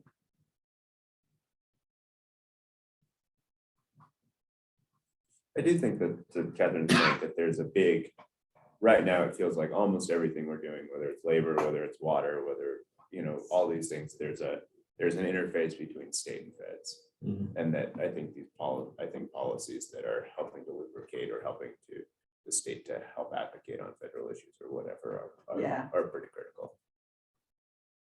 I mean, to that point, I don't have to have all the answers here today, but like, would really encourage you to brainstorm on that area in particular right now, because I think Kate and I had a conversation yesterday, the day before, kind of about this, how we're at a unique time in a unique position with the state of Colorado in terms of our relationship, especially with the USDA, with the Secretary of Agriculture, and being able to have direct conversations about how state policy, state programs, and federal programs align together to help our producers.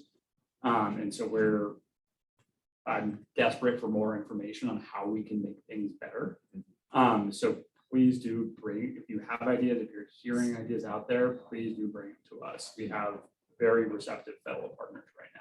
And now is the time to make some of those changes. I have one that was just very glaring, was the federal procurement policy on beef. We asked them to source domestically, and they refused to go there. And they're encouraging all these new processing plants to come on. One of the ways to make sure they're sustainable is to make markets for them. And the government procurement program would really go great lengths to doing that. And so that I saw was a major sort of misstep, or out of line with the rest of the things that they're trying to do. And I understand that maybe right now we can't meet the requirement for the federal procurement with the plants that are going to come online in the next 2 years, but making something that they're buying domestic product and buying local product in the regions would be huge. And we don't want them to waste the money building all those plants and then have them not be able to market them. Jordan, your call for like kind of ideas and policy things, Billy and Jennifer will cover this, but it probably is a good idea to say, how do you want them to flow that through? Because you do not email out the entire Ag Commission because of open meetings law about what policies you think we should be focusing on. So, yeah, we'll talk about that in the Yeah, next section a little bit here, but yeah. But yeah, these meetings, your updates are great places for those. If it's an idea that can't wait till next month's meeting, again, you can always just reach out to me or any one of us individually as well.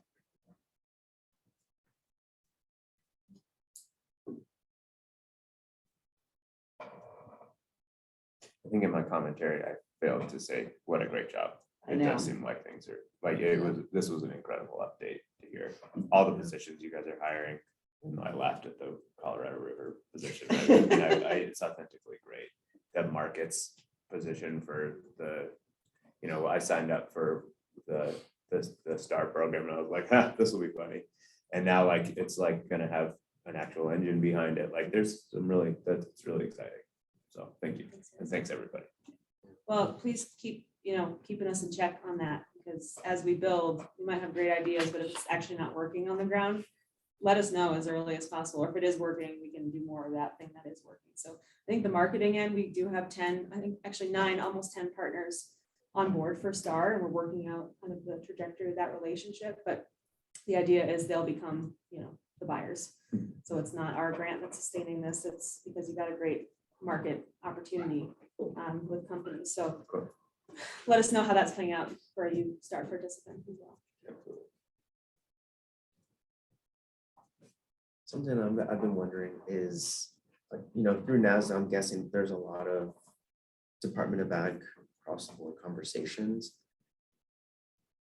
Have you noticed that there's certain trends that are really taking a central focus or position across Department of Ags? And if there's some way to create maybe a coalition of ags to push for something on a federal level? And I know that's kind of part of it in Farm Bill, but I'm thinking this is awesome.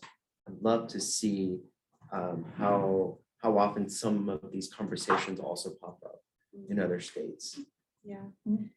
Yeah, great question. There certainly are trends. There are still a lot of regional and political differences out there, as you can imagine. Although we find ways to work together, which is fun about NASDA. So we'll send around if we haven't, the NASDA Farm Bill platform. So essentially the way NASDA works, we all states get the opportunity to run policy. And normally we run it through the regions, try and get it passed there, and then we'll run it through national, try and get it passed there. So Colorado is led on successfully getting climate policy introduced, EDI policy, improving disaster assistance programs, and Western water infrastructure as priority areas for NASDA. And we've worked on a lot of other ones as well. Those have taken shape as part of our Farm Bill priorities. So essentially what the priorities say is they direct NASDA staff to then lobby on all of our behalf for those priority areas. And I think there's 10 priorities. So it's, not nearly as big as the Farm Bill, but it's a pretty wide swath. So that is, what's happening right now through NASDA staff, and various states can take kind of whatever position they want to advance or to put in whatever muscle they want behind those efforts. But that said, that's sort of baseline for how NASDA works as an advocacy organization. Other coalitions could certainly come about, or other efforts to scale what we're doing here. Some versions of that, like a lot of states, especially us appointed states, there are 8 elected ag commissioners in the country. It's kind of a different field because they're always running for office. But especially in our appointed states, we're sharing things all the time. Like we helped Virginia set up their mental health program. We of course have talked to other states on their soil health program. So we're really trying to use that sort of informal tool of like influence and relationship to scale what's working. Yeah. No, I think that was a great overview. I mean, another area where we're going to be advancing some of the federal policy is through the Western Governors Association. And I think if you look at the priorities that this commission put together last fall, you look at WASDA, NASDA, what's going to probably be coming out of the next Western Governors Association meeting, it all really aligns very well. I would say what we have is a little bit more detailed in specific areas, but there's no kind of direct conflicts, which I think is a really good thing, and it shows the collaboration that we have with a lot of our other states and other partners to kind of advance these issues that are really regional and sometimes national issues for everybody. Yeah, so we have lots of conversations. There's lots of issues, but there's also lots of areas where I've seen, Colorado is the leader on it. And one of them is the Climate Smart Commodities grants. We pushed this conversation forward, and actually that ended up driving a conversation we led in conjunction with NASDA and WASDA of all the other Western states to coordinate all the state efforts in applying for those grants. Not just the grant we got, but other states' grants as well. One last comment on that. So with this USDA regional food business opportunity that extends all the way through the Northwest, is there an alignment in Department of Ag kind of leadership or dialogue in that respect as well? Maybe similar to Climate Smart Commodities? With all the state departments of ag from those that are gonna states, be part there of will that. be. Okay. Yeah, and I believe every state Department of Ag, at least the majority of those states, is involved. So now that we got the grant, now it's figuring out how we operationalize and partner on it out. Okay. Yeah, but we will absolutely be. And the cool thing about all those climate smart eggs is not the projects will work around, but we're also supposed to connect with all the other projects, so sharing information across. So, it'll act as a checks and balances on something to make sure, if you're not doing something right or you're falsifying or not released on the memo, it'll get caught a lot faster in that network than wait till the end of the review. and have the government checking on you. And I should mention too, with the tribes, Simon, I'm meeting Friday with Catherine Redhorse, who's Colorado Commission on Indian Affairs Executive Director. We're working on a number of things. One, a tribal liaison for the department. A lot of some agencies have this. Some agencies actually have formal consultation with the tribes. We've never done that to my knowledge here, but we are working to grow our relationship. So we're going to be working with CCIA on kind of what a tribal liaison position could look like. Also working on continuing to expand our Centennial Farm and Ranch event, which is History Colorado leads, and last year we grew it. So it's both farmland successions, but we know there are many communities who haven't had the chance to own or pass down land through generations. So it's really about ag legacy, all these different ways that agriculture is passed down through the generations. So working with CCIA on that. And then the third piece is we are interested in the tribe's interest in partnering with us on these programs that we're developing, or on grant writing support, kind of wherever we can play a role in assistance. So I want to make sure we're following their lead rather than assuming anything about what their needs are. Simon, do you know how many folks from the tribe or any of the tribes in Colorado have been inducted into the Ag Hall of Fame? None that I'm aware of. Oh, that's a bummer. We should put someone forward. Yeah. There has been, I think the vice chairman of the Southern is now on the Colorado Water. More like that. CWCD, yeah. I think that was the first on that.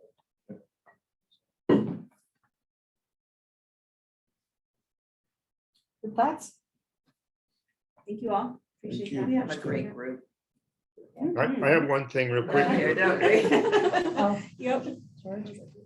Yeah, I just want to give a shout out to Hollis and Jordan for the help they've been with Joe and I. We meet once a week, every Monday, and they kind of keep us up to date and help us work on this. There's a lot to get our heads around. I mean, you guys can kind of understand, and if you kind of imagine where we are now, the Department of Ag is a big place, and there's a lot to get your head around. And then every Tuesday I think it's every Tuesday, a senior management meeting. So every department head talks about what's going on in their department, and everybody else listens so that everybody kind of knows what's going on. And, it just shows that Hollis and Kate, and they're great leadership there.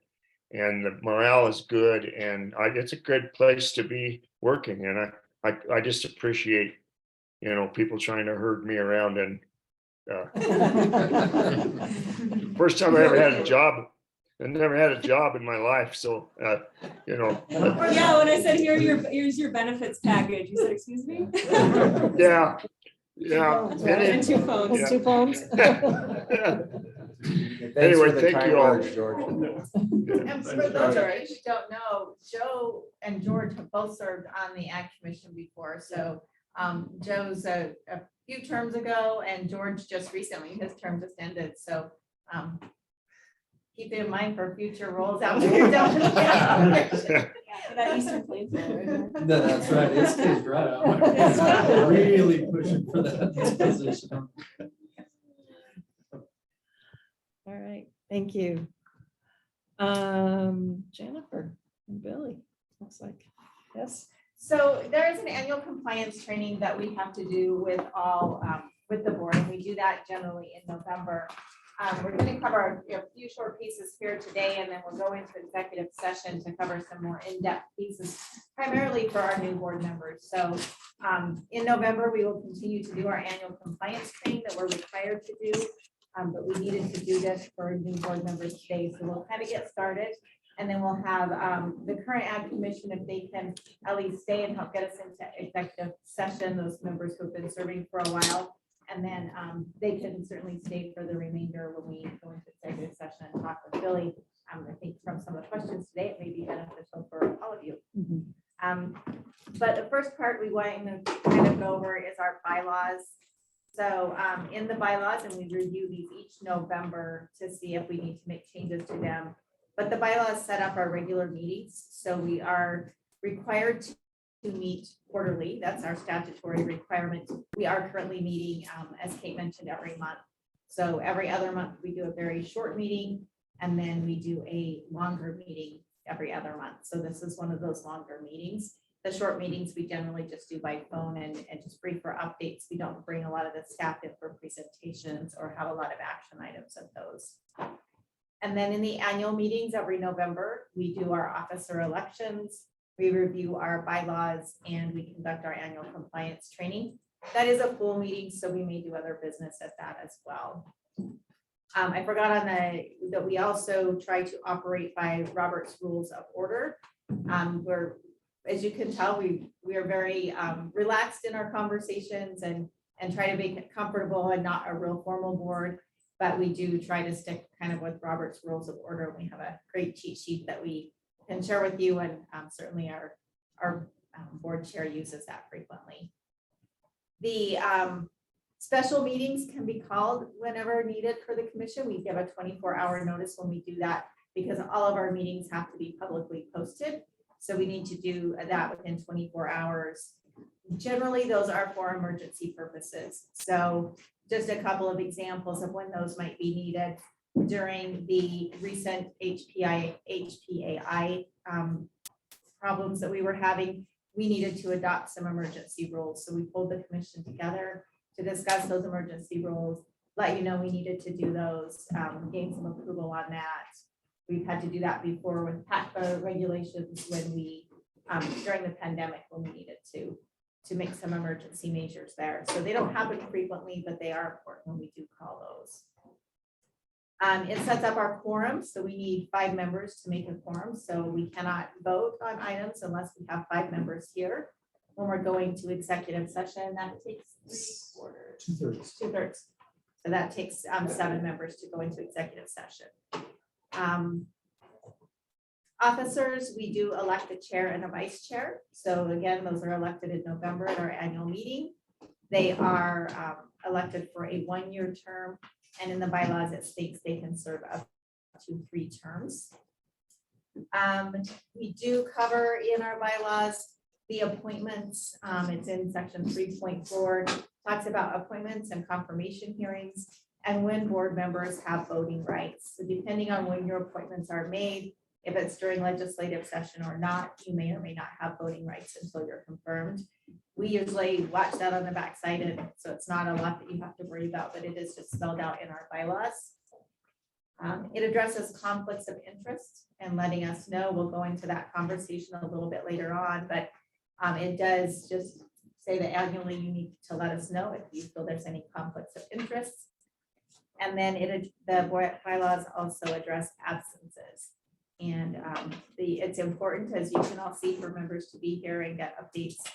So it's 3 consecutive regular meetings. If you miss 3 in a row, then you may be asked to resign from the commission. We understand life happens though. So there is the stipulation in there that we can have conversations about why those absences are occurring and see if we need to still let you serve on the commission and just understand that there are life events that happen from time to time. So any questions on bylaws? Okay, I'll have Jordan now talk about the statutory roles and responsibilities. Yes, so you may be aware, the State Agriculture Commission is created in statute 35-1-105. That lines out the membership of this commission. So, part of the main things in it is every member has to be actively engaged in agriculture. There's representatives from the various agriculture districts throughout the state, those districts are defined within that section 105. And then, of course, all of you are appointed by the governor and have to go through Senate confirmation. So that's, again, kind of the creation of the Ag Commission. And then section 35-1-106 outlines your statutory powers and duties. Every time I look at this and we go through this process, I wonder if this is going to be the year that we actually run a bill to update this.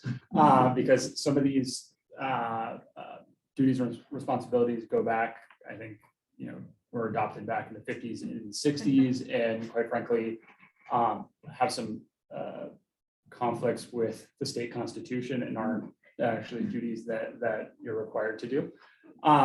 So if you do take a look at that, keep that in mind, that there are some things in there that commission is no longer required or can do. But generally speaking, I'm going to kind of just run through kind of some of what the statute provides as your powers and duties. Highlight the problematic ones. A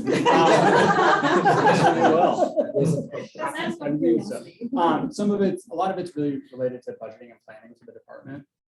That power is vested within the executive director, or in this case, the commissioner of agriculture as the head of the department, while as your statute still outlines some of that role. We do in this, and we kind of straddle that line because it's still in there. So we try to provide you updates on budgeting, so you're aware of what's going on. You have the ability to ask questions. We want your input on kind of general direction. However, we don't, for example, come to you and ask you to approve the pesticide program's budget for the next year, their line item budget. So again, we try to keep things kind of high level, keep you informed about what's going on. We want to seek your input from that high level, but there's like the day-to-day operations side that you're not involved with. So mostly that kind of stuff. So in general, again, going through this, the commission is here to help us formulate kind of general policy with respect to kind of the management of the department. So again, this is a lot of the updates that we give you, the feedback that we're seeking. We want that guidance from you on how we should kind of operate the department, how we should set up our programs. And so that's the type of guidance that we're seeking from you there. Let's see. Another one of your roles is to advise and make recommendations to the governor and the General Assembly on policies around agriculture. Now, so there's a couple ways that this happens. If it's, again, you're acting as the commission as a whole. And so if there's going to be kind of direction given, it has to be a formal action of the commission. So you have to vote on something to say, hey, this is the direction that we want. Now, especially when it comes to legislation and policy, a lot of times the format of this commission and having kind of these regular monthly meetings isn't always conducive to that, because you have to get together, you have to discuss, you have to, make a determination on how you want to move forward. So one of the other things that we do is that, again, we seek your input. Particularly, I seek your input throughout the legislative session. If you have, ideas, you have thoughts on direction of things, you can reach out to me individually and let me know kind of your thoughts. Because when it comes to kind of the legislative side of things, the designated liaison for the department, so I'm the one that's working with the legislature and the governor to affect those policies. And so outside of that formal action, we still provide that kind of informal route for all of you to work with the department to make sure that your voices are heard in this process. We went through this today, but for certain programs, you have rulemaking responsibility and authority. And so again, the statute kind of outlines which programs you have the formal authority on. There's other programs where it's the commissioner has the formal authority to adopt those rules as well. So as those rules and as we're presenting those to you, we'll let you know who has the authority there. But if there's any questions, feel free to ask us or any of the staff as we're making presentations about that.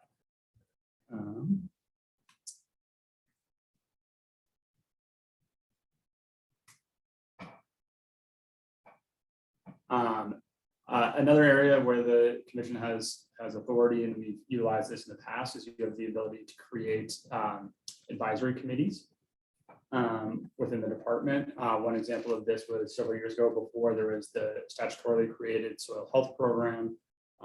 We worked with the commission created a soil health advisory committee under your authority and power.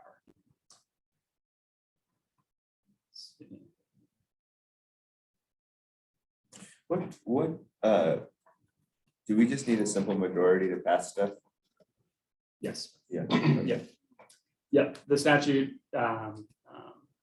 outlines that it's in your bylaws as well, but a quorum of the board as well is 50% of the members have to be here to hold a meeting, and then you can do official business at that meeting if you have the quorum. And then from that quorum, or from the members in attendance at the meeting, it's 50% of those that would have to vote in favor of something to move forward.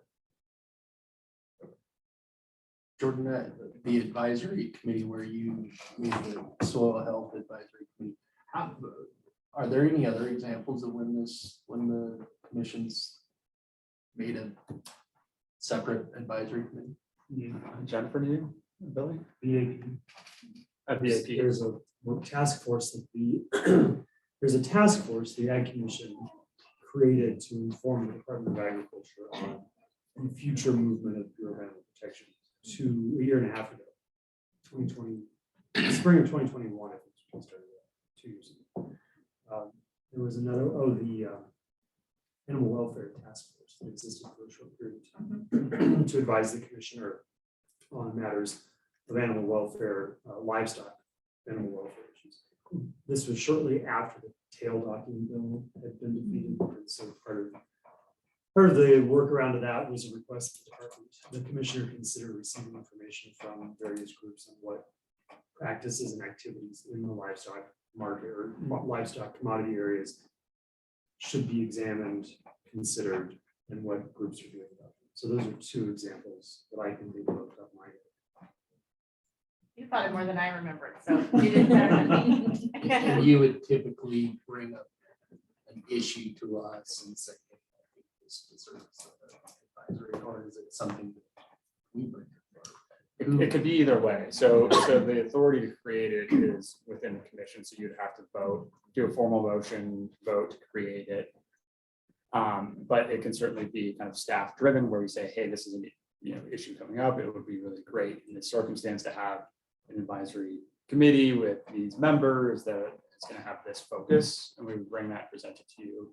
But if any members of the commission thought that it made sense to have an advisory committee for a particular topic, that's something I think the way to kind of go about that would be to bring that up at one of the meetings to discuss. And if it seemed like that was a direction that the commission wanted to go in, and then as staff, we could kind of go back and kind of formalize a plan for that and bring it back in front of the commission for you to vote on.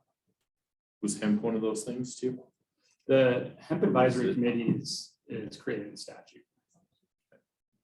So your statutory authority is to establish and appoint, as the commission may deem necessary or advisable, such advisory committees from the groups affected to advise and confer with the commission or the commissioner concerning aspects of agricultural or livestock products, marketing, disease, or any other pertinent matter.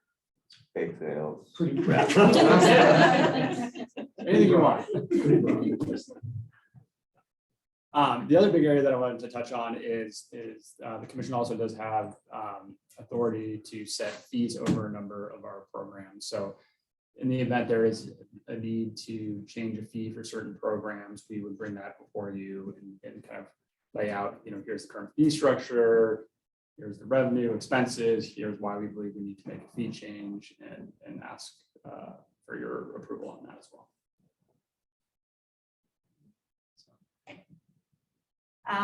Next is just real briefly, and we talked a lot about rulemaking today, about how that process works, which is a lengthy process, but you've also received in your packets for the new members, the regulatory agenda report and the plan for 23. So we have to produce that every year, and it's due in October and gets published by the Secretary of State. And this is just kind of our roadmap for rule changes that we plan to do throughout the year. That may change. As we discussed today, there was pieces of legislation passed this year that require that we do rulemaking by the end of the year. So those were unplanned, and we're going to have to work those in the schedule to get those done. So we'll be jumping on that rather quickly. Some of those may sometimes end up being emergency rules. If we don't have enough time left in the year to get them on the calendar, we may have to do those as emergency rules and then immediately start that regular rulemaking process as well. So it covers all of the rulemakings that we're planned for the year. It covers our regulatory reviews. So it outlines those 5-year reviews that we'll be doing. And in a lot of cases, you may not see those rules come before you for changes. In some cases, like the livestock rule, you will be seeing that come forward. And then it includes at the back part of that is the prior year. So it's all the action that we had on our rulemaking the year before. So we're required to publish this report. And then we also give an update on it in our SMART Act hearing that happens every year in front of the legislature. That's usually in early January, right after they get rolling. So any questions on regulatory agenda and report? So that is the conclusion of our part for the public part of the meeting. And now there is a proposed motion on the agenda that we will need somebody to make to go into executive session so that we can let Billy talk. Can I ask a quick question on this? if, so not everybody needs to stay for executive, you need to vote into executive Right. session, but folks who don't need the training don't have to stay. Right, because this will conclude our regular meeting, Okay. and then we'll just come back out and adjourn the meeting. So you do not have to stay if you have been serving on the commission. If you want to beat the tornadoes home. Watch. Yeah, so I don't want to miss the one I missed last night. Jeff, Harrison, and Elena are the ones that need to stay on. Nick, you get off on this one, even though you just got reappointed because you went through it in November with us, so.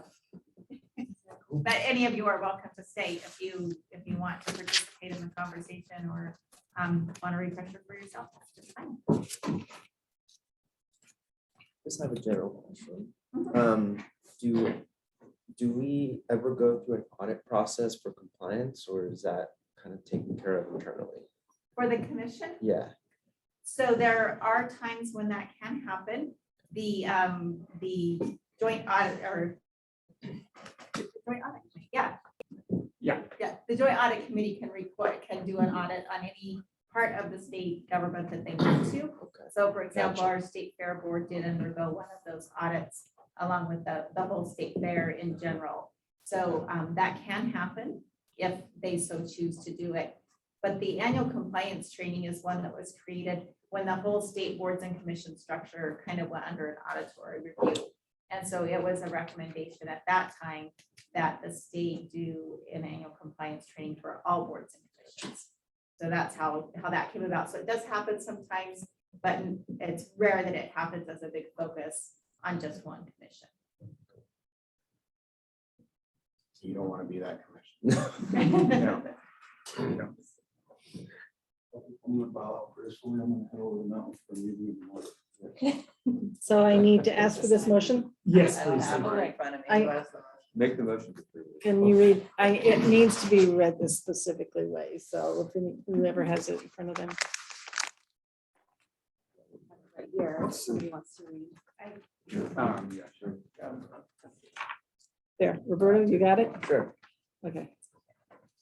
I move that the commission enter into executive session for the purpose of receiving legal advice from the board's attorney on matters related to the open meetings law, the Colorado Open Records Act, and conflicts of interest pursuant to section 246402 3A2.